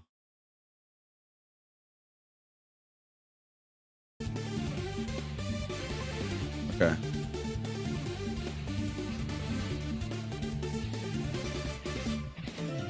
All right, here we go. We're good.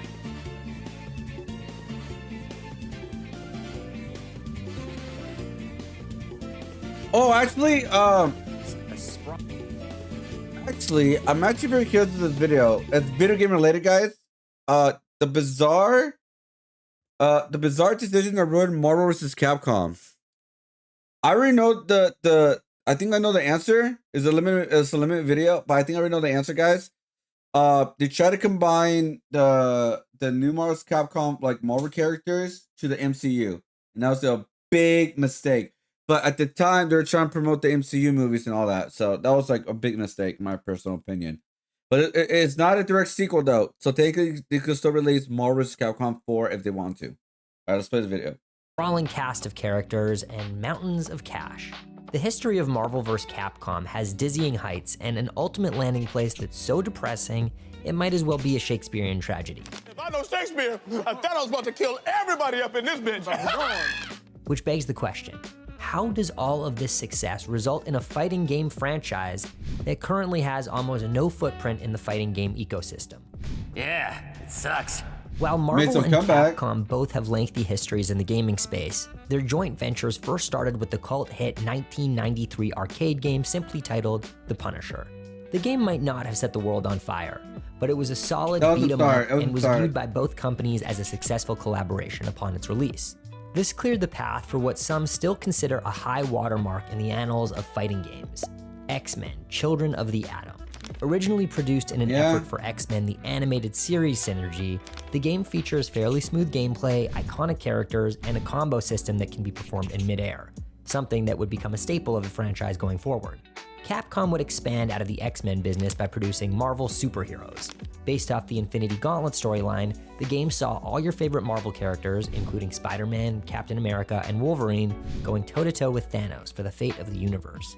But it would be the franchise's first full-blown crossover that most consider the beginning of the MVC gaming empire. 1996's X-Men vs. Street Fighter. This game would take all of the best elements from the previous outings, including literally just recycling many of the sprites from Marvel superheroes and Street Fighter Alpha 2, and combine them into a walloping good time of a fighting game. In an unexpectedly cool twist, all of the voice actors from the 90s show provided the dialogue for the game. The most controversial decision that the designers made in the process of creating X-Men vs. Street Fighter is that many of the now beloved and iconic Street Fighter characters had to be almost completely reimagined in order to hold their own against the overpowered stats of Marvel's Omega-level threats. The cast featured 17 characters, 8 Marvel and 9 Capcom. However, gone would be the puny standard Hadoken, and in its place, the Super Hadoken. Capcom was giving their characters a powers upgrade in order to take on Marvel's Merry Mutants.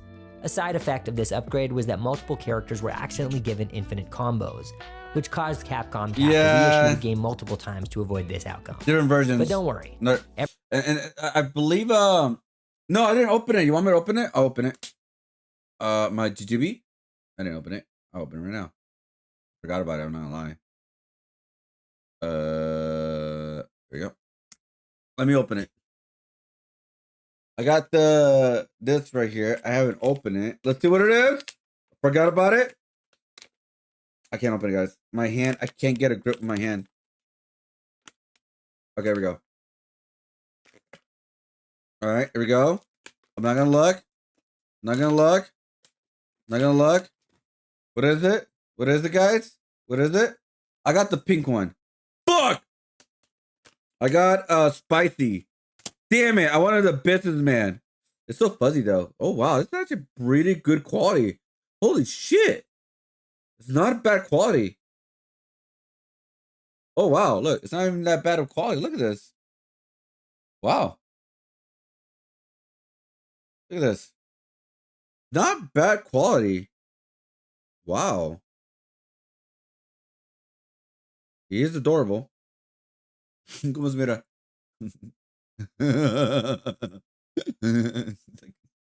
Not, I mean, I'm gonna be honest, it's not like a bad quality. I'm like feeling it.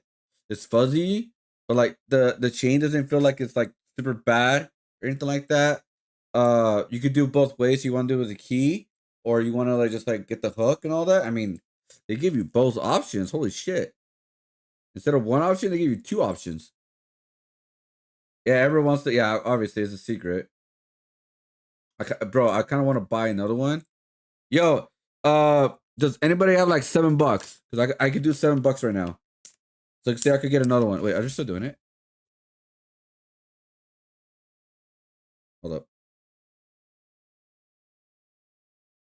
Sucks I can't use my points, man, for it, dude. If I could use my points, I would have done it. Where is it? Oh, there it is.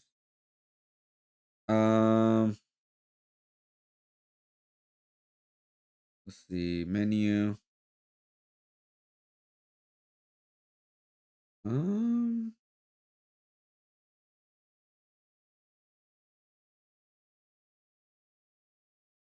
no, here it is. They're still doing it.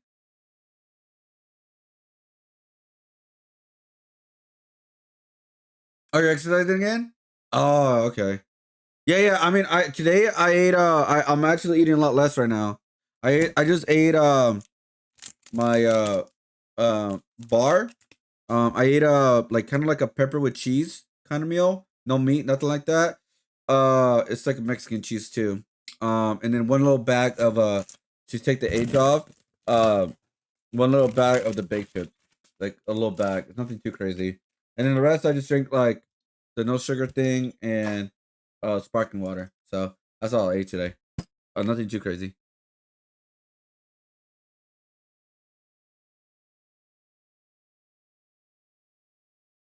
So I've not been eating like crazy bad. The only time I ate bad was like on my way back from the convention. I ate Jack in the Box. I mean not Jack in the Box, Carl's Jr.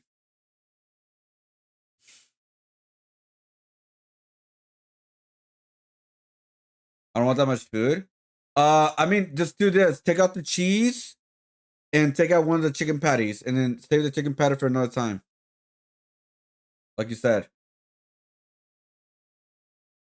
I'll do that. Like that's how you could like maybe even also take some fries out and you save it for another time. Because with the fries, you can use the air fryer, and they'll taste great like that with an air fryer. Um, but yeah, that's what I did. I took out one chicken patty. I took out the cheese, of the on the tacos and on the sandwich. Um, and the fries you can take some of them out and just save it for tomorrow, and you have a chicken patty and kind of go from there. Like you can take the chicken patty and some of the what do you call it? Some of the fries too, and you can save a lot of calories on that too. I mean that's usually what I do.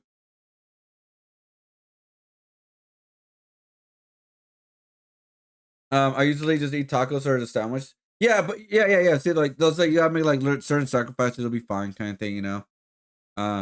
Like should not go overboard and all that, you know. So that's what I try to. I try to find compromises. Like I said, I have my rule now where I can only eat fast food twice a week. That's it. Maybe 3 times where I'm just like, fuck, man. It's just like, it's just like, I'm like my urges just gets the best of me. But right now it's 2 times a week. Um, and yeah, that's like my goal. Like, because I remember I used to like, I'm talking about fried foods in general. It's not just mean fast food or anything like that. I mean like fried foods too as well, or like very unhealthy foods. Like I'm trying to change it at least to like 2 or 3 times a week because I'm still getting used to it. Um, but yeah, I just try like that's why I eat like this is like take out the extra chips like this little bag, and I'm eating like fruit bars and stuff like that. Not only one, not none like 3 or 4 or anything like that. My drinks are already good. Like I don't have to fix my drinks or anything like that. Yeah. Yeah. So like, I mean, like you can also like work it out. Like I do have the walker too, where I just walk it off like 100 to 200 calories to walk it off at least. But yeah, that's the best thing you could do because it's 2,000 if you eat it regularly. I don't eat it regularly. I take out the chicken patty, no cheese as well, and that's like it takes a lot of out of it. But yeah, I mean, I'll totally be down to get another one, but I don't have the money for it. It's $14, dude. It's $14 pagará uno. It's just too expensive for me. Oh yeah, and the drinks is like 0 too. Yeah, because I drink water. So yeah, taking out the water. Let's see. I want to see how much like I'm gonna ask the thing. Let's see. The double chicken supreme munchie meal.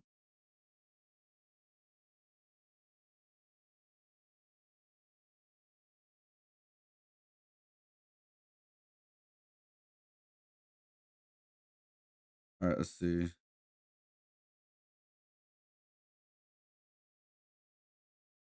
How much calories um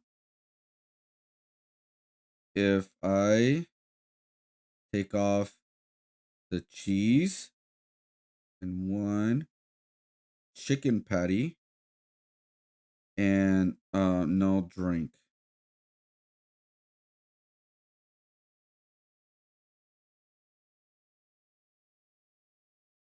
Okay, let's see.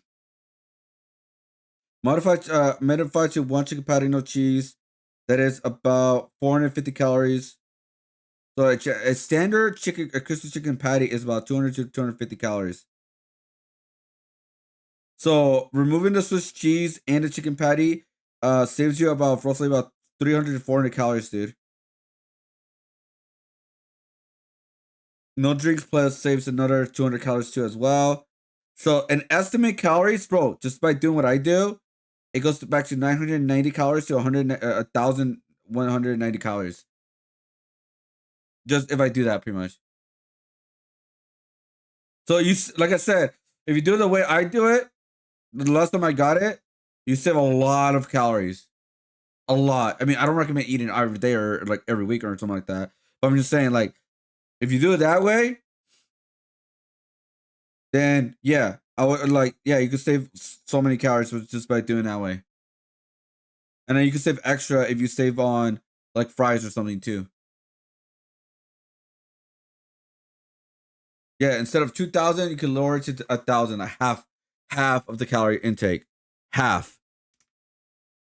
So, like I said, yeah, just take out the cheese. I promise you, you will not even like tell the difference as much. Also, don't eat with ranch. By the way, if you do, take a little bit. Don't take a lot of it. Also a little bit ketchup too as well. Don't add too much into it. That does add up. That does add up, guys. That does add up. All right, back to the why the Marvel vs. Capcom failed. Yeah. Everyone was still friends in the end. You might be thinking to yourself, wow, that's a kinda over-the-top way to make sure everyone seems like they're getting along. And, well, there's a specific reason for that. X-Men vs. Street Fighter came out 2 years after ESRB was established, thanks mostly to our friends across the street, Mortal Kombat. Yeah. Thus, the iconic Ryu and Scott Summers handshake. How much protein? Let me see. With the chicken patty, let's see. How much protein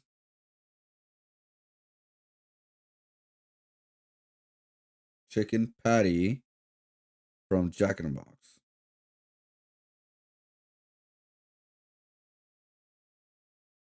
Let's see. Chicken sandwiches offer very protein, with the standard chicken sandwich having about 15 grams. A grilled chicken one obviously is higher. It's 33 grams. So it's 15 grams. About 15 grams of protein. This game also introduced a tag team mechanic, which allowed the player to select 2 characters from either side of the aisle and switch between both of them live during the match. At this time, this was considered a revolutionary move, and some argue that it saved the game from failure. You see, the game was mildly popular when it was initially released in Japan and North America. However, after several months, the game had such positive word of mouth that it became a wild success. So why stop there, right? In 1997, Capcom released Marvel Superheroes vs. Street Fighter. This is like this time, same as the trans. So you know what the crazy? That version is pretty much like a DLC version. It's like an ultimate version of the first game of X-Men Street Fighter, and but they treat it as like a second game. But it really was not really. They did add some new characters. I'll give it that, and they added like a different kind of boss fight, I guess you could say, or like a sticker boss fight with Cyber Akuma. But yeah, it was just like a DLC. Pretty much, it's like what we saw, like Ultimate Street Fighter, stuff like that. Transition from Children of the Atom to Marvel Superheroes, the majority of the X characters were left by the wayside in favor of Captain America, Spidey, and other House of Ideas stalwarts. The only major improvement that the game had brought to the table was the idea of variable assists. Again, something that would be used extensively in the franchise going forward. Ultimately, this game was looked at as something of a step backwards. While the franchise as a whole was bringing in large amounts of money and developing a solid fan base, Capcom thought that the gaming meta was getting out of hand. They needed to roll the powers, abilities, and frequency of the combos down in order to ensure long-term franchise stability. Also, the flashing. The fans were loud and clear though. Also, the flashing was really bad. They even had to do a patch for the collection where they could turn off the flash of the game. Because they just flash in your eyes like, holy shit, you could get like a seizure. This was the wrong move, and it's hurt the legacy of Marvel vs. Street Fighter. So when it came time to step back into development, the team had one goal: to make things even crazier. Which is exactly what they did with the first game to actually bear the name Marvel vs. Capcom. Marvel vs. Capcom, Clash of Superheroes. Despite being the third entry into the franchise, many consider this the first MVC game. Released in 1998 with a roster of 15 characters and 20 unplayable guest characters, this is the game where the endless iteration and tinkering that Capcom loves to do finally paid off in full. The game is smooth, frenetic, and almost instantly developed a massive fan base. They shipped close to 3,000 arcade units to the US on launch, a feat that bested Street Fighter III, which was released roughly 12 months earlier. Capcom knew they had lightning in a bottle, so they ran with it. They rolled right into a sequel with the ambition of creating the Godfather 2 of fighting games. Marvel vs. Capcom 2 New Age of Heroes was released in 2000, only 2 years later, and is still considered one of the fighting game genre's absolute best efforts. With the immediate upgrade of 3 playable characters at your beck and call, MVC 2 is a battle cry to maximalism on every front. From the variable assist combos to the 3-on-3 strategic component, the game is an overture to bounding chaos and multicolored experience. Which, I'm gonna be honest, man, I'm surprised this game even survived for some time because it was so unbalanced. It was just a they didn't really add a lot new to it. They just got assets from like, different games and put it all into one place. Somehow it worked, even though I had like some like the obviously the infinite combos mechanics that was just kind of like I want to say it kind of ruined the game. But if you play the game like legit without those characters for like infinite combos, the game's a lot cooler, a lot better. They add like even with the new collection when they added like the randomizer, it makes the game so much fun, dude. Explosions. And that's to say nothing of the fact that this game fixes the main issue the previous one struggled with: overpowered characters dominating the tournament landscape. There are characters in MVC 2 that aren't particularly strong by themselves, like Captain Commando, but when paired with certain characters, like Cable, they turn out to be a highly effective ranged combo tag team. This innovation created multitudes of gaming combinations and hours of replayability. As an additional level of complexity, when calling on for variable assist, the playable characters can receive damage, meaning that these combos need to be used very strategically. And to add a little cherry on top of how amazing this game is, the cast of playable characters was expanded all the way to 56. Now you can live out your sentient cactus wearing a sombrero dreams. Why would you settle for the power fantasy of living as Dr. Doom when you can be a Mingo, the one true ruler of all space and time? Huh? Answer me that, internet. Marvel vs. Capcom was a staple of the annual fighting game competition EVO for close to a decade after its release. Really? An accomplishment that should serve as tacit approval of the game's considerable impact on the genre. I think it lasted longer than MVC 2 was not even attempted to be bested for nearly 10 years. Shortly after the release of the game, Marvel opted not to renew their licensing agreement, instead opting to take a lucrative deal with Activision. Eventually, EA's Marvel Nemesis Rise of the Imperfects was released. Right. That's what they released that fighting game instead. The Imperfects is not that bad, by the way. Marvel Nemesis, the Imperfects is not that bad. There is some really cool characters, very interesting characters, very different kind of gameplay. But I enjoyed at the time also Marvel Ultimate Alliance. They done fucked up. Well, what happened, Shadow? Well, the Nemesis, Marvel Nemesis, or your food? Least to, not a particularly positive response. Ah, well. Look what the cat dragged in. I'm not the same man you knew before. Yeah, you're telling me. However, Marvel and Capcom would eventually reteam and produce Marvel vs. Capcom 3, Fate of Two Worlds. The biggest departure that this game brings forward is its art style. By 2011, the 2D sprites of the previous entries were outdated, and so Capcom decided to opt for a cel-shaded 3D CG style for the game. Does it work? Well, that's in the eye of the beholder. But I'd be lying if I said that when I picture a Marvel vs. Capcom game in my head, I picture anything other than 2D illustrations and going to Activision instead of staying with Capcom. Yeah, it's because I guess they wanted to try out different genres at the time. Because Capcom, I believe, like Marvel wanted to do other things, and they did. They did release some good games. The Marvel Ultimate Alliance were actually really good, in my personal opinion. I love the Marvel Ultimate Alliance games. I think they're just fun. They're dope. Unlocking characters, unlocking skins. Especially like the second one was like the Civil War, I believe, of the storyline. And then like the combos you could do like with your friends, and like you could do like the super moves. You could like do like a tag team super moves. I enjoyed that era of Marvel. It wasn't like that bad, what I remember.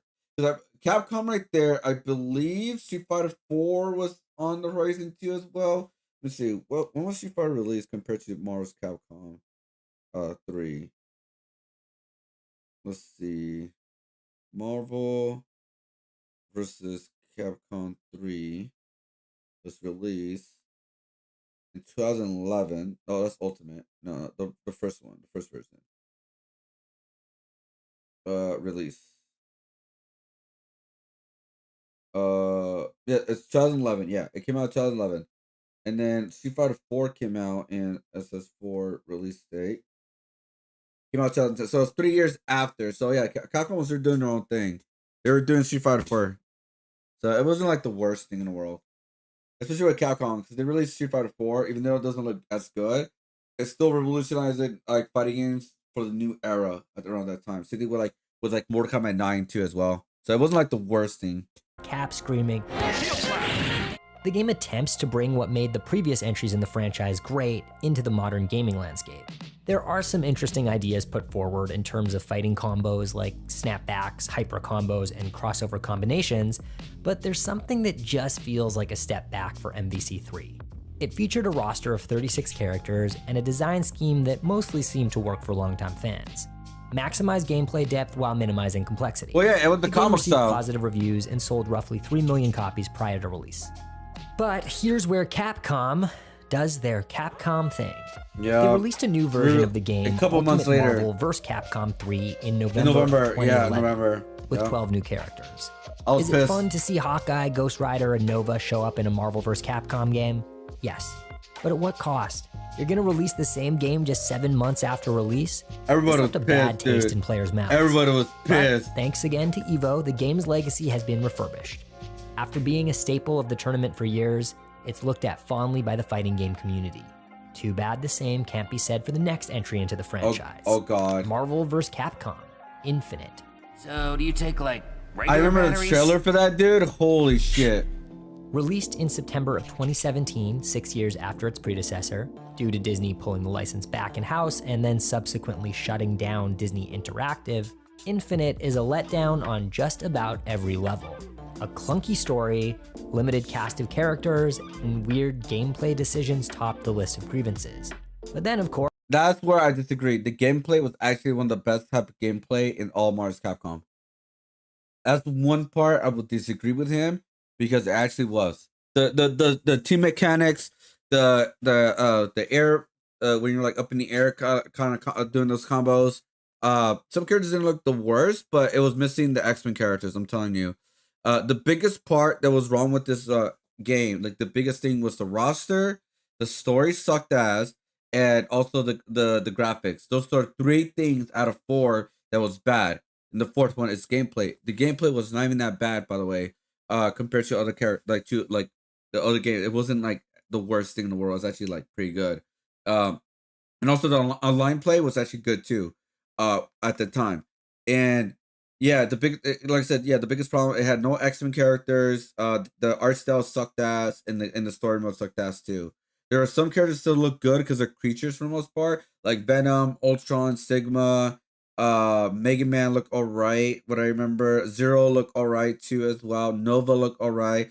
Iron Man looked alright with his obviously mask on, not with without the mask. But everybody else looked all weird.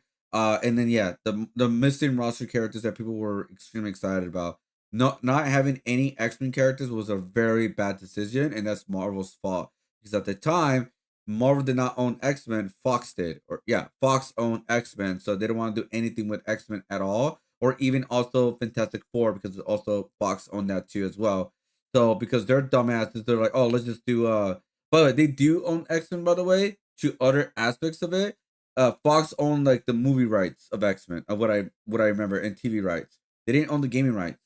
But yeah, they don't want to like promote another person's property, I guess you could say. So yeah, I don't know, man. It was just the most stupidest shit ever, man. It really was. First, there's Spider-Man's bizarrely overdeveloped traps, no X-Men or Fantastic Four, and the fact that this game is just a redo of Infinity Gauntlet. Again, presumably to tie into the launch of the Infinity War movie. The list of depressing turns that Infinite chose to take is seemingly endless. Whereas MVC2 felt like the perfect fighting game made by fans for fans, Infinite felt like a piece of content produced by the guiding, soulless glove of Mickey Mouse. You think God is in control here? I am in control. I've been in control since the 50s, in case you haven't noticed. Ultimately, Infinite would be the last original game in the franchise for the foreseeable future. It's generally thought of as a disappointing and rushed effort, so much so, in fact, that it was not selected to be a featured game at EVO. Capcom has since fallen back on their greatest hits rather than trying to innovate. They released Marvel vs. Capcom Fighting Collection Arcade Classics in 2024, which is exactly what it sounds like. A collection of the old games revamped and ported onto modern hardware, which isn't nothing, but which honestly, people play it to this day, this version of Marvel vs. Capcom 2 officially. They left the Fightcade era of Marvel vs. Capcom 2. They officially got the collection and it works really well. It works better than the Fightcade. That's what I last heard. This collection was one of the best collections of all time. One of the best collections of all time. it's pretty close. When looking at the gaming landscape today, it's pretty startling how hard fighting games have fallen off. They're the red-headed stepchild of the industry now. MVC is one of a few handful of franchises that could have staved off that regrettable status quo. MVC2 alone is credited with extending the popularity of the genre by at least 5 years. The fact that this 30-year franchise is currently sitting as the laughingstock of a criminally underappreciated genre is a tragedy. I mean, they're making a comeback with it. Capcom should be the gold standard of fighting game franchises. But instead, due to a concoction of licensing issues, poorly received sequels, and corporate mismanagement, the franchise is relegated to the dustbin of the industry. A relic of nostalgia-bait YouTube think pieces instead of the thriving heartbeat of the fighting game community. Well, that's all we have for this week. I honestly think like this game could make a comeback because they made a lot of licensing with Marvel vs. Capcom 2, so that's like a really good first step. Like so they could like release Marvel vs. Capcom 3 to a point. I think that's like the next thing, or because here's my opinion. I think Capcom has certain things up in horizon, right? Because Marvel decided to go with Tokon instead of doing a normal Capcom game right now. That doesn't mean Marvel vs. Capcom cannot be released like the fourth one. And there's a rumor going on around that Capcom right now is going to release another crossover game with a fighting game, and that's going to be Capcom vs. SNK 3. That is a possibility. That's what people are saying. That's what we've been talking about. So that's what Capcom's doing right now, like supposedly. So I don't know exactly what are going to be like the future Marvel vs. Capcom. But what I want to see, man, I want to see another crossover game, man. Like another crossover game. Not all crossover games are like bad, but bro, like I would love to see another Mortal Kombat and DC crossover game because I think they could do a lot better, especially with the game mechanics and the specials and like all that kind of stuff. You could do so much better this time around. So that's what I want to see. I think they would do a really good job. But yeah, man, it just sucks. Yeah, like Disney was butthurt over Fox having the film rights at the time. Yeah, pretty much.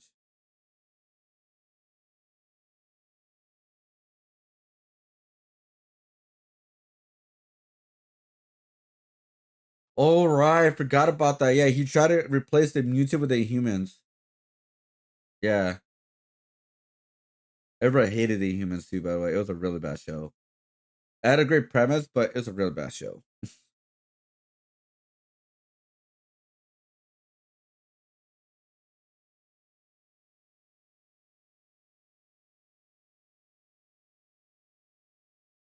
Let's see.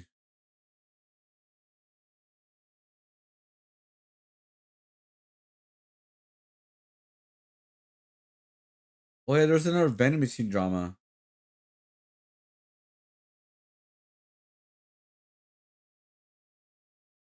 Let's see.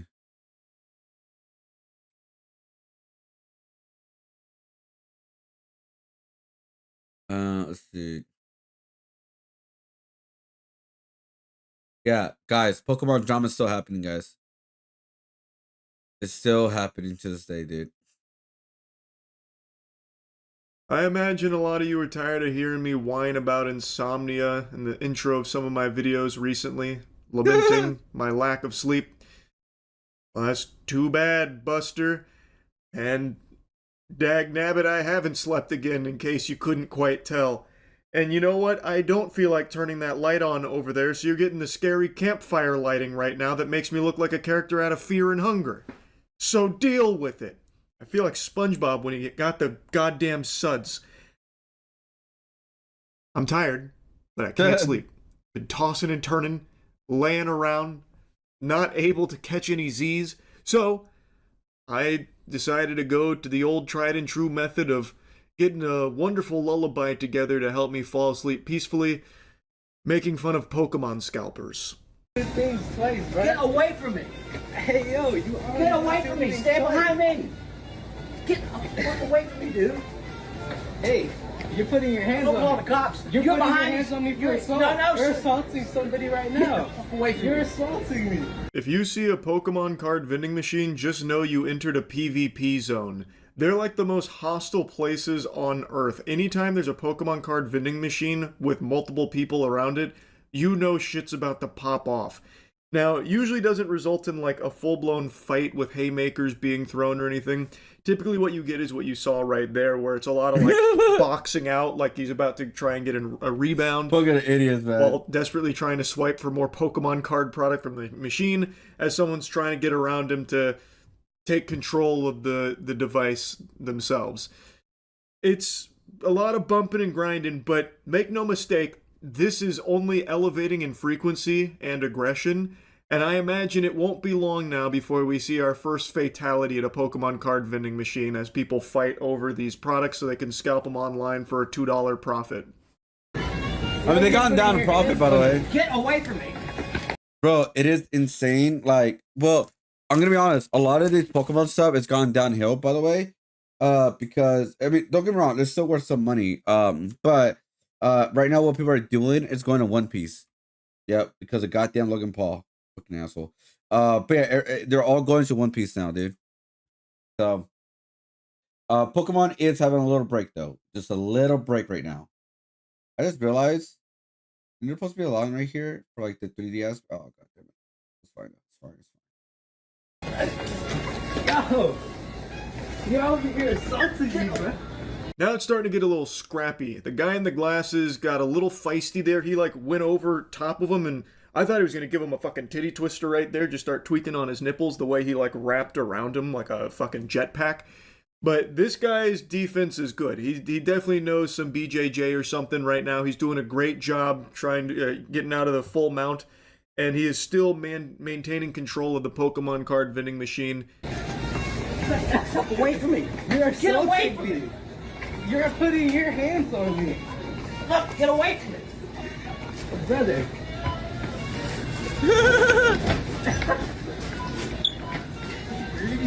Okay, I don't understand what he's okay. So he's buying all the product because again in the Pokemon machine, by the way, guys, there's limited product now. And they don't put everything all at once. They do it by like every hour, every 2-3 hours, something like that. That's what I learned. And yeah, so he's pretty much buying everything they have right now or what's like releasing. But dude, people are insane, man. People are utterly insane for this shit. An unstoppable object meeting an immovable force. It's inspiring. The guy in the beanie is just refusing to budge. And I gotta tell you, the tactics from the glasses guy are confusing.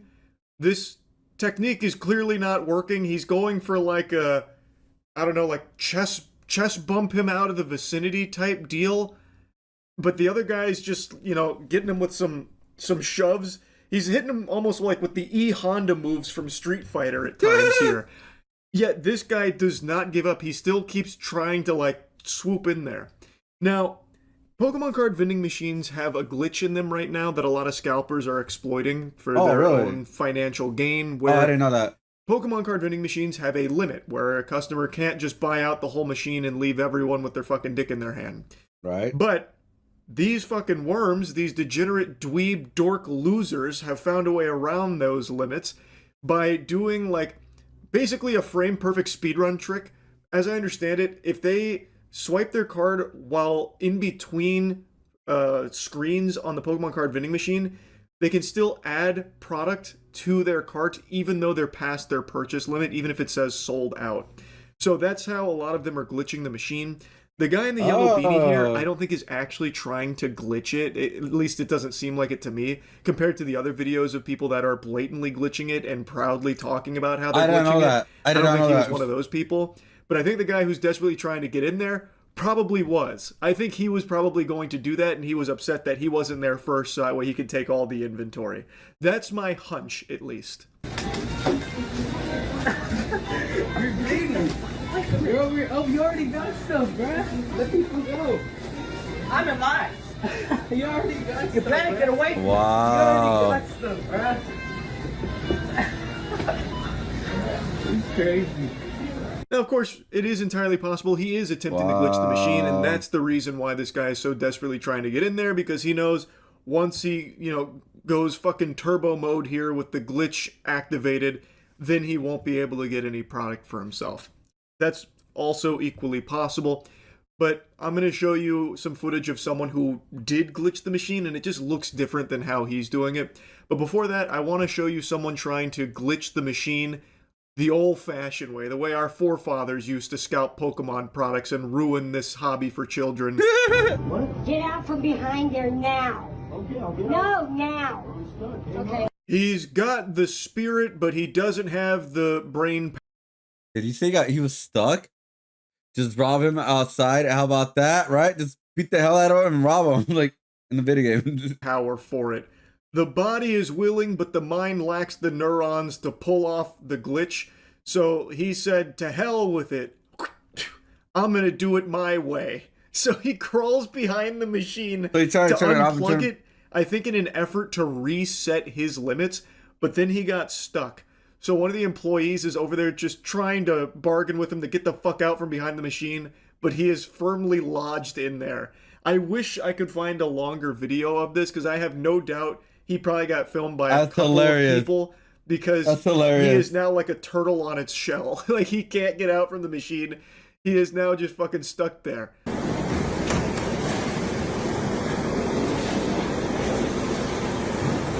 Look at this dude. Glitching out the machine like a loser. The kids can't get it. What the fuck is wrong with you? You know it's actually illegal to tamper with vending machines. I will. I will. So this is someone who does appear to be glitching the machine. You can see he's adding products that's labeled sold out into his cart, which is a result of glitching it. As I understand it, sometimes it'll say sold out to a customer in order to prevent them from adding more product past their limit. But it's not actually sold out per se, like there is still more product there, but it's the Pokemon card vending machine's way of trying to fight back against these fucking parasites. So they just say that it's sold out, but even that's not enough to stop them.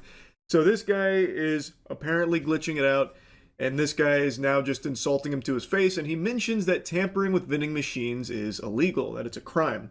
Which I've never heard of. Is it really? I looked I never heard of either. I guess, yeah, it does seem to be true. I don't know if anyone's going to get arrested for this, but that would be fucking amazing. If the Pokemon company worked with law enforcement to have everyone who's been caught glitching their machines fucking thrown in jail. Can you even imagine? Holy shit. That would actually probably cure my insomnia on the spot if I heard about that happening. That'd be incredible. I feel like anyone would be able to sleep peaceful knowing scalpers are out there miserable. That'd be great. But unfortunately, that's not the case right now. This fucking hobby is truly a cesspool. Like, I know I cover a lot of Pokemon scalper shit and a lot of Pokemon armed robberies that seem to be happening a lot now. And I can't help it. It's just out of control, and I gotta yap about it. This shit is fucking disgusting. Oh, you can see One Piece, dude. One Piece gonna be crazy now. Hell yeah. These guys are the guys glitching it, as always. Dude, I know who you guys are. You're the Toolie Boys. I know it. The Toolie Boys? What? They're game members? It goes to Pokemon Center. They already started one on you guys up north. That's fine. I don't give a fuck. I'm enjoying this Red Bull. You enjoy it. It's been a good day.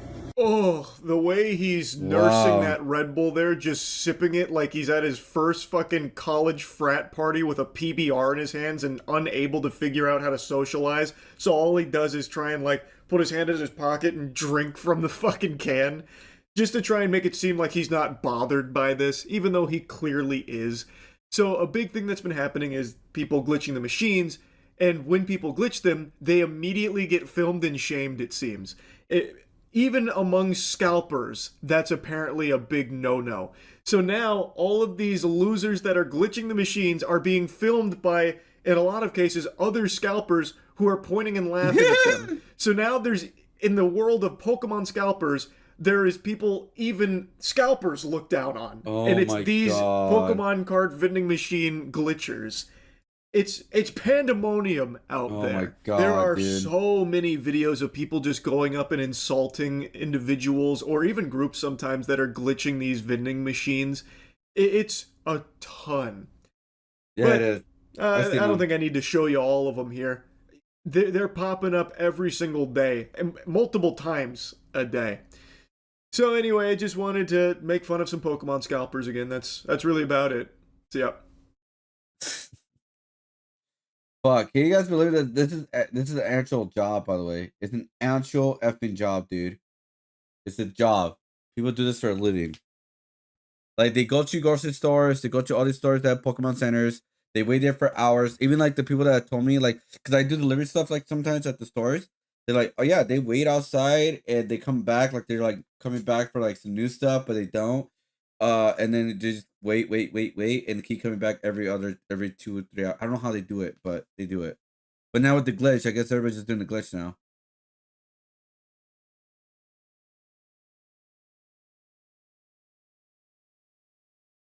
You know what they should do? They should get a security guards.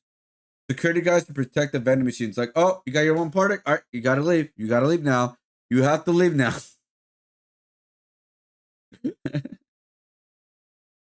Imagine you go to like a Pokemon vending machine, there's a bodyguard right there. You're only gonna buy one, right? You're just gonna buy one, right? That'd be hilarious. Oh my god, man! It's just like, what the fuck, dude? It's just, let's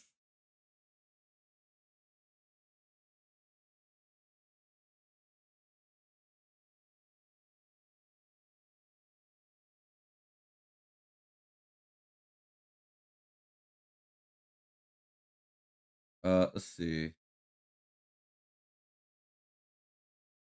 What? Melania Trump paid herself $28 million for starting in her own documentary film. A film that has been a complete failure. To put in perspective, Will Smith got paid $28 million for his role in the film I, Robot. She made a documentary about her life. I'm a film enthusiast, guys. Even documentaries. Look into this. Who was at the Kennedy Center? How is it a failure? It just came out. Oh, okay. After a $35 million marketing campaign, Amazon's new Atlanta Josh documentary had an invitation-only premiere at the Kennedy Center at Thursday night. It was not the first premiere for Melania, which is directed by the one-time Alistair Brett Ratner. Last weekend, Miss Trump hosted a small screening at the White House. Mike Tyson was there. What? What the hell? Okay, it's being released in theaters on Friday. The first lady in 20 days leading up to her husband's production company was paid $40 million for the rights of Melania. I don't know how to say her name, guys. I'm sorry. An AI point figure for a document which have suggested could be an attempt to buy Amazon to curry favor with the Trump administration. We're not talking about politics, guys. I'm just talking about like the documentary. How's it doing? How's the documentary doing? That's all I want to know. Nicki Minaj, what she's doing there? I know she's got political. Let's see. let me see. How's the movie doing? That's all I want to know. Well, it's not out yet. What am I talking about? It's not out yet. I'm very curious, bro. If the box office like super like bomb, dude, that's gonna be hilarious. She just look. Oh, okay. I didn't know. Like I said, I don't pay attention to that stuff. But bro, what the fuck? That's her.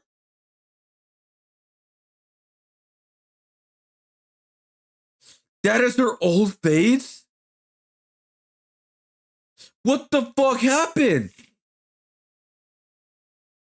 No way. That's not real.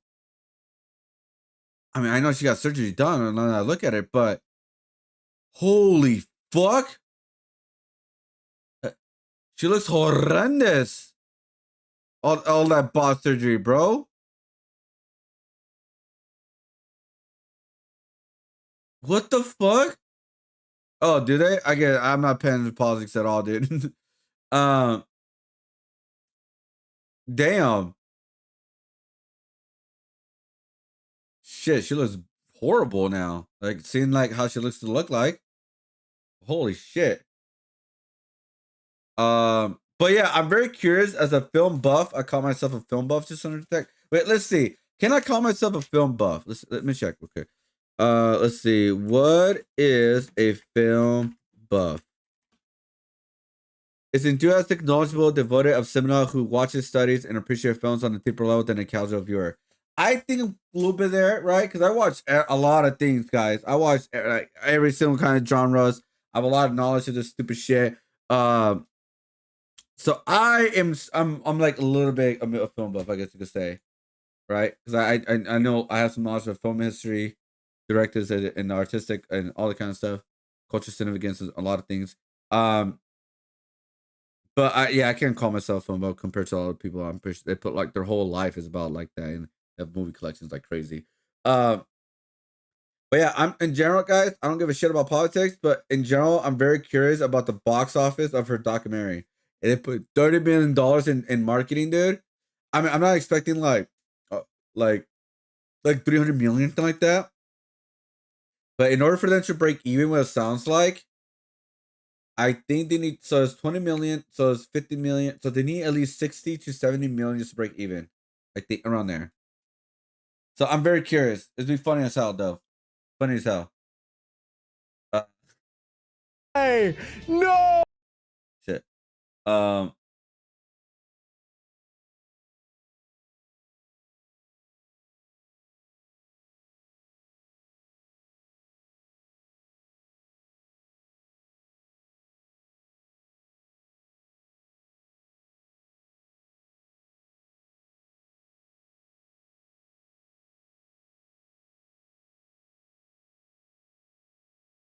Is this a real list? These are all the people that Kanye West said that portrayed him. Kim Kardashian, ISO Speed. Holy shit. Really? ISO Speed? Diddy. Who gives a shit about Diddy? Ty Dolla Sign. Harriet Tubman. What the fuck? Harriet Tubman? All right. Notice what? His daughter? No way, this is real. This is not real, but I'm still gonna read it. Pusha T. I'm guessing Pusha, right? Pusha T. Freddie Gibson, Cuddy, Curious George, what? Donald Trump, Pete Davidson, Patrick Starr, LeBron James, Kim Vaughn, Playboy Cardi, James Murray, and Adolf. What the Wait, hold on. This is a Twitter. Well, let me check. Or here we go.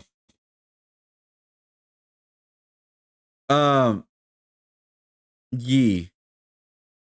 That's fake. That is 100% fake. That's a troll. That is okay. It is a troll, guys. It is because as right now I'm not seeing it. What the fuck? I'm about to say this ain't no way that's real. Ain't no way, dude.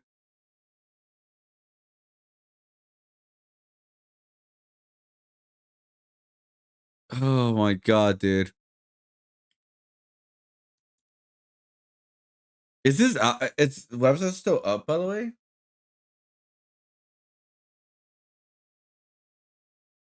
Yeah, his website's still up and running. His shoes are still $20, right? Yeah, his shoes are still $20. all these designer clothes are affordable. That's what he wanted to do. They're boring as fuck. Don't get me wrong, man. Like, this is boring as shit. Like, these clothes are not my type of clothes at all. This is me though. But they're affordable at least. Like, what the fuck are these? Are these heels? The fuck? Sorry. 40 bucks for a jacket. I mean, usually people spend like $80, $90 on these things. I mean, he made his clothes affordable. They're $20, like average. There's some like $100, but like that's like the jackets and stuff.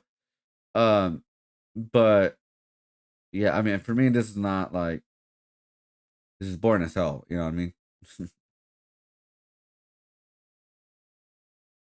Like, this is basic of the basic. You know? But this is affordable. Oh, this is a boot. 100. Damn. Okay, never mind. Damn. Never mind. Yo, what up, you curious? How's it going? I did. Yeah, so I'm gonna ban this account, by the way, because it's fake, by the way. So I'm gonna ban it. I don't like people who do fake fake clips like fake clickbait like that. So I'm gonna block it. Block.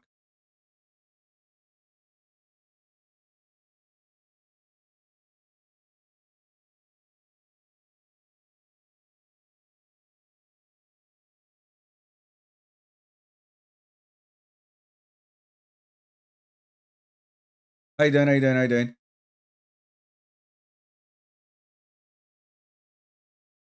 Yeah, right now working on my community drawing right now, or digital version.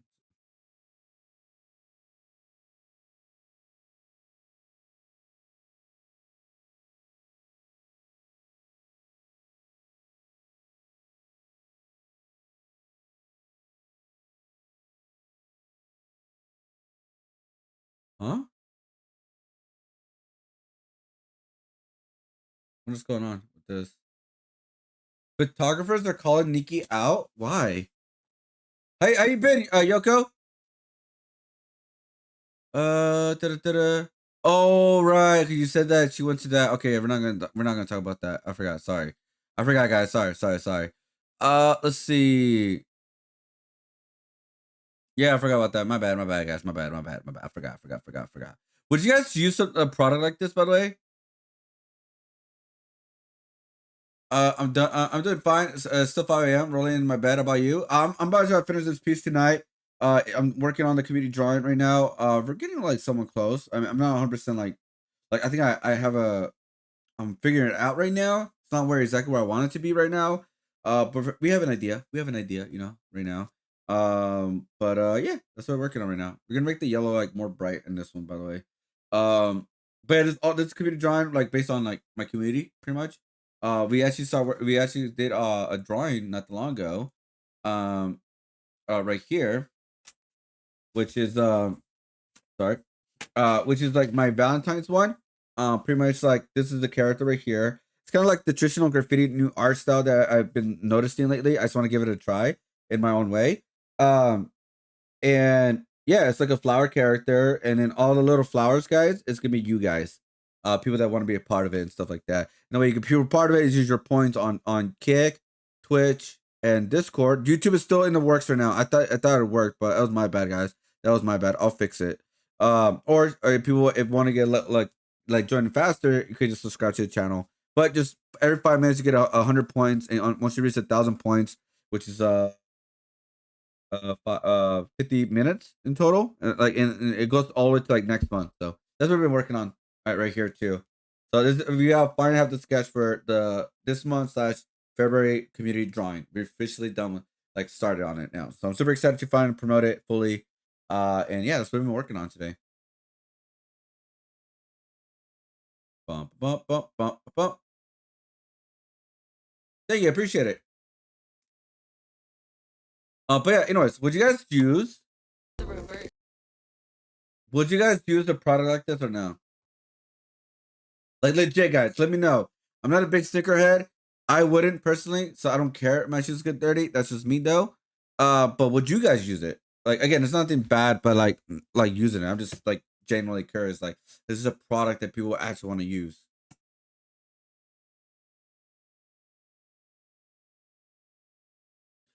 Oh, right. I heard that Kaisenet community got scammed.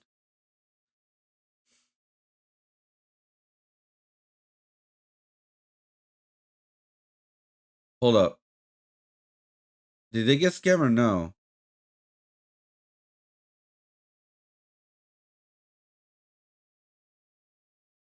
Let me see his. Let me see his designs. Okay, fun. Interesting. Okay. Okay. Oh, this is boring, but I understand that. Like, you want not everyone wants like cartoonish stuff, right? You know. You watch them. Like, would you hand wash them or just throw them in the laundry? With vets. Let's see. So this is like the open the journal.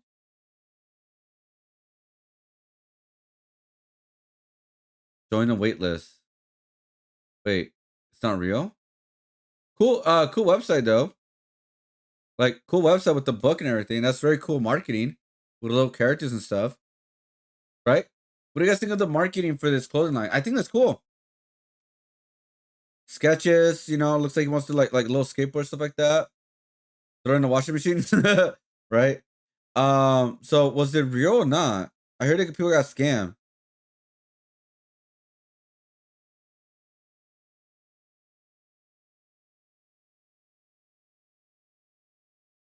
Mind you, this is fake. Yeah. So I heard I heard this is actually fake and not real, guys. Congratulations to Kai clothing brand almost being sold out. Is what I would say if he actually dropped clothes. You guys are getting scammed by a fake website. And they already deleted the website, bro. Y'all let a fake website take y'all money. You know it's not all y'all fault because these blog pages were posting it. It seems like y'all forgot that you would have got an email from the official website if clothes had dropped. Wow. This is some random page that somebody probably from another country created and you guys have been giving your money to. Wow. For $220, $160, $210, bro. Oh, they got scamas, dude. They got scamas. Yo, this is crazy, bro. So a lot of y'all really paid $210, $160 for jackets that you're never gonna get. And even though I want to clown on y'all for actually believing this, no, it's not the their blog fault. page's fault. If the blogs were They actually promoting that, it's reposting their the fault. website Yeah. and all. Now some random dude just made a quick, easy 100K off y'all, probably more. 160 per person? I wonder how many of y'all actually paid that money. Oh my God, I feel so bad for some of y'all, bro. I mean, they could like cancel the transaction or something like that, by the way. If it's like proven fraud, so it could like cancel it. I'm mad I didn't think it was a scam at first. People purchase that ain't gonna see their phone. Yeah, it's based on social media reports, Reddit discussions, community. None of that fake website posted its casting out of event brand scam fans by selling non-existing clothes for $160 to $210. The site vanished after selling out. Official site waitlist is only bro, I literally did quick research and this is the waitlist right here. Actually, I'm gonna sign up. You know why? I'm very curious as someone who wants to bring my own brand. Like not like this type of design, by the way. Just more of like just like what they're gonna do with their stuff. Cause I want to do my own shirt stuff with my own designs, my characters and stuff. So I'm very curious. I know it's gonna be like different, but yeah. So yeah, I'm actually curious. But yeah, just do basic research. Be like, oh, it's still waitlist. Like people are dumb, but if the official blogs were doing that, then it's their fault too. It's 100% their fault because like if their official like blogs that actually posted this, then what the fuck, dude?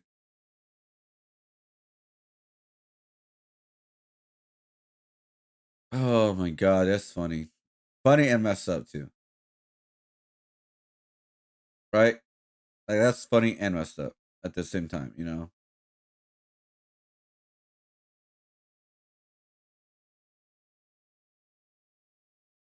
Here. Just kidding.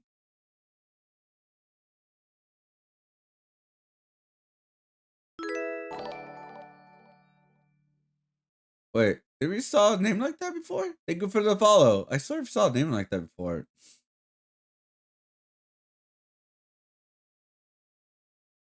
Huh.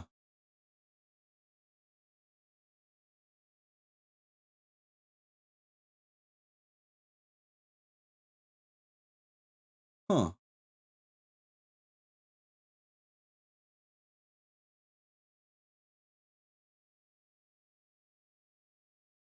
Am I tripping?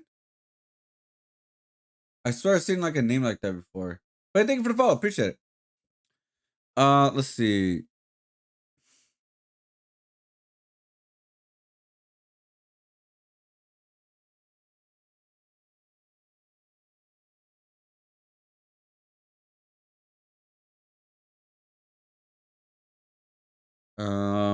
Hmm.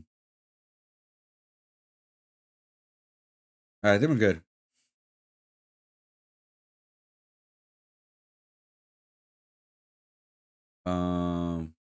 Where's my music? Oh, there it is. All right, let's get back to the work, guys. Let's get back to work.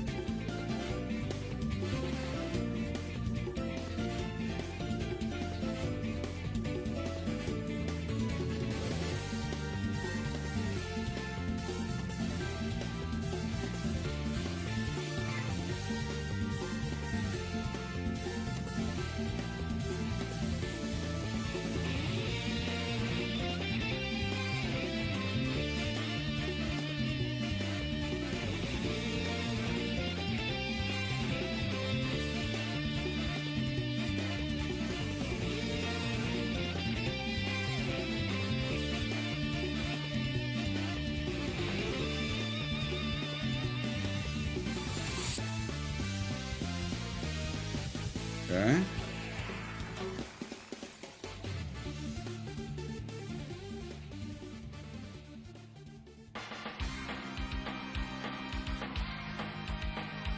I'm trying something new with the shading. Again, I'm not 100% sure with it yet, but yeah.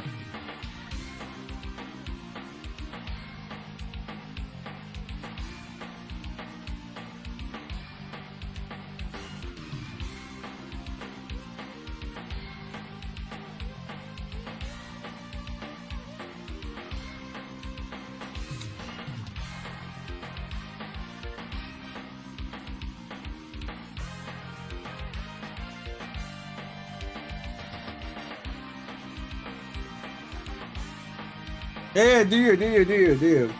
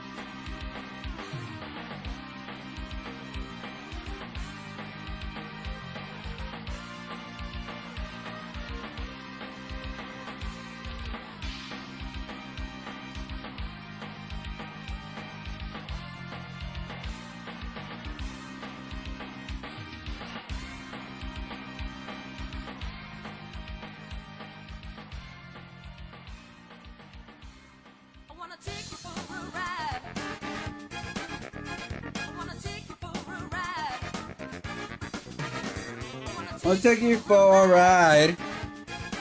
Hey, I'm glad you like the tutorial. How you doing? Welcome. I swear, that's how your name before. Welcome, guys. How's it going? Appreciate it. I'm not. I haven't added the detail yet, by the way, so we're gonna do that in a little bit. But welcome, welcome. I just want to do something fun.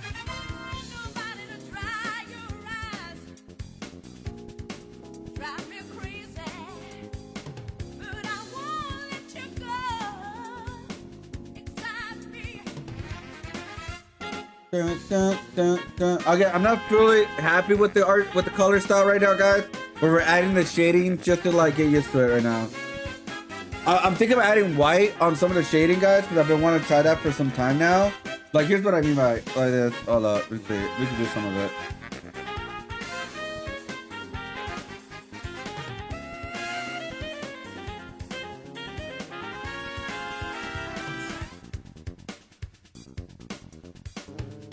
Oh, damn.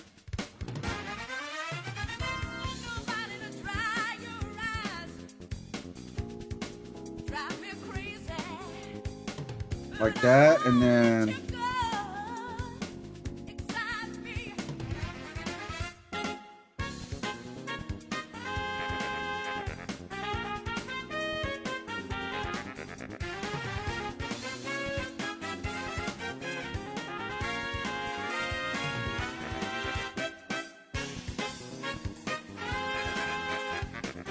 kind of like that. Again, I'm like seeing if it's gonna work or not. But like I said, I'm testing new things out right now. Then I do this here as well. Like boom, boom.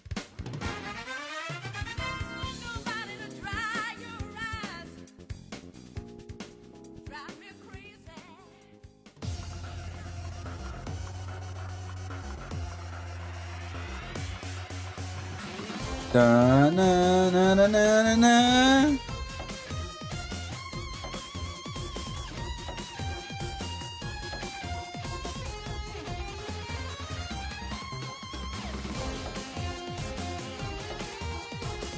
I want to do more like better, like a different yellow.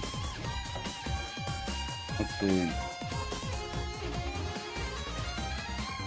I want to do like more brighter.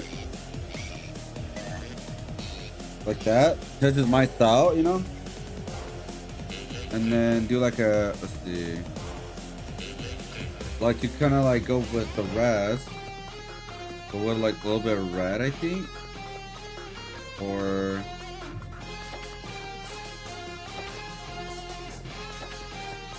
that.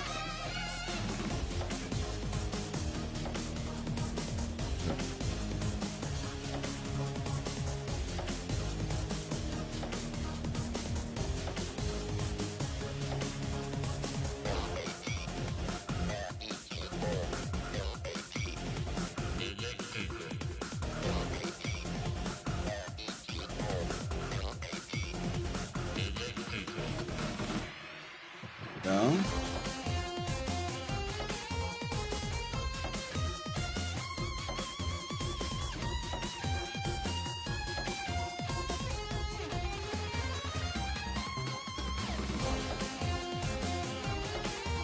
Okay, there's no detail yet, guys. We'll add that in a little bit.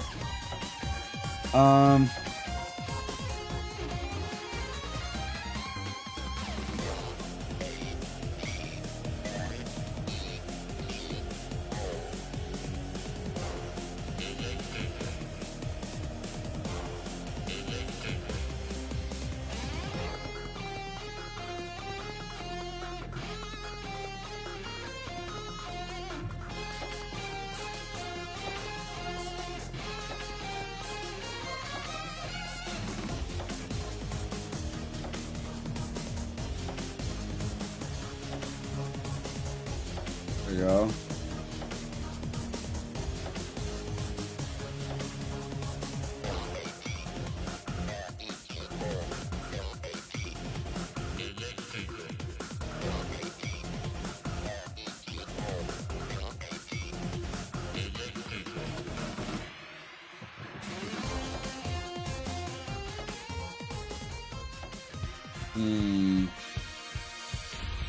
Okay, is that gonna be clean? Do you do comics? I am working on a comic later on this year. I'm like working on like sketches and ideas for my comic. I already know the characters and everything. Uh, and yeah, so the comic will be in the works. Right now I'm just preparing for Artist Alley shows right now. As soon as I'm done with that around April or May, like the prep work for the most part, guys, I will be able to do a fully focus on the comic for the second half of the year, pretty much the half of the year. That's the plan, and yeah, I will be working on my own comic soon. And it'll be more like a manga style too. I'm not gonna worry about the color yet or anything like that. I'm just gonna do like black and gray. That's pretty much it.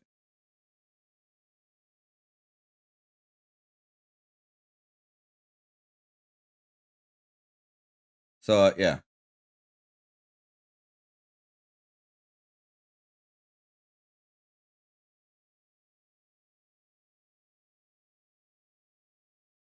Yeah. I'll keep you guys updated. I'll keep you guys updated on like uh on my shorts, on my posts, on everywhere really. Like if you just follow my social medias, you guys will be updated 100%. That's cute. Oh, thank you. Yeah, we just worked on this one not too long ago. This drawing right here. Right here. So what I do is whenever I'm working on is community day. So every month, every 2 months, I'm gonna say 2 months from now on, just to be like a lot easier for right now. Every 2 months, I do a community drawing of you guys, of with a theme. So this community drawing for the first one, it is Valentine's Day theme. And so what I decided to do a flower who's overthinking with a heart in the eyes, but is thinking, has a broken heart and has a hate and love or dislike love. um and these little flowers are you guys, are pretty much you guys represent the little flowers. So the way it works is pretty much you the people that watch the stream could claim points on stream called X Point CD. When you have 1,000, you get 100 points every 5 minutes. Which I'll have a command doing that by itself soon, so I don't have to keep explaining because like I feel like people are getting annoyed by that. So I apologize, guys. But yeah, and so like people who claim to be are a part of this one, you guys could like pick like kind of like a flower that you want of like of an emotion, mad, sad, angry, yelling, shy, etc. Like I did a little one right there. And so that's gonna be like the community drawing for this one, guys. It's gonna be a full drawing. We did a couple of them actually.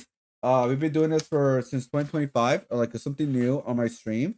So we always started with drawings right now, and so we did this one for Christmas. Right here, we did this one for Christmas. My like, there you go. So this one right here was for Christmas. Let me get my foot out of the way so you guys. Right here, so there's like a big snowman character, little polar bears, penguins, stuff like that. We did a bunch of them. Like we have a bunch of them to do, guys, which I'm super excited to do. Um, and let's see. Then we did this one for Halloween, right here, like the serial killer with the massive like there. And then one of my favorite ones is the RPG one that we did, which is right here. The frogs are you guys, and then like this is like an RPG of some of my original characters and stuff. And yeah, it's like an RPG game pretty much. It's like really fun, really cool. Just yeah, it's just fun. And then like yeah, and then a new thing that we started doing on my stream is like I officially like every month I'm gonna try to finish at least one community drawing we did in the past and make them into full digital art pieces. I don't know what I'm gonna do with them yet fully, like how I'm gonna give away for people who are a part of it for free. And I'll figure that out in the future. But as right now, we'll just do that and probably release it as a wallpaper or something like that. But yeah, that's what we're just doing right now. We're just doing like just fun designs, just having fun with the characters and whatever we create and all that.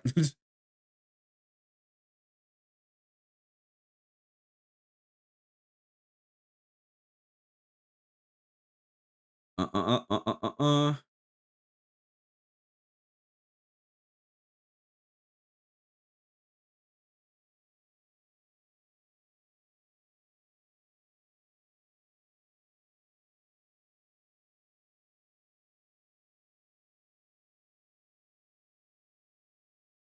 Let's see.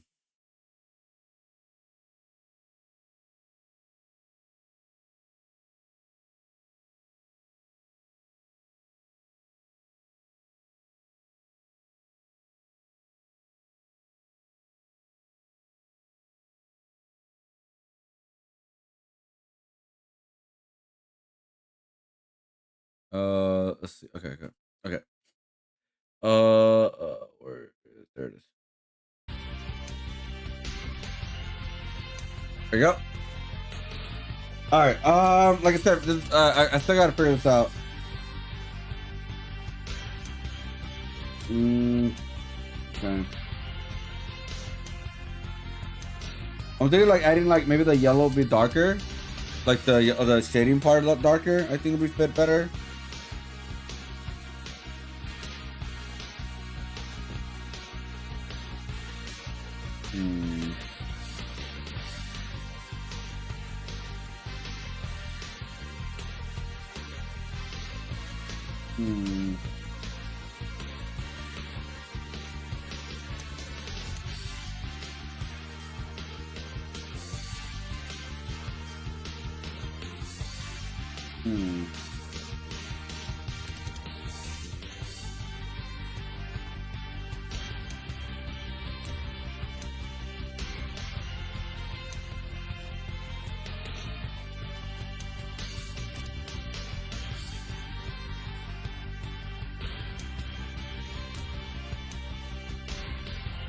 Huh.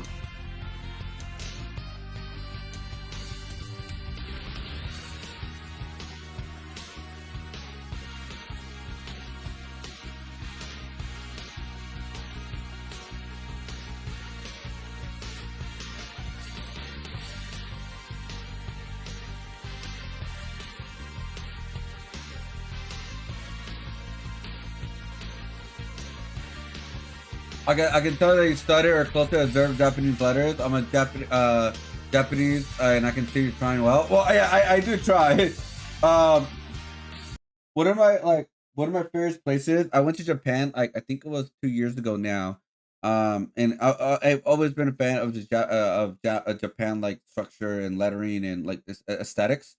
It's always been a big inspiration with my art. Like everything that I like. I like to combine a lot of stuff with my art, like with graffiti, also cartoons, and also Japan aesthetics, especially when it comes to buildings. Um, I messed up obviously sometimes. I kind of slowed down using a lot of Japanese letters because I'm always like self-conscious. I'm like, oh my god, what if I get it wrong? You know, because writing it could be very difficult. Because earlier today, I was trying to write hate or dislike in Japanese, and when I did the translation on Google, just like see if I was doing it right, at least like that's something better than nothing. And I know Google Translate is not perfect, I know that, but it's like I was just wanted to see, and it wrote come. I was like, oh no. I was like, god damn it. Let's see.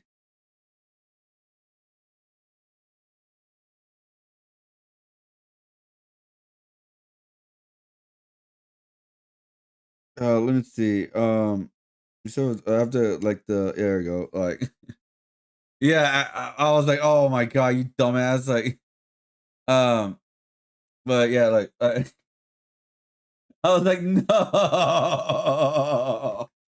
So I had to try it again, and obviously, like the second time it wrote, it says this like I said, Google Translate is like my latest kind of like thing to like do it right. Again, I know it's not perfect, but it's like the best thing I could get right now, you know. But I was like, oh no, oh no, oh like oh no. It said come. I was like, oh my god. Like, let me see. Hold on. Let me see what it says now. It probably does still. I fixed it, but yeah. Let me see. Yeah, old school cartoons sometimes weird Japanese letters. Yeah, I mean like let's see. Let's see what it says now. Let me see. Let's see how it looks. Uh there we go. Let's see how it looks. Let's see. Let's try it. Let's try it again. Uh, let's see. Japanese to English.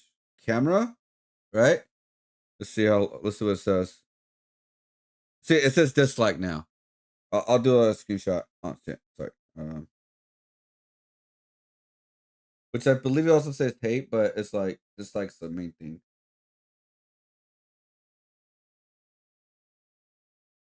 Yeah, so let me show you guys. So according to Google Lens, like I said, it could be wrong. It says dislike now. So, but the first time I wrote it, it wrote come. Like, come on, bro. Like, come on, dude. I was like, oh shit, I gotta rewrite it, man. Like, oh my god, like I gotta rewrite it. Like, this is really bad.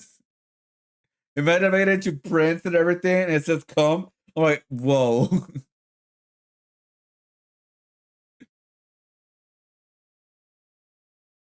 Yeah, I guess like it didn't register all of it because to be fair, it was very light and it was like with the green letters. I used red lettering this time, so I could actually read it better. Cause I used green, right? And I guess I couldn't register the green that well, so it was like combining certain things. Like I don't know what it was doing. So I was like, oh, you know what? I'm just gonna use red, and it registered the letters a lot better. Cause actually, like the camera can actually see it instead of blending with the background too much. So I think that's what it was overall. I think it was like the lettering was like blue, green. It was like a very light green, so I couldn't register all of it. I think that's like my prediction. So, yeah. There we go. Yeah, like for example, this right here, I used to do the lettering wrong. I believe this right here. You see this? So I used to do this right here. The other way, like the vertical way, I believe it's called, like vertical, but it's supposed to be horizontal. But that's what I've learned. I was like, oh yeah, that makes more sense because when I did it, I was like, oh, that's because it says cap bar, right? But the way that I put this, I put it the other way. I used to do it this way, like this kind of way. Not with like this in the middle, but like I used to do it that way. I'm like, no. It's supposed to be the other way. It's supposed to be turned the other way in order to like say cat bar. So I was like, oh yeah, that makes perfect sense. Like, so I used to do it that way. That was like a very bad habit I had back in the day.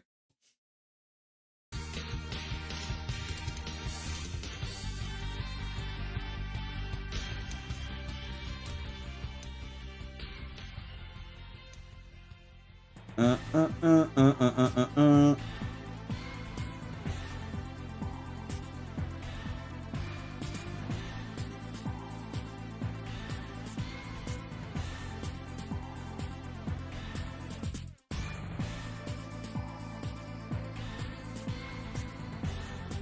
you go. But yeah, it is the progress, especially when you're learning and you start to go with it. Because again, a lot like that's how a lot of people get mixed up with the tattoos. By the way, guys. Yeah, that's how people get mixed up with tattoos. Even to this day, they still get mixed up with tattoos, guys.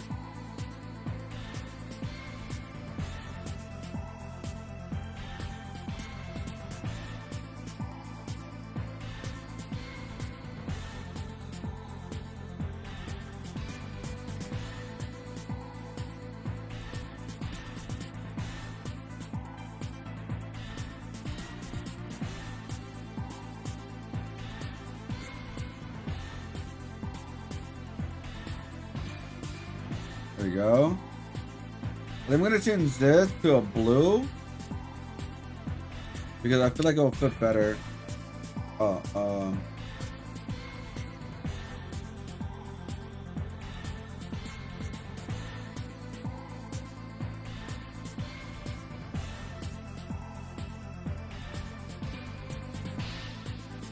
okay.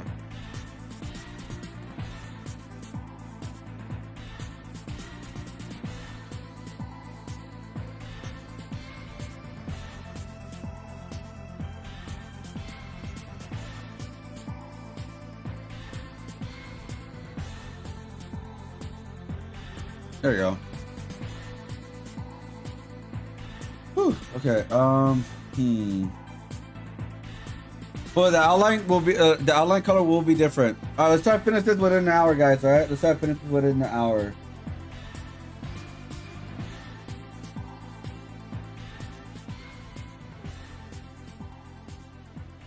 Can we do it? Can we do it? I think we could. Let's see.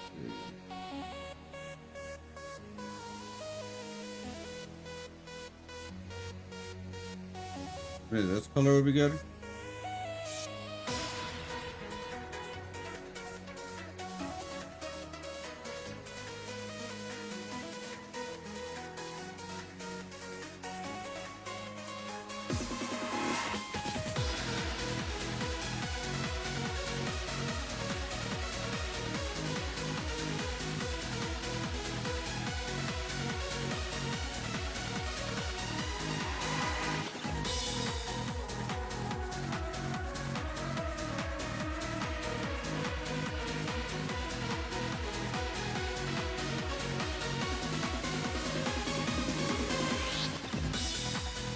Okay.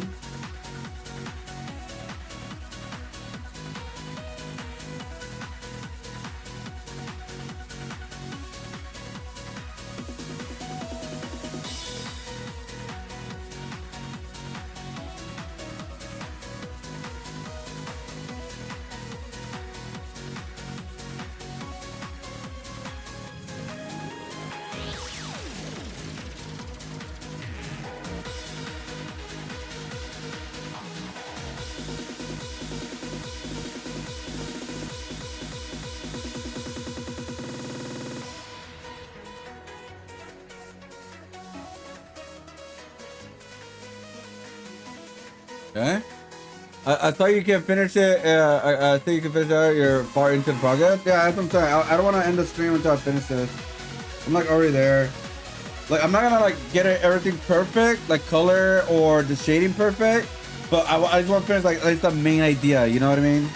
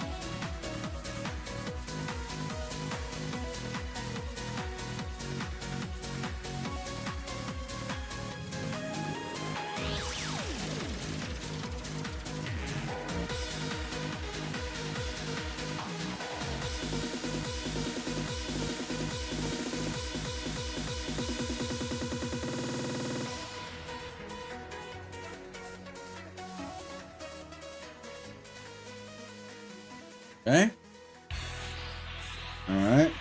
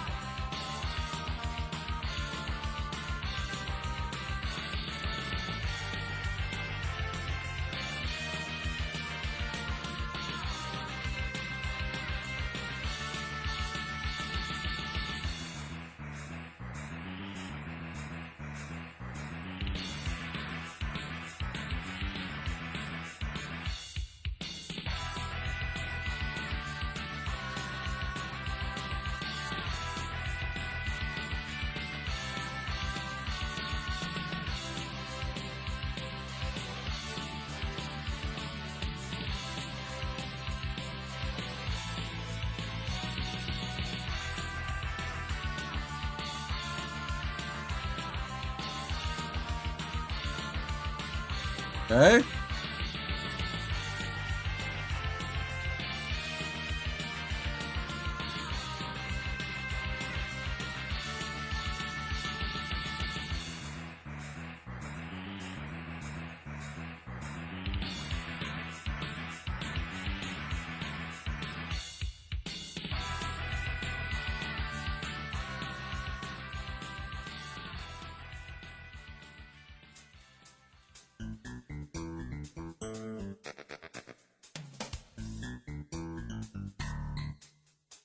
Okay.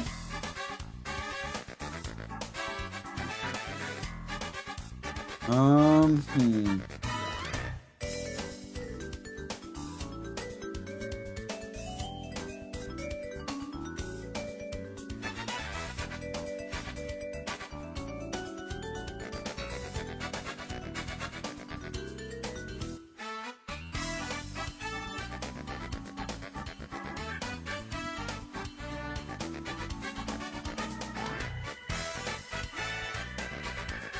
Okay.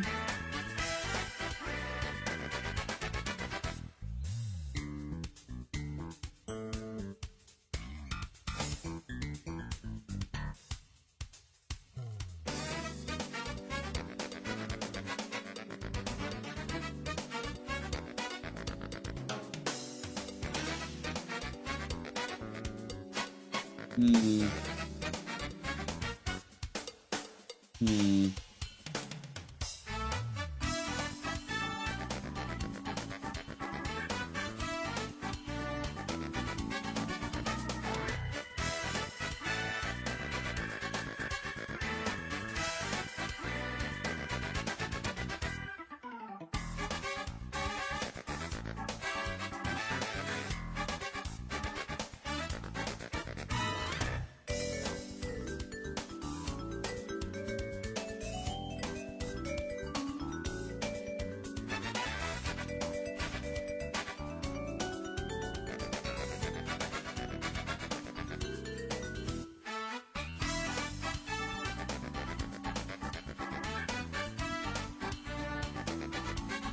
Okay.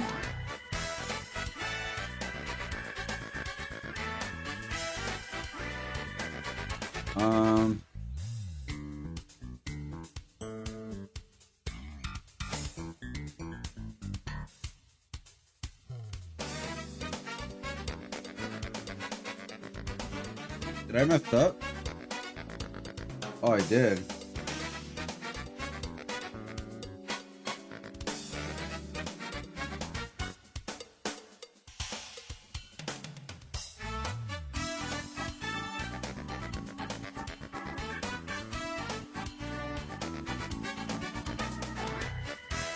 There you go.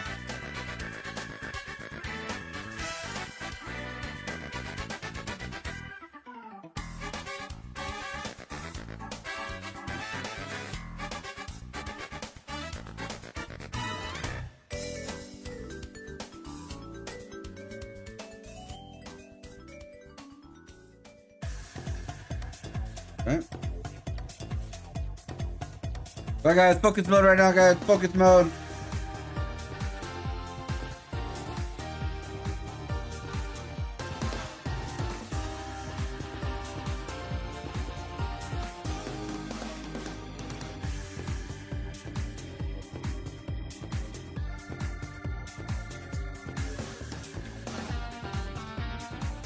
Let's see.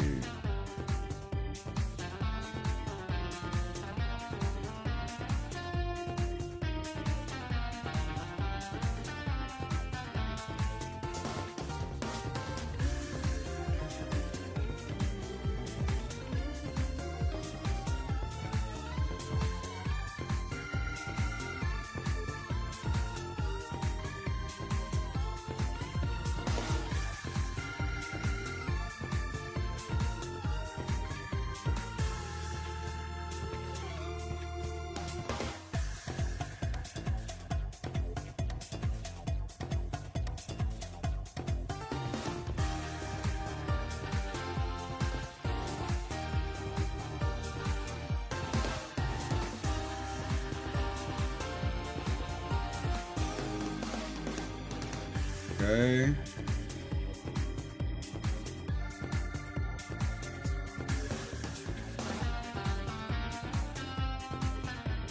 Oh my guys, if you guys are new, if you guys can check out my YouTube channel.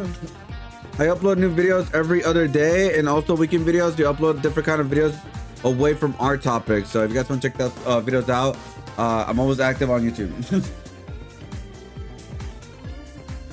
I want to grow every platform I have right now, but my main goal right now is to grow the YouTube channel, guys. If you guys want to give that a shot, it'd be awesome.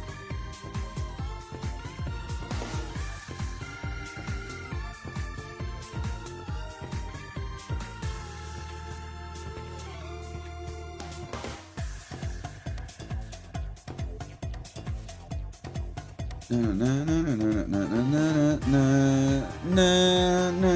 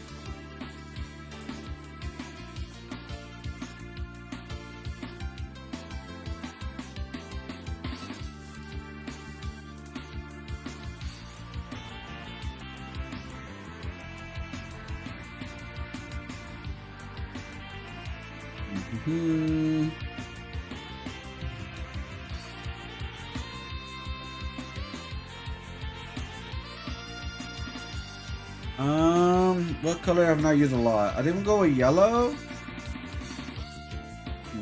Like I said, I'm not fully happy with the color yet, but I think we'll go with yellow for the cat. Let's do it.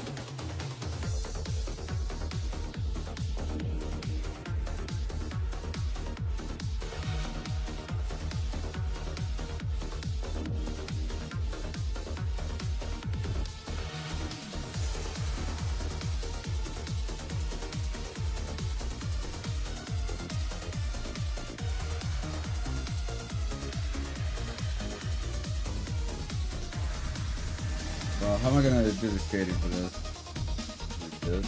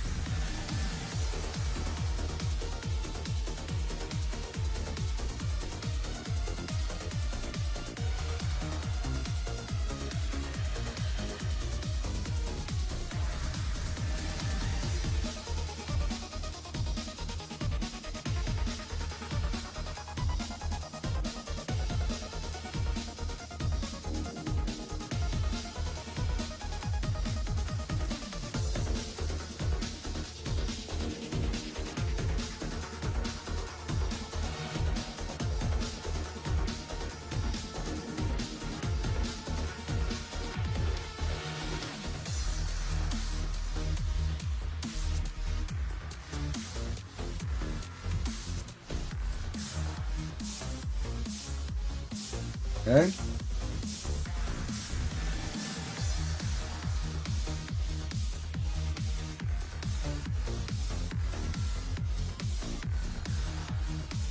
I gotta fix this, by the way. It looks off the box. I just did it quick, but I'll fix it.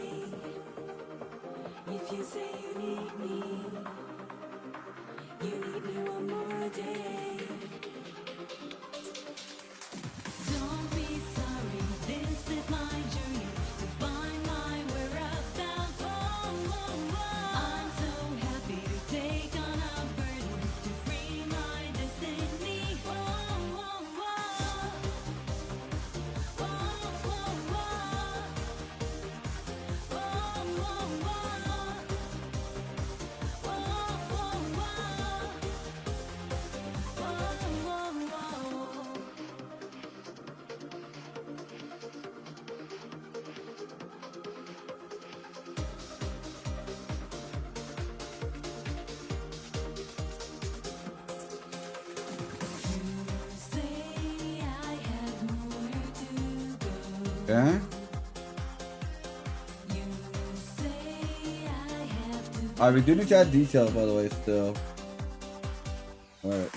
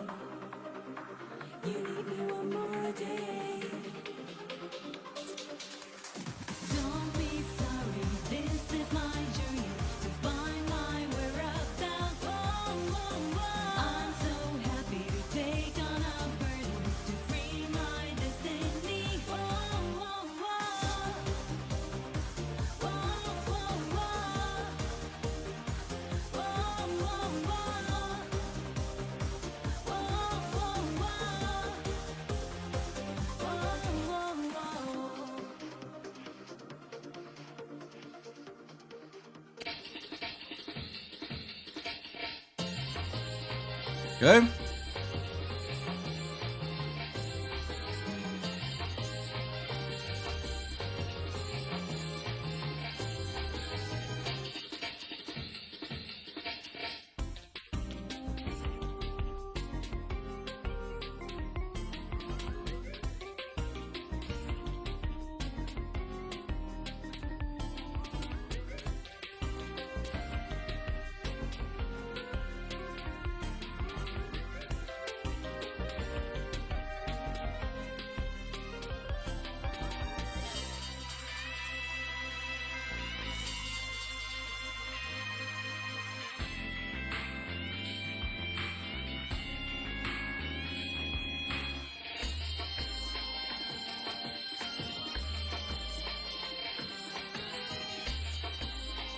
Yeah, perfect set.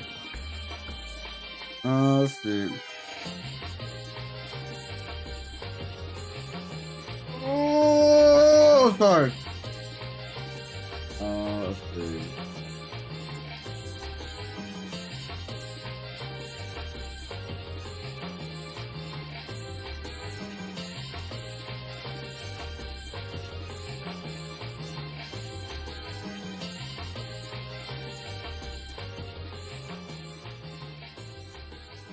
All right, guys. So what we're gonna do now, we're gonna fix the outline. Like I said, I'm not fully 100% with this color.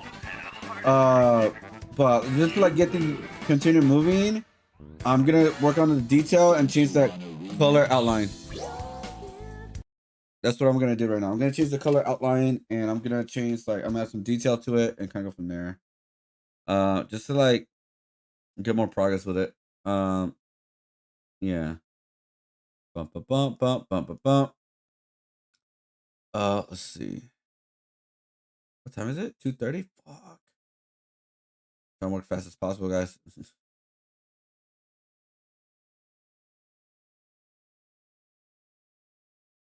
Spotify has launched a 13 trillion joint lawsuit against Anna's archive. Are involved in suing the self-described largest truly open library in human history. That was Anna's archive.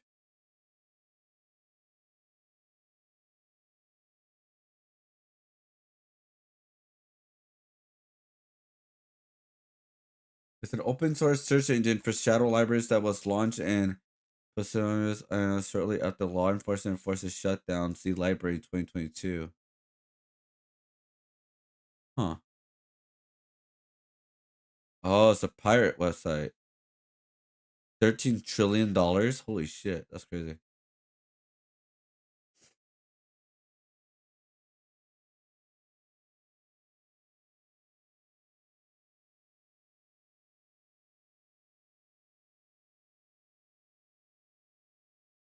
Huh.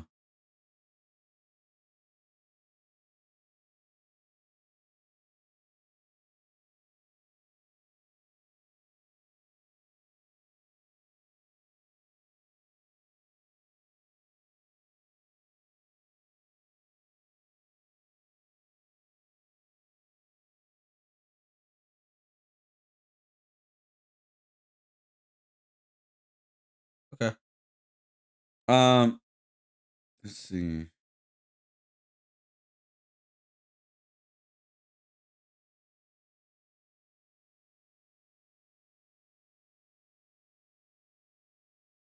Let me see real quick.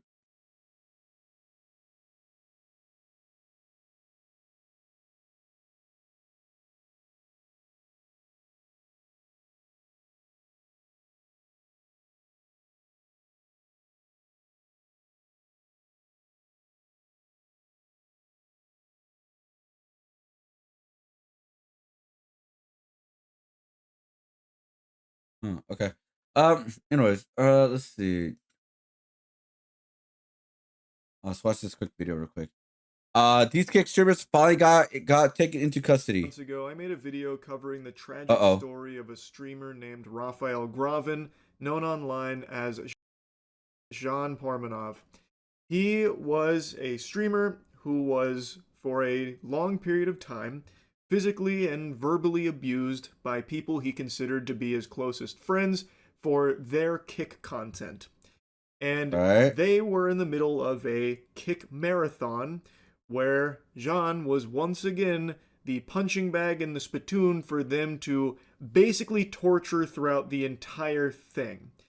And after enduring so much exploitation and abuse, he eventually passed away on stream during this marathon. That's crazy. It is a disturbing, horrible thing to watch. I remember that. And it is an extremely sad story. Obviously, people were very upset, rightfully outraged about the whole thing, so there were calls for action to try and get some justice here, get these kick streamers held accountable for their potential role in his passing.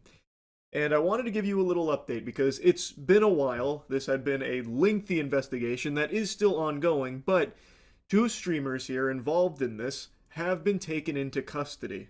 Owen Sananzin. Oh, I sound like a fucking idiot. Wow, I can't read that last name at all. I sound like I'm malfunctioning, like someone's got me on the DJ's turntable and he keeps remixing it. Owen and Safine Hamadi. They were taken into custody yesterday as part of a months-long probe into an on-camera death broadcast via the Kick platform. Now, many of you might remember the initial response from those involved. Yeah, in this like, we marathon didn't do was to anything. basically Yeah, deny all responsibility. I remember this. Like they just denied it, and they're like, "Oh, it's not our fault. It just happened." I kind of like, bro, this was like one of the craziest things that happened in recent time with streaming. It's like, really, dude, really? Saying things like, his health was just bad. He liked to smoke and stuff, really bad stuff. Sucks to see him gone. He was like my best bud, my best pal. I love that guy, man. I'm real torn up over it. I can't believe it. But I had nothing to do with it. You guys are fucking stupid for thinking I had something to do with it. In fact, you're the monster for even thinking that me on camera beating him and, strangling him and all this had anything to do with his passing or anything at all. Ridiculous. That's been their whole strategy, is to just deny it and pretend like they're best friends and they're still so torn up that he's gone.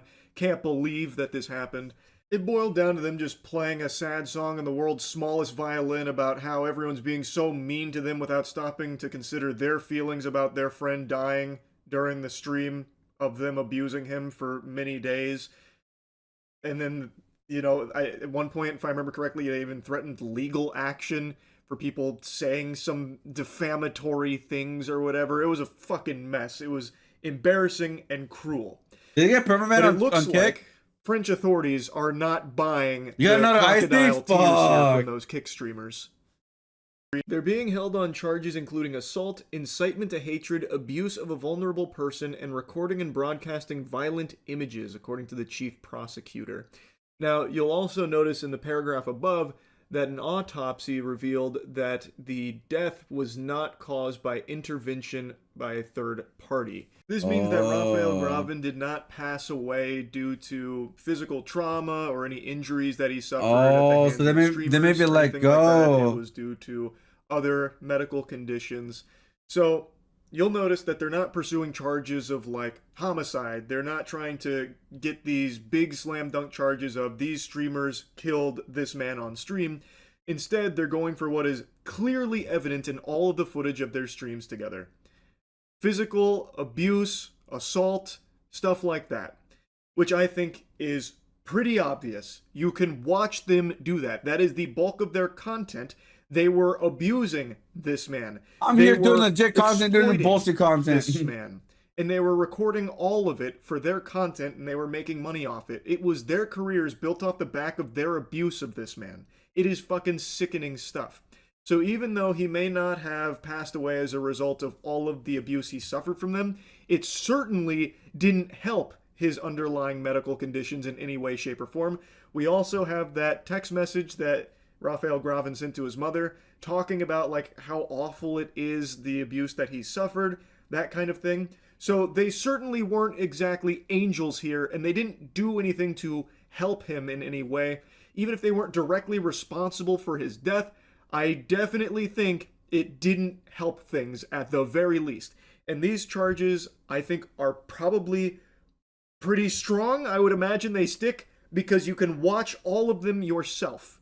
Like, it's all just right there at your fingertips. I'm not watching that, It but would yeah. be shocking if they don't end up behind bars. If this doesn't lead to them going to the slammer, I really would be stunned. This had been many months investigating. There is hours and hours and hours worth of content showcasing their abuse of this individual.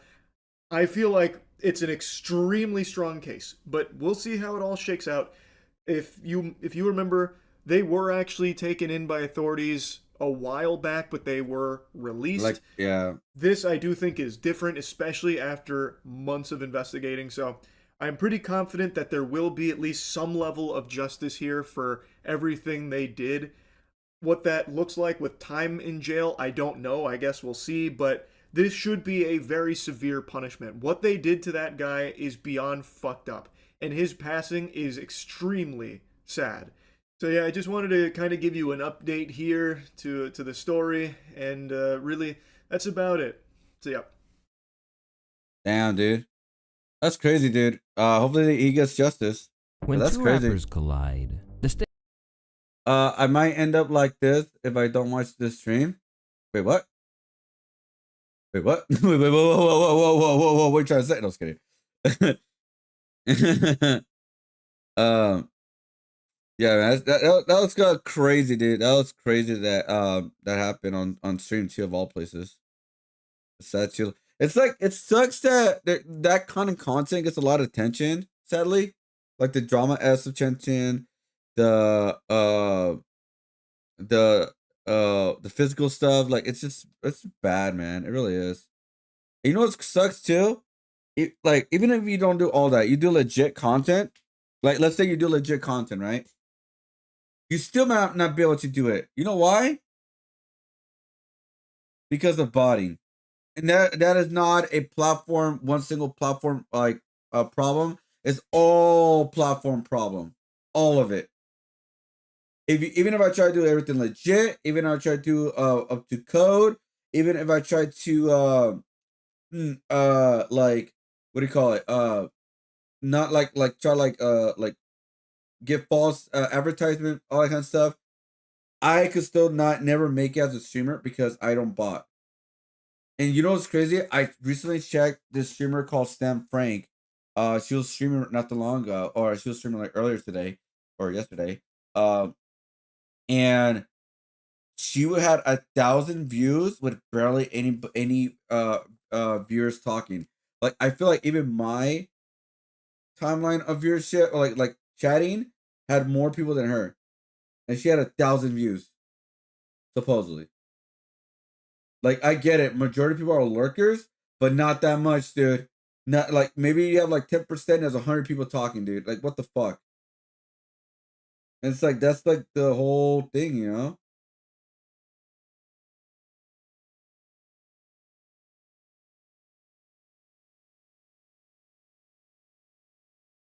It sucks. It really does suck in general. That's why, personally right now, guys, I'm not really trying to grow right now on streaming. It is not my main goal, because my main goal right now is to grow on YouTube. Because it's like the only platform I feel that I have a chance. Makes me think of the Russian streamer was awful too. The Russian streamer? Which one?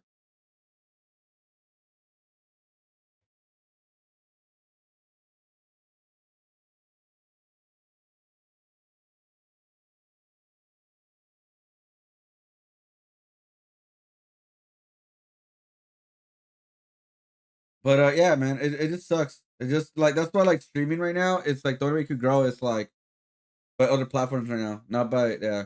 I'm practicing English and drawing. Nice. I give up on other things. I convince myself that becoming fluent requires more streaming. Yeah, I know that's not true. Yeah, yeah, yeah. I mean, it depends. It really does depend, honestly.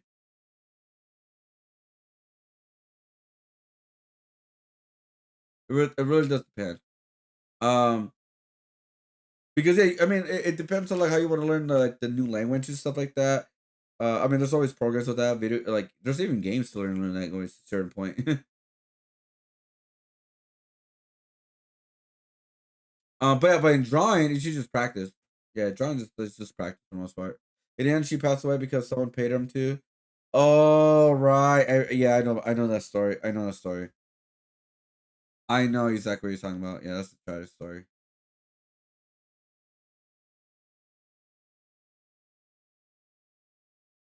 The Twitch streamer Aspen carried her ban after her on-stream incident where she appears to strike the puppy for escaping the cage.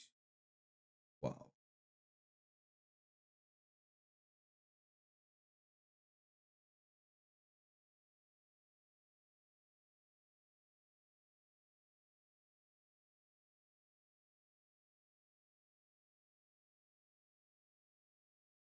Oh my god.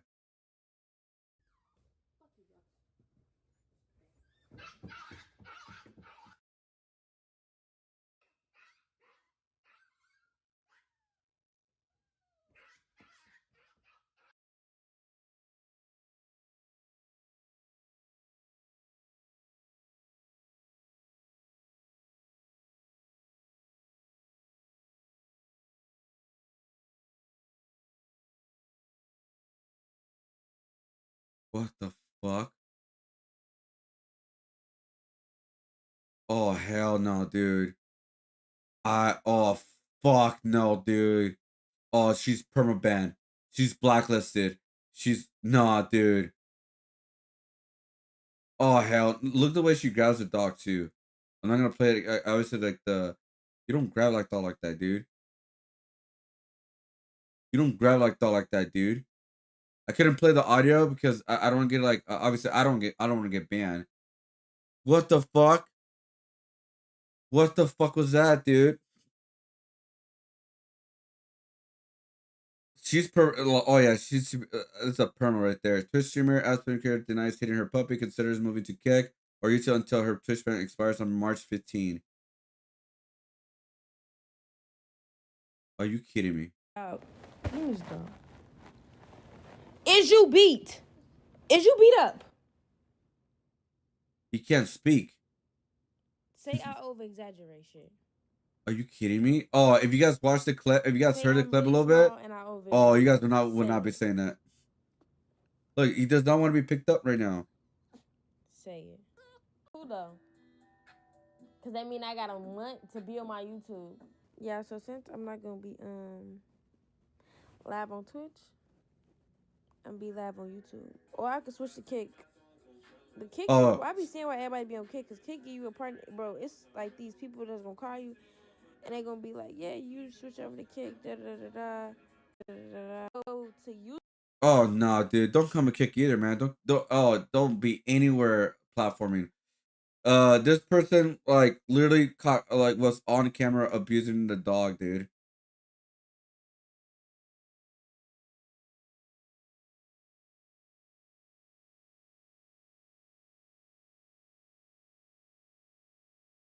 Hopefully they ban hopefully they ban her like permaban, dude. Oh yeah, she's like her whatever streaming whatever she wanted to do. Yeah, it's done. Oh, that's done, dude.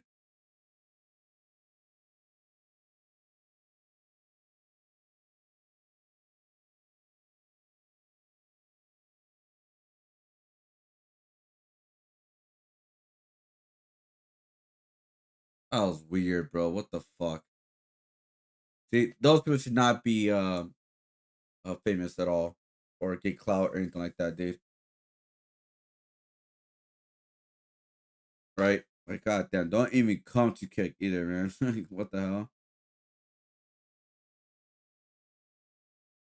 Oh, look. Speaking of her, she said, Aiden Ross claims that absent creator is not allowed on Kit. Instead, he will ban her the second she makes an account. It gets taken down instantly, bro. This bitch does not deserve a platform. She shouldn't deserve to stream on anything. Damn. And guys, Twitch enables that. Like, I mean, Twitch, that's a perma ban, dude. That's not a must ban. That's a perma, dude. That is a perma.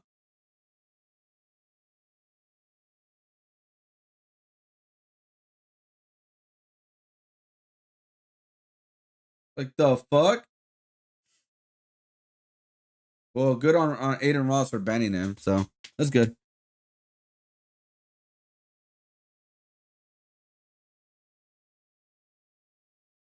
God damn, that's crazy. Like, what the fuck is going on? Like, why can't we just get like decent people, you know? Yeah, I'm not a perfect human being, and I wouldn't claim to be a perfect me, but holy shit, dude. Nowhere near that. Well, no. They've been changing their ways. They have been changing their ways. You know, they've been getting cleaner. Like even Aiden Ross said, like they will permanent ban that person. They have permanent ban the person when they try to switch from Twitch to Kick. You know, so they have been doing that to some people. Like for example, like Lakari, he got permanent ban automatically on Kick. Like they don't longer do like a month here, a month there, like or a couple days or something like that. My personal opinion, um, that there are like Twitch you do a lot of like a lot of permabans, dude. Like no second chances on certain things, dude.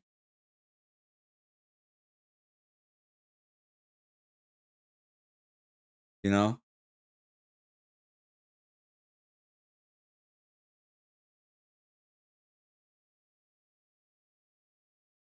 Like, God damn it, dude.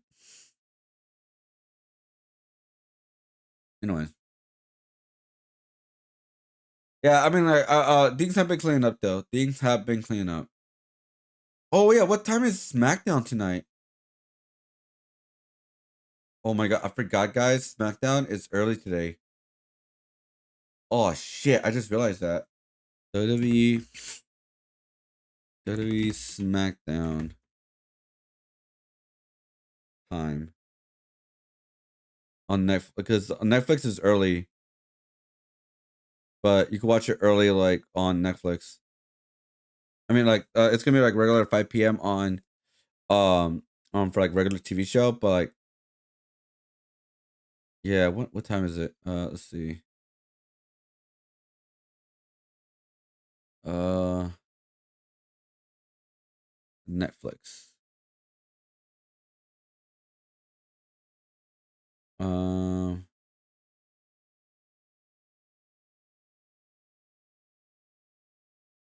let's see. It starts at 12 Eastern. So 9 a.m. Oh, 9 a.m. Are you kidding? Oh god. Guys, I gotta go to sleep by 4 o'clock in the morning. Why? Because I gotta wake up around even 12 when the show's pretty much over and start uploading the reactions, just upload them. Fuck. Alright. That's crazy. 9 a.m. guys. I got an hour. And I still gotta upload my video too. Oh shit. Alright, let's get to work. Let's get to work. Let's get to work. Let's get to work.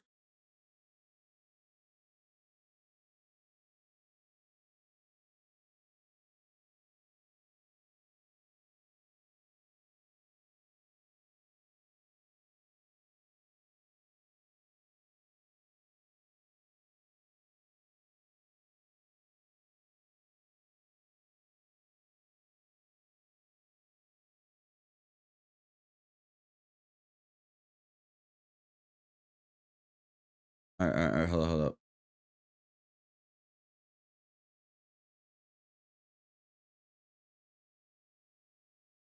Let's see. One sec, guys. We're gonna focus on a lot of stuff right now, guys. So what we're gonna do, we're gonna watch this. I'm gonna put this video. It's a 30-minute video. By the time this video is done, guys, I gotta finish this piece. All right, let's do it. Here we go. Disney's most preventable tragedy. Sorry. This is the Big Thunder Mountain Railroad. A mine train roller coaster rattling down the tracks at 45 kilometers per hour. One guest will not make it through this next ride alive.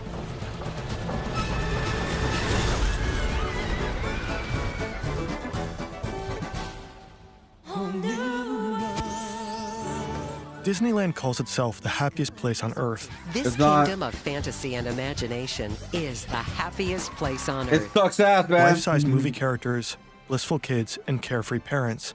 Safety on the rides is supposed to be the park's top priority. But something has changed over the past few years. During the Big Thunder Mountain Railroad crash, riders suffer broken ribs, facial cuts, and painful chest injuries. One person dies. And this is not the only fatal accident in the park. How did this happen? How did the happiest place on Earth turn into a nightmare at the turn of the millennium? We talked to journalists, engineers, and writers to piece the story together. It seemed like every couple of weeks there was some new headline of some horrible thing that happened at Disneyland. He warned them in writing several times, and they ignored him. They ignored him because it didn't fit into their proposal. As it turns out, these accidents were no unfortunate coincidence. They appear to have been the result of calculated corporate cost-cutting and disastrous negligence by the staff. And at the center of it all sits one of the world's most powerful consulting firms, McKinsey. Damn. Fucking Disney and their lawyers. My first time I visited Disneyland was in the summer of 1969. I was 6 years old. I just remember the feeling of being someplace unlike any place I'd visited ever before in my life. It was truly a magical feeling. For many, a trip to Disneyland, California is a lifelong dream, something they travel from all over the world to experience. That's Walt true. Disney, the legendary founder of the entertainment empire, once said, "I don't want the public to see the world they live in while they're in Disneyland. I want them to feel they're in another world." Disneyland is just able to tap into something that no place else has, a combination of joy, nostalgia, innocence, color, light, music, all with a story personalized for each person playing in the background that sews it all together through familiar images and characters. This is David Koenig. He's written several books about Disneyland, and over the years, he has interviewed around 1,000 Disney employees. Disneyland California opened in 1955, and for decades it was considered one of the safest theme parks in the world. In 1991, an expert magazine even recognized the park's facilities division as the world's best maintenance organization. But at some point, others start calling the shots. This is Paul Pressler. He's been Disneyland California's top executive for 3 years now. On paper, the numbers don't look bad. The park's division is turning a healthy profit. But Pressler is determined to squeeze out more, because Disney stocks aren't doing so well. Oh my God. He wanted to impress the board. And the way you do that is by cutting expenses. It's the quickest way. And the way to do that was by cutting maintenance. Of course. That's Walt Bogdanich, a New York Times journalist. We interviewed him and his colleague, Mike Forsyth, for this video. They co-authored this book, a key source for our research. You'll find the link in the description. Pressler is a former toy industry executive and known as a hard-nosed cost cutter. And for that, he brought in help from McKinsey. McKinsey is one of the most prestigious consulting firms in the world. The company hires only the best of the best. Clients pay up to $1,200 per hour for their expertise.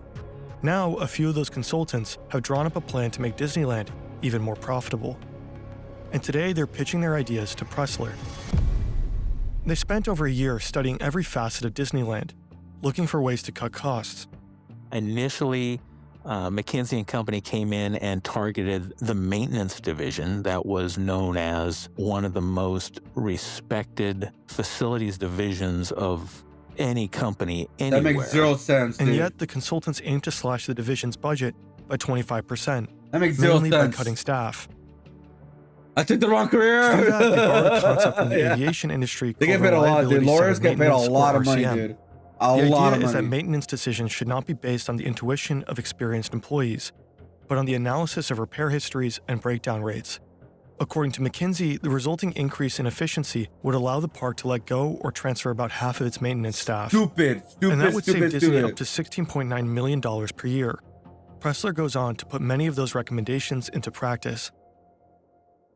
In the past, maintenance workers were each assigned to one specific ride, which they ended up knowing inside out. Now they're floated between several attractions to maximize efficiency. Wow. Also, most maintenance workers are transferred to the night shift. Only a small emergency response team remains to handle mechanical breakdowns during the day. That way, the mechanics can work undisturbed after the park closes its gates. Moving more folks to third shift probably made some sense, but not moving almost everyone, because there are many things that can't be done in the middle of the night when it's dark and cold and wet. You're not going to effectively painting a building in the middle of the night. Many employees complain. It's a harsh change for people who've worked days almost their entire lives. Many of them were devastated by these changes to suddenly have your working conditions worsen by tenfold. You know, if you're working suddenly graveyard shift and never able to see your family, being exhausted on your job, being rushed through what you had to do. McKinsey responds by granting all overnight workers a free annual subscription to the Working Nights newsletter. What? It features leading experts sharing shift work wisdom on nutrition, sleep, and a healthy family-work balance. What? To no avail, according to David Koenig, more and more employees are soon being treated for high blood pressure and other stress-related symptoms. Night work significantly increases the risk of chronic health issues and is simply not very healthy. Well, no shit. So management brings in psychological counselors. They advise insightful suggestions, such as to use caffeine to stay alert, and have their loved ones videotape daytime family activities so the workers can stay connected to them. What the fuck? Robert Klostrike is part of Disneyland's maintenance crew. One day, he's interviewed by a McKinsey consultant to review his routine on the Big Thunder Mountain Railroad. The consultant asks him, "Why do you inspect the lap bars every single day?" Those are the restraints that hold passengers in their seats. And according to McKinsey's data, they have never failed. And the maintenance worker said, well, the reason there's no accidents is because we check the lap bars every day. And it was almost as if, you know, we're not going to do if we... Let's see. Like the happiest place on earth? Yeah, I mean, like there are cheap asses in certain companies, bro. We're an airline, we're not going to do bro. pre-flight Cheap, checks cheap. because we haven't had accidents in a while. In 1997, Klostrike sends an internal memo to warn his supervisors. The ongoing staff shortage and labor distribution could no longer guarantee effective daily preventative management. He warned them in writing several times, and they ignored him. They ignored him because it didn't fit into their proposal, which was, look, cost cutting, if we do it in a rational way, is a good thing. There are better ways to make an organization more efficient. Odoo is an all-in-one business management software that replaces countless preferred methods. First Odoo. Back in 1997, Klostrike is concerned that the new system can no longer guarantee proper maintenance. And unfortunately, time will prove him right. But who exactly are these consultants, and how do they work?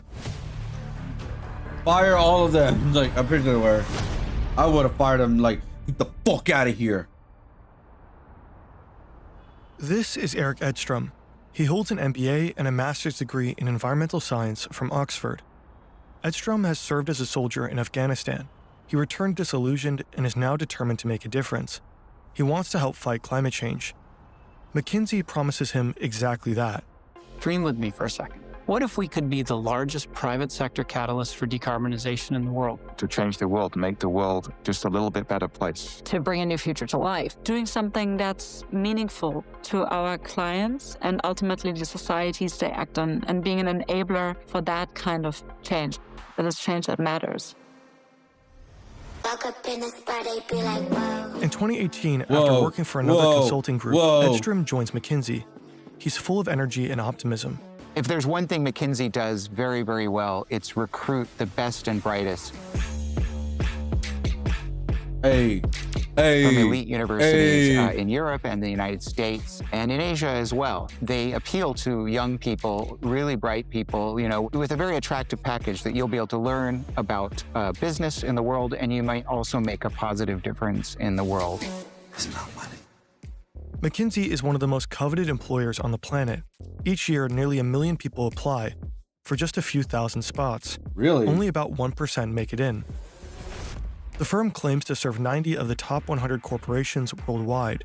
McKinsey also advises governments around the world, from ICE in the US and the German Defense Ministry, to past stints with Saudi Arabia and Russia. They're doctors for companies. They're corporate doctors. That's how they like to view themselves. In the most simple terms, they have knowledge that for many reasons companies pay for, and they pass on that knowledge for good or ill to their clients. Hiring McKinsey means getting support from a small army of exceptionally smart and highly trained advisors.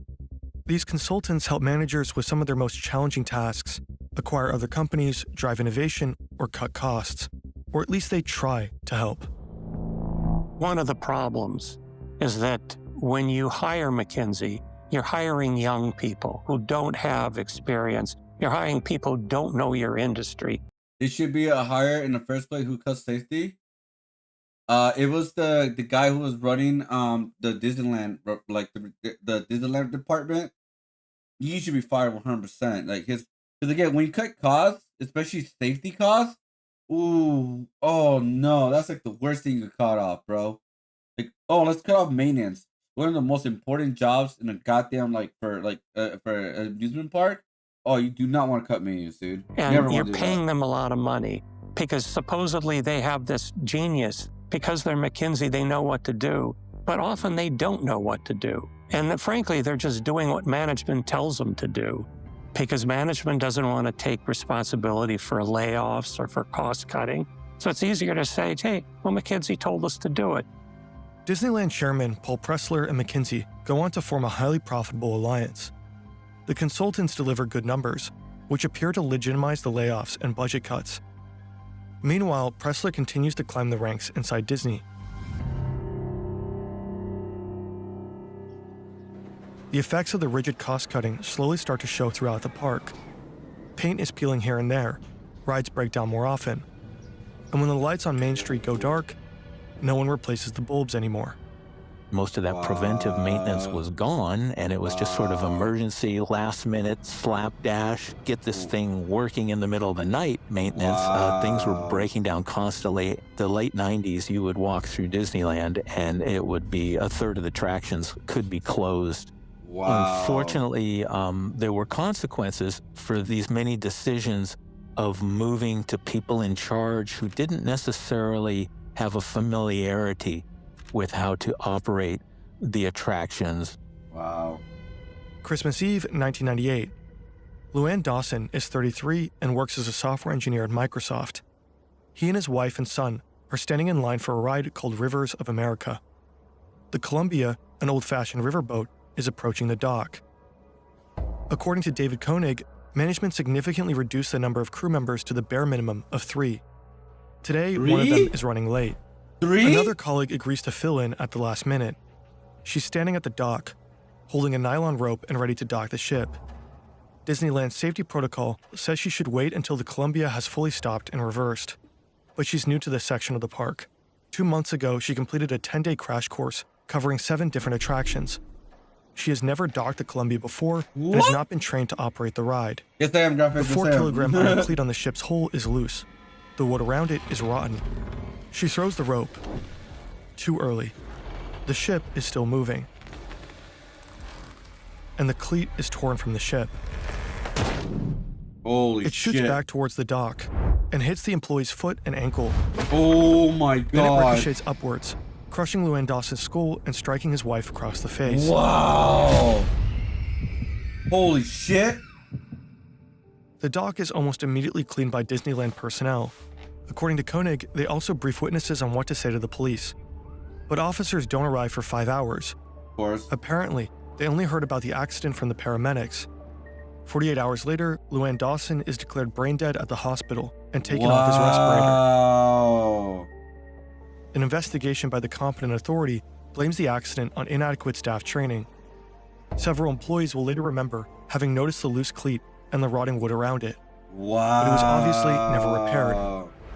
The weak wood is never formally identified as a cause of the accident. The new regime and the McKinsey recommendations had made so many cutbacks, everything sort of accumulated into this perfect storm of terror. It was horrible. The Dawson family sues the park for damages. Disney settles out of court and pays an estimated $20 to $25 million. Damn. The exact terms of the settlement are sealed. At first, Disneyland reacts by updating ride procedures and bringing back experienced ride operators across the park. Wow. But according to David Koenig, many of these safety measures are quietly rolled back soon after.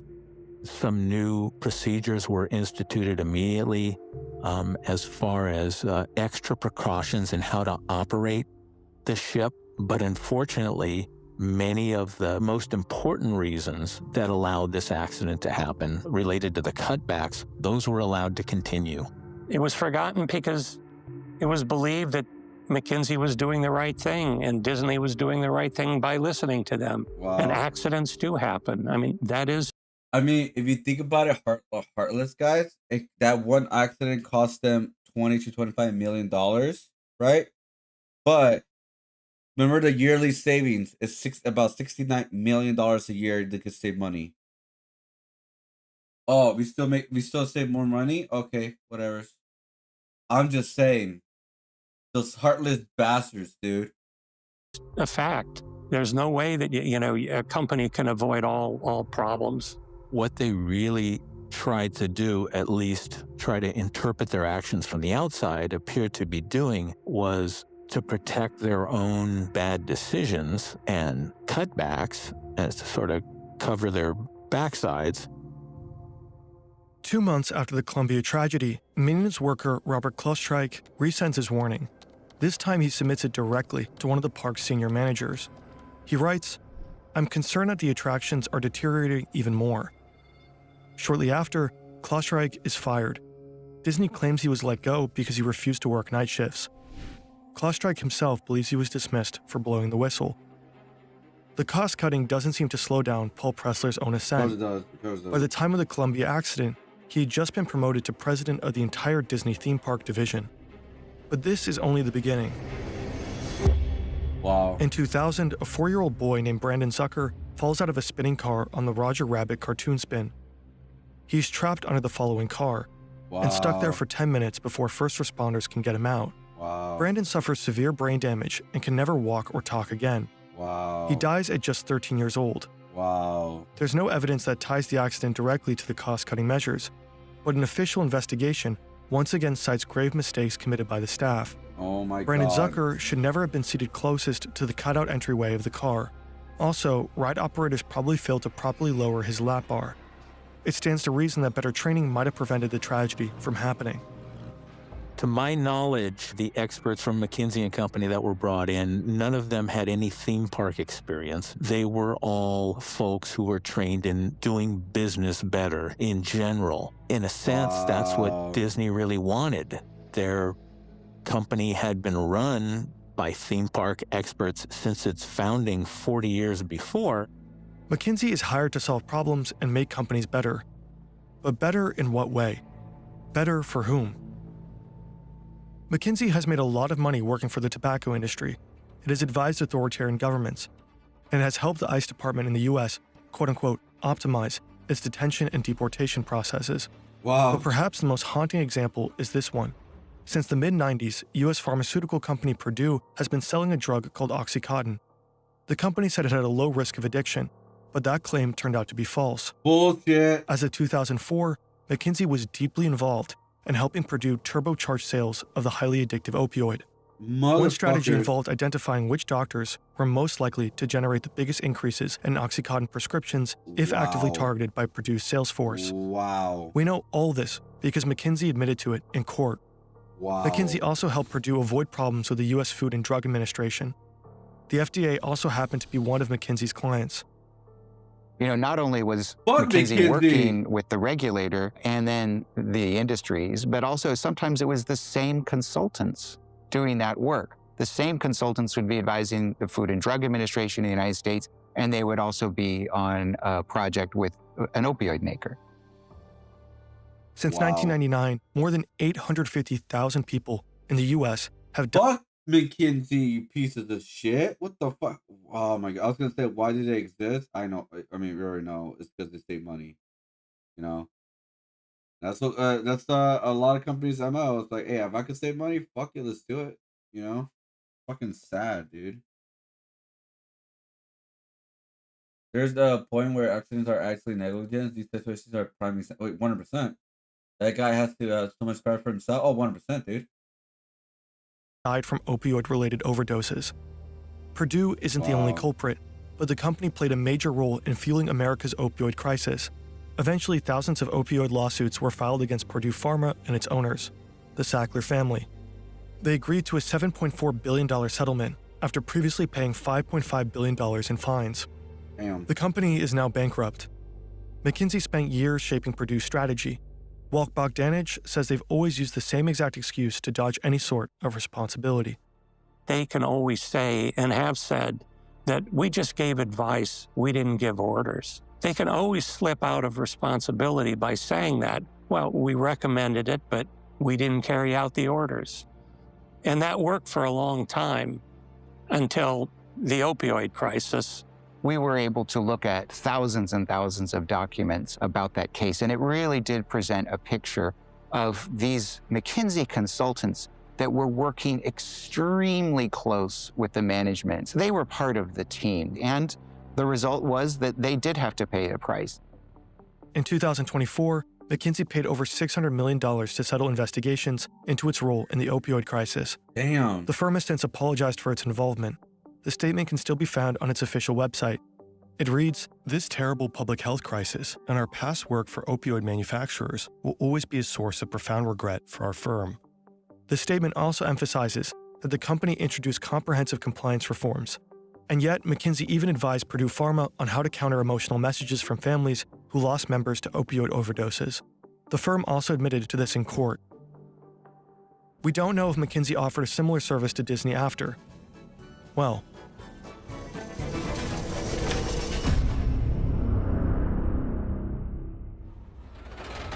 by now, more and more Disneyland employees are speaking up against McKinsey.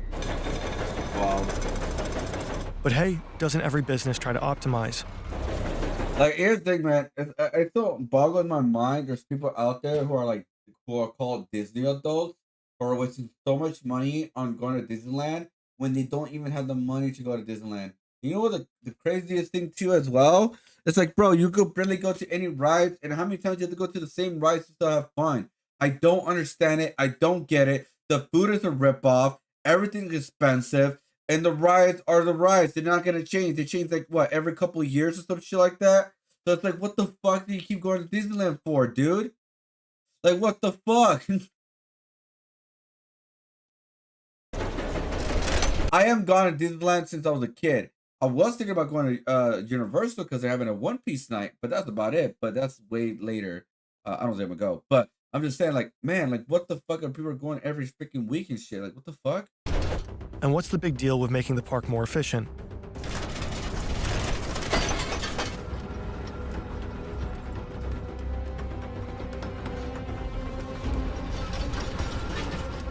Sure, you can't please everyone during a transition like this.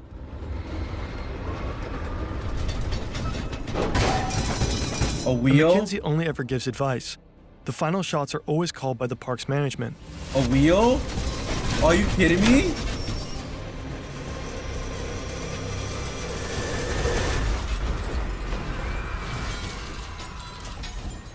Are you fucking kidding me, dude? Are you? Oh my god.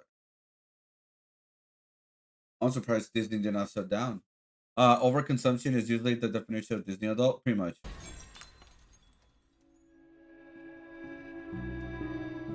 Marcelo Torres dies at only 22 years old.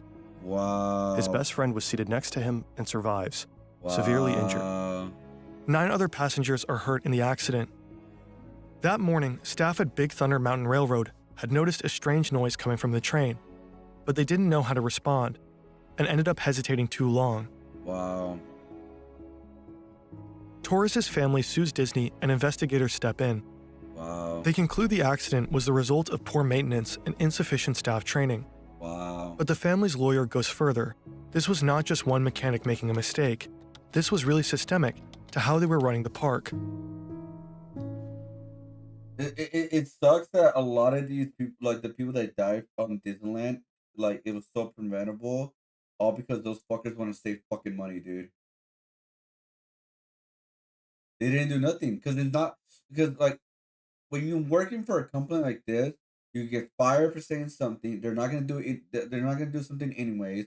The staff are like the staff don't like are not trained professionals for this kind of stuff. They don't have a worker looking at the ride every single day, dude. That's the problem. That's the whole point of negligence. There's still a lot we simply don't know about the Disneyland case, like which consultants were involved, which of their recommendations were actually implemented. Neither Disney nor Paul Pressler responded to our questions. McKinsey denies any responsibility for the accidents. Of course. One of the biggest mysteries is the maintenance system known as RCM, the method the consultants borrowed from other industries. RCM is considered a gold standard in aviation, nuclear industries, and railroad infrastructure. So why didn't it work at Disneyland? Sometimes that might be done, as we would say, in English, in cookie cutter fashion, and, the same solution for different industries. And so, perhaps what went wrong is they tried this cookie cutter approach to Disneyland that might have worked for another industry, but it didn't work there. Disney's not a normal factory. It's not an assembly line where you can just take things from other industries and say, oh, well, what worked there in this produce factory is going to work in operating the Indiana Jones adventure. We reached out to Marius Bassin, one of the leading experts on reliability-centered maintenance. His company Aladon owns the trademarks for 2 major RCM protocols. Bassin doesn't know all the technical details of what happened at Disneyland, but he strongly doubts that RCM was applied correctly. He thinks that, in theory, RCM could work in a theme park environment. But he also writes, if RCM is used to reduce costs, it is probably applied incorrectly. RCM, or reliability-centered maintenance, is not cost-centered maintenance. The problem with most RCM program implementations is that senior management and stockholders want to see immediate benefits and cost reduction. We don't know if RCM was applied incorrectly at Disneyland or is just used as a pretext for cutting costs, or whether it was the wrong approach to begin with. What we do know is that many people believe the cost-cutting measures recommended by McKinsey have played a role in the accidents. But was the firm ever held accountable? Was it? The anniversary of it? Oh. Eric Edstrom joined McKinsey full of hope and idealism, but he soon realizes that the company was not living up to its promises. I joined McKinsey in 2018, and while I was there, I found that the projects that were available were not anything like what were advertised. And rather than what you might see on a McKinsey website, which talks about vaccine cold storage or renewable energy, that in practice is far and few in between. He grows increasingly disillusioned. He can only watch as McKinsey helps fossil fuel companies become even more efficient at extracting coal and oil from the ground, even though the firm had originally recruited him with the prospect of fighting climate change. Wow. Eventually, he's had enough. He sends out a farewell statement that ricochets around McKinsey offices across the globe. We know it from the book When McKinsey Comes to Town. As an organization, McKinsey seems to talk a lot about values and principles without taking a valued or principled stand for much of anything. In my mind, McKinsey is an amoral institution, an organization that regularly takes on clients who bring harm to others. Wow. We would have loved to hear Disney and Paul Pressler's take on the allegations made against them.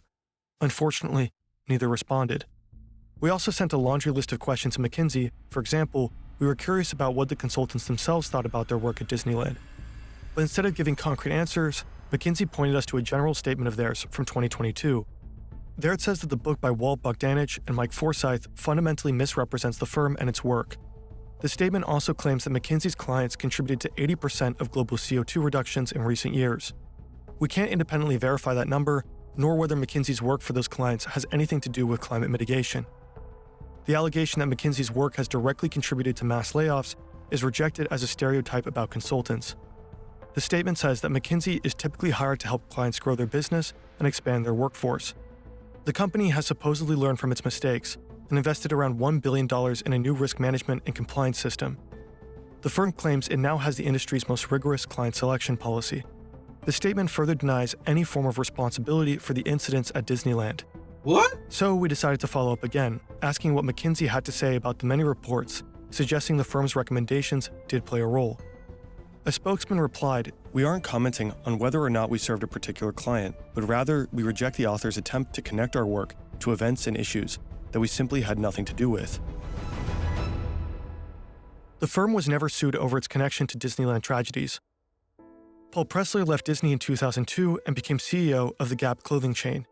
He's currently the chairman of the board of directors of eBay. What a piece of shit. The family of Marcelo Torres has reached an out-of-court settlement with Disney for an undisclosed sum. The company accepts responsibility for the Big Thunder Mountain accident. Torres' parents have given $500,000 from the settlement to provide scholarships to aspiring talents at their son's former college. Wow. Marcelo Torres was a graphic artist. Wow. So there was just all this bad publicity, and we were about less than 2 years away from the 50th anniversary of Disneyland. This is 2003, and the 50th anniversary of Disneyland was planned to be the biggest celebration the Disney company in any facet has ever had. They knew that all cameras, that not all attention, everything would be on Disneyland. Accidents were still relatively infrequent, just much more frequent than they had been before. But when the Big Thunder Mountain accident happened, they realized, oh my gosh, what are we doing? This has got to stop. Oh my God!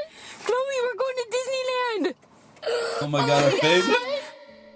Disneyland eventually recovered.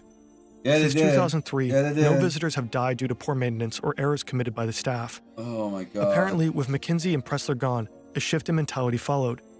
The park returned to its once stellar and globally renowned safety standards. Oh my God. And so that come 2005, for that 50th anniversary, Disneyland was truly the happiest place on earth once again. Oh my God. In 2022, Disney once again hired McKinsey. What? This time, the consultants were asked to identify redundancies and cost-saving opportunities across Disney's operations. Again? According to the Wall Street Journal, McKinsey proposed stripping top creative executives of control over how their work is marketed. Oh. And once again, Disney employees started to protest against McKinsey's recommendations. Of course.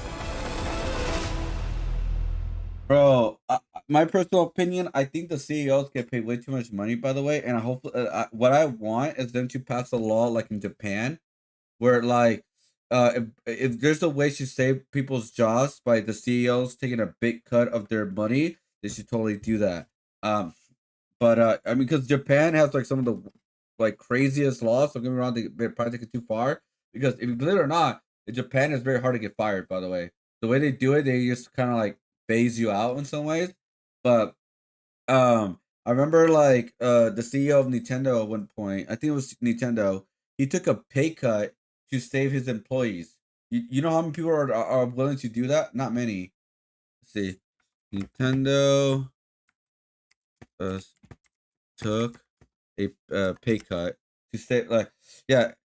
Nintendo's former CEO Satoru Iwata famously took 50% pay cut in 2014 and again in 2011 to avoid layoffs during poor sales, particularly after the Wii U struggles, demonstrating leadership, accountability, and preserving employee morale for future development. And more, the move often cited as a model protecting staff during downturns, dude. He took a 50% off, dude, to save his employees for like his mistakes.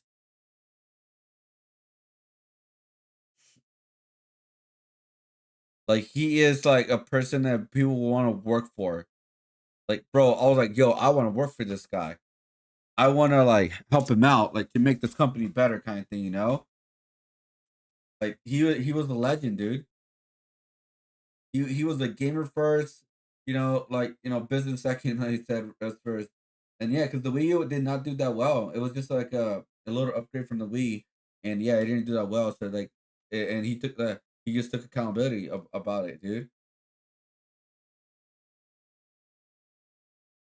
Because some CEOs get paid way too much fucking money, dude. Way too much fucking money. My personal opinion. Way too much. But anyways. All right, guys. I'm done for today, guys. I gotta finish my YouTube video real quick so I can go to bed and wake up to watch SmackDown a little bit early.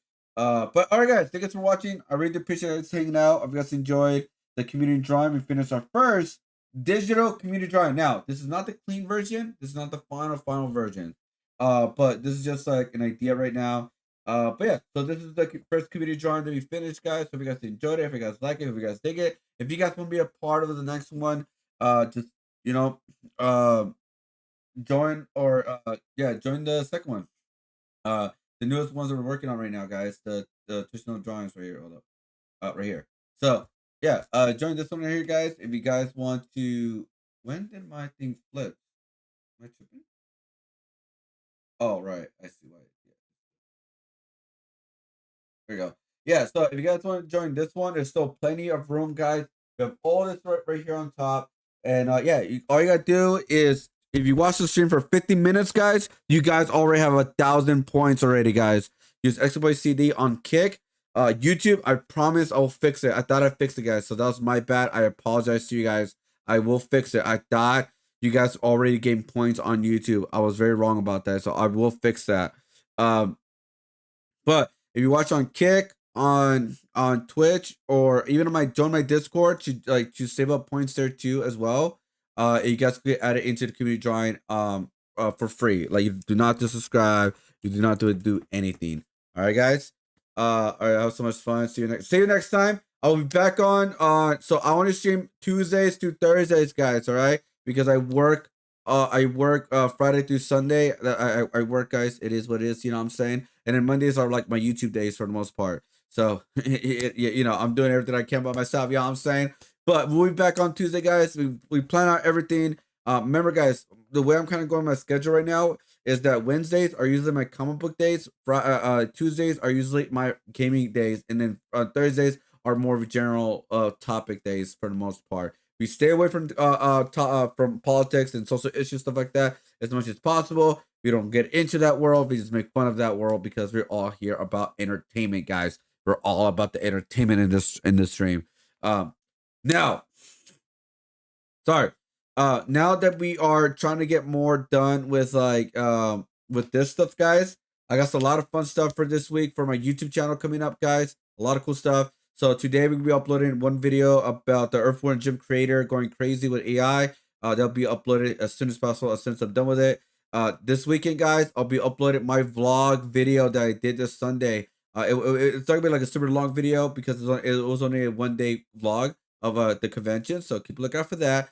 And the next week, guys, we got 2 videos I believe are gonna be uploaded next week, guys. We got the Blitz video coming up, and we also are gonna have like the Texas vlog that I did on April. So every single weekend, guys, we do fun videos that are away from art topics. I like talking about art topics. I think they're really fun. That's why I do them. We only do them on the weekdays. Weekends are like fun, other stuff away from the art topics in general. So if you guys like that, you guys dig that, check out the YouTube channel. I do upload there, or check out any of my socials to like keep up with me. If you guys use Instagram, Twitter, all the good stuff, just click on that link and you guys will get all of the stuff from there. All right, guys. So thank you for watching, guys. I hope you guys enjoyed the community drawing. I'd love to have you guys on here. Remember, guys, just lurk, watch the stream, and be part of the next community drawing, guys. Right? I would love to have you guys. Remember, guys, you guys will pick a little flower and pick a little emotion of the little flower, guys. I think this is one of my favorite drawings I've done so far of community guys, of community artwork, guys.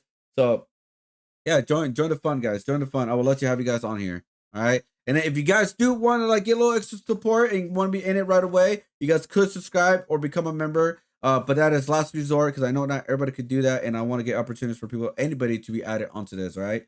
So I'm excited. I'm excited for this piece. This will be done around February for like Valentine's Day. So around the 14th will be like the last day you guys could be added onto this art piece. All right. It will not be digital right away. It will just be a traditional art piece. All right. All right, guys. Thank you for watching. I'll see you guys next time. Thank you for watching. I really do appreciate it. Bye, everybody. Have a great night. Hope you guys enjoyed this piece, and I appreciate all the support. Bye, everybody. Have a good night. Bye. Have a good night. Oh, My store will be open next month, guys. I'm gonna open my store next month. We're gonna try to raise up some money for an art show that I have for possible Chicago. So I will be uploading some new stuff on my store if you guys want to be interested on that. So keep looking for that kind of stuff. All right, bye everybody. Sorry, bye. Bye everybody. Have a good night. Bye. Sorry, my nose is like a little bit weird. Let's see. Hold up. Does this YouTube have the Discord thing or no? By the way, I just realized that. I don't think so, right? Yeah, I need to add that. Okay, yeah, I need to add the Discord thing on. Well, no, I added my browser. It's fine. No more links. All right, let's see who we could raid. By the way, is there anyone we could raid, guys, on Kick, on Twitch and all that? I need to start raiding people. Like honestly, I'm again. One of my goals this year is to collab with people. If anybody knows that want to collab with an artist, I do games too. I would love to. I would love to collab and raid and all that. Obviously, I want to support other people. Any way I can. Especially because like I'm like the one of few artists on right now. Let's be honest. This is only 2 people in the art section right now, guys. How the hell do I have 6 viewers? Like it's only 2 people in the art section. I really appreciate it, guys. Thank you guys so much. I'm like, damn.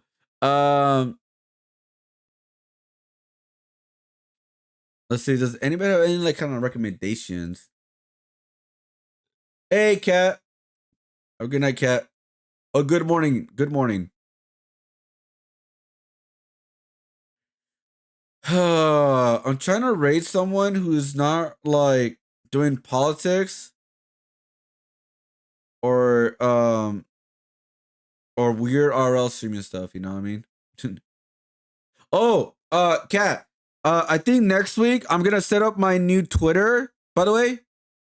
Next week I'll set up my new Twitter and my new Instagram as well. And then we'll dedicate those 2 socials for wrestling wrestling content only. I would have started today, but I just didn't have time. And then I'm gonna watch SmackDown later early in the morning around like 9 a.m. So I gotta go to bed. So all right. Let's see. Yeah. I'll next week. We'll start next week because I don't think I have enough time to do it for like for Royal Rumble and stuff like that. I'll try. I will try. But we'll see. I'll let you know.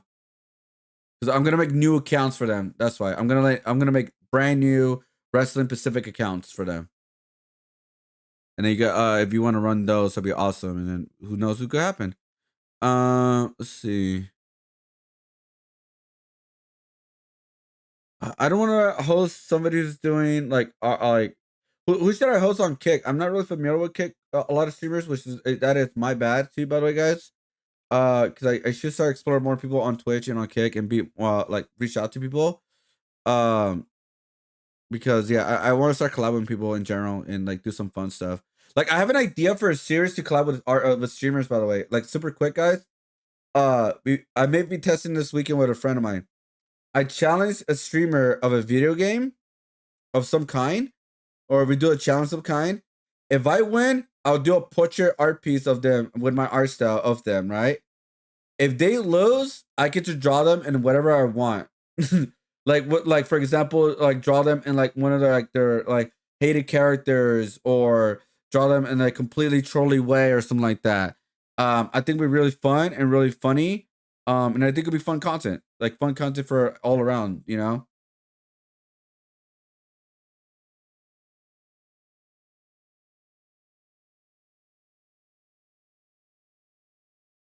Let's see.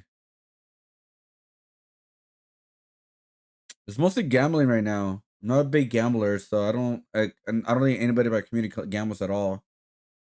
Like, hey, if you want to gamble, do you? But I don't want to go into that world. You know what I mean? You know what I mean?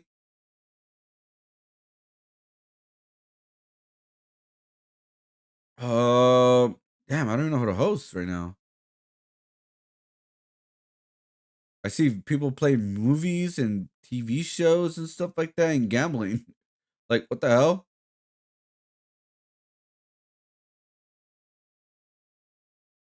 It's like, oh, wait, right. Kick is like kind of more laid back on that, right? Whatever.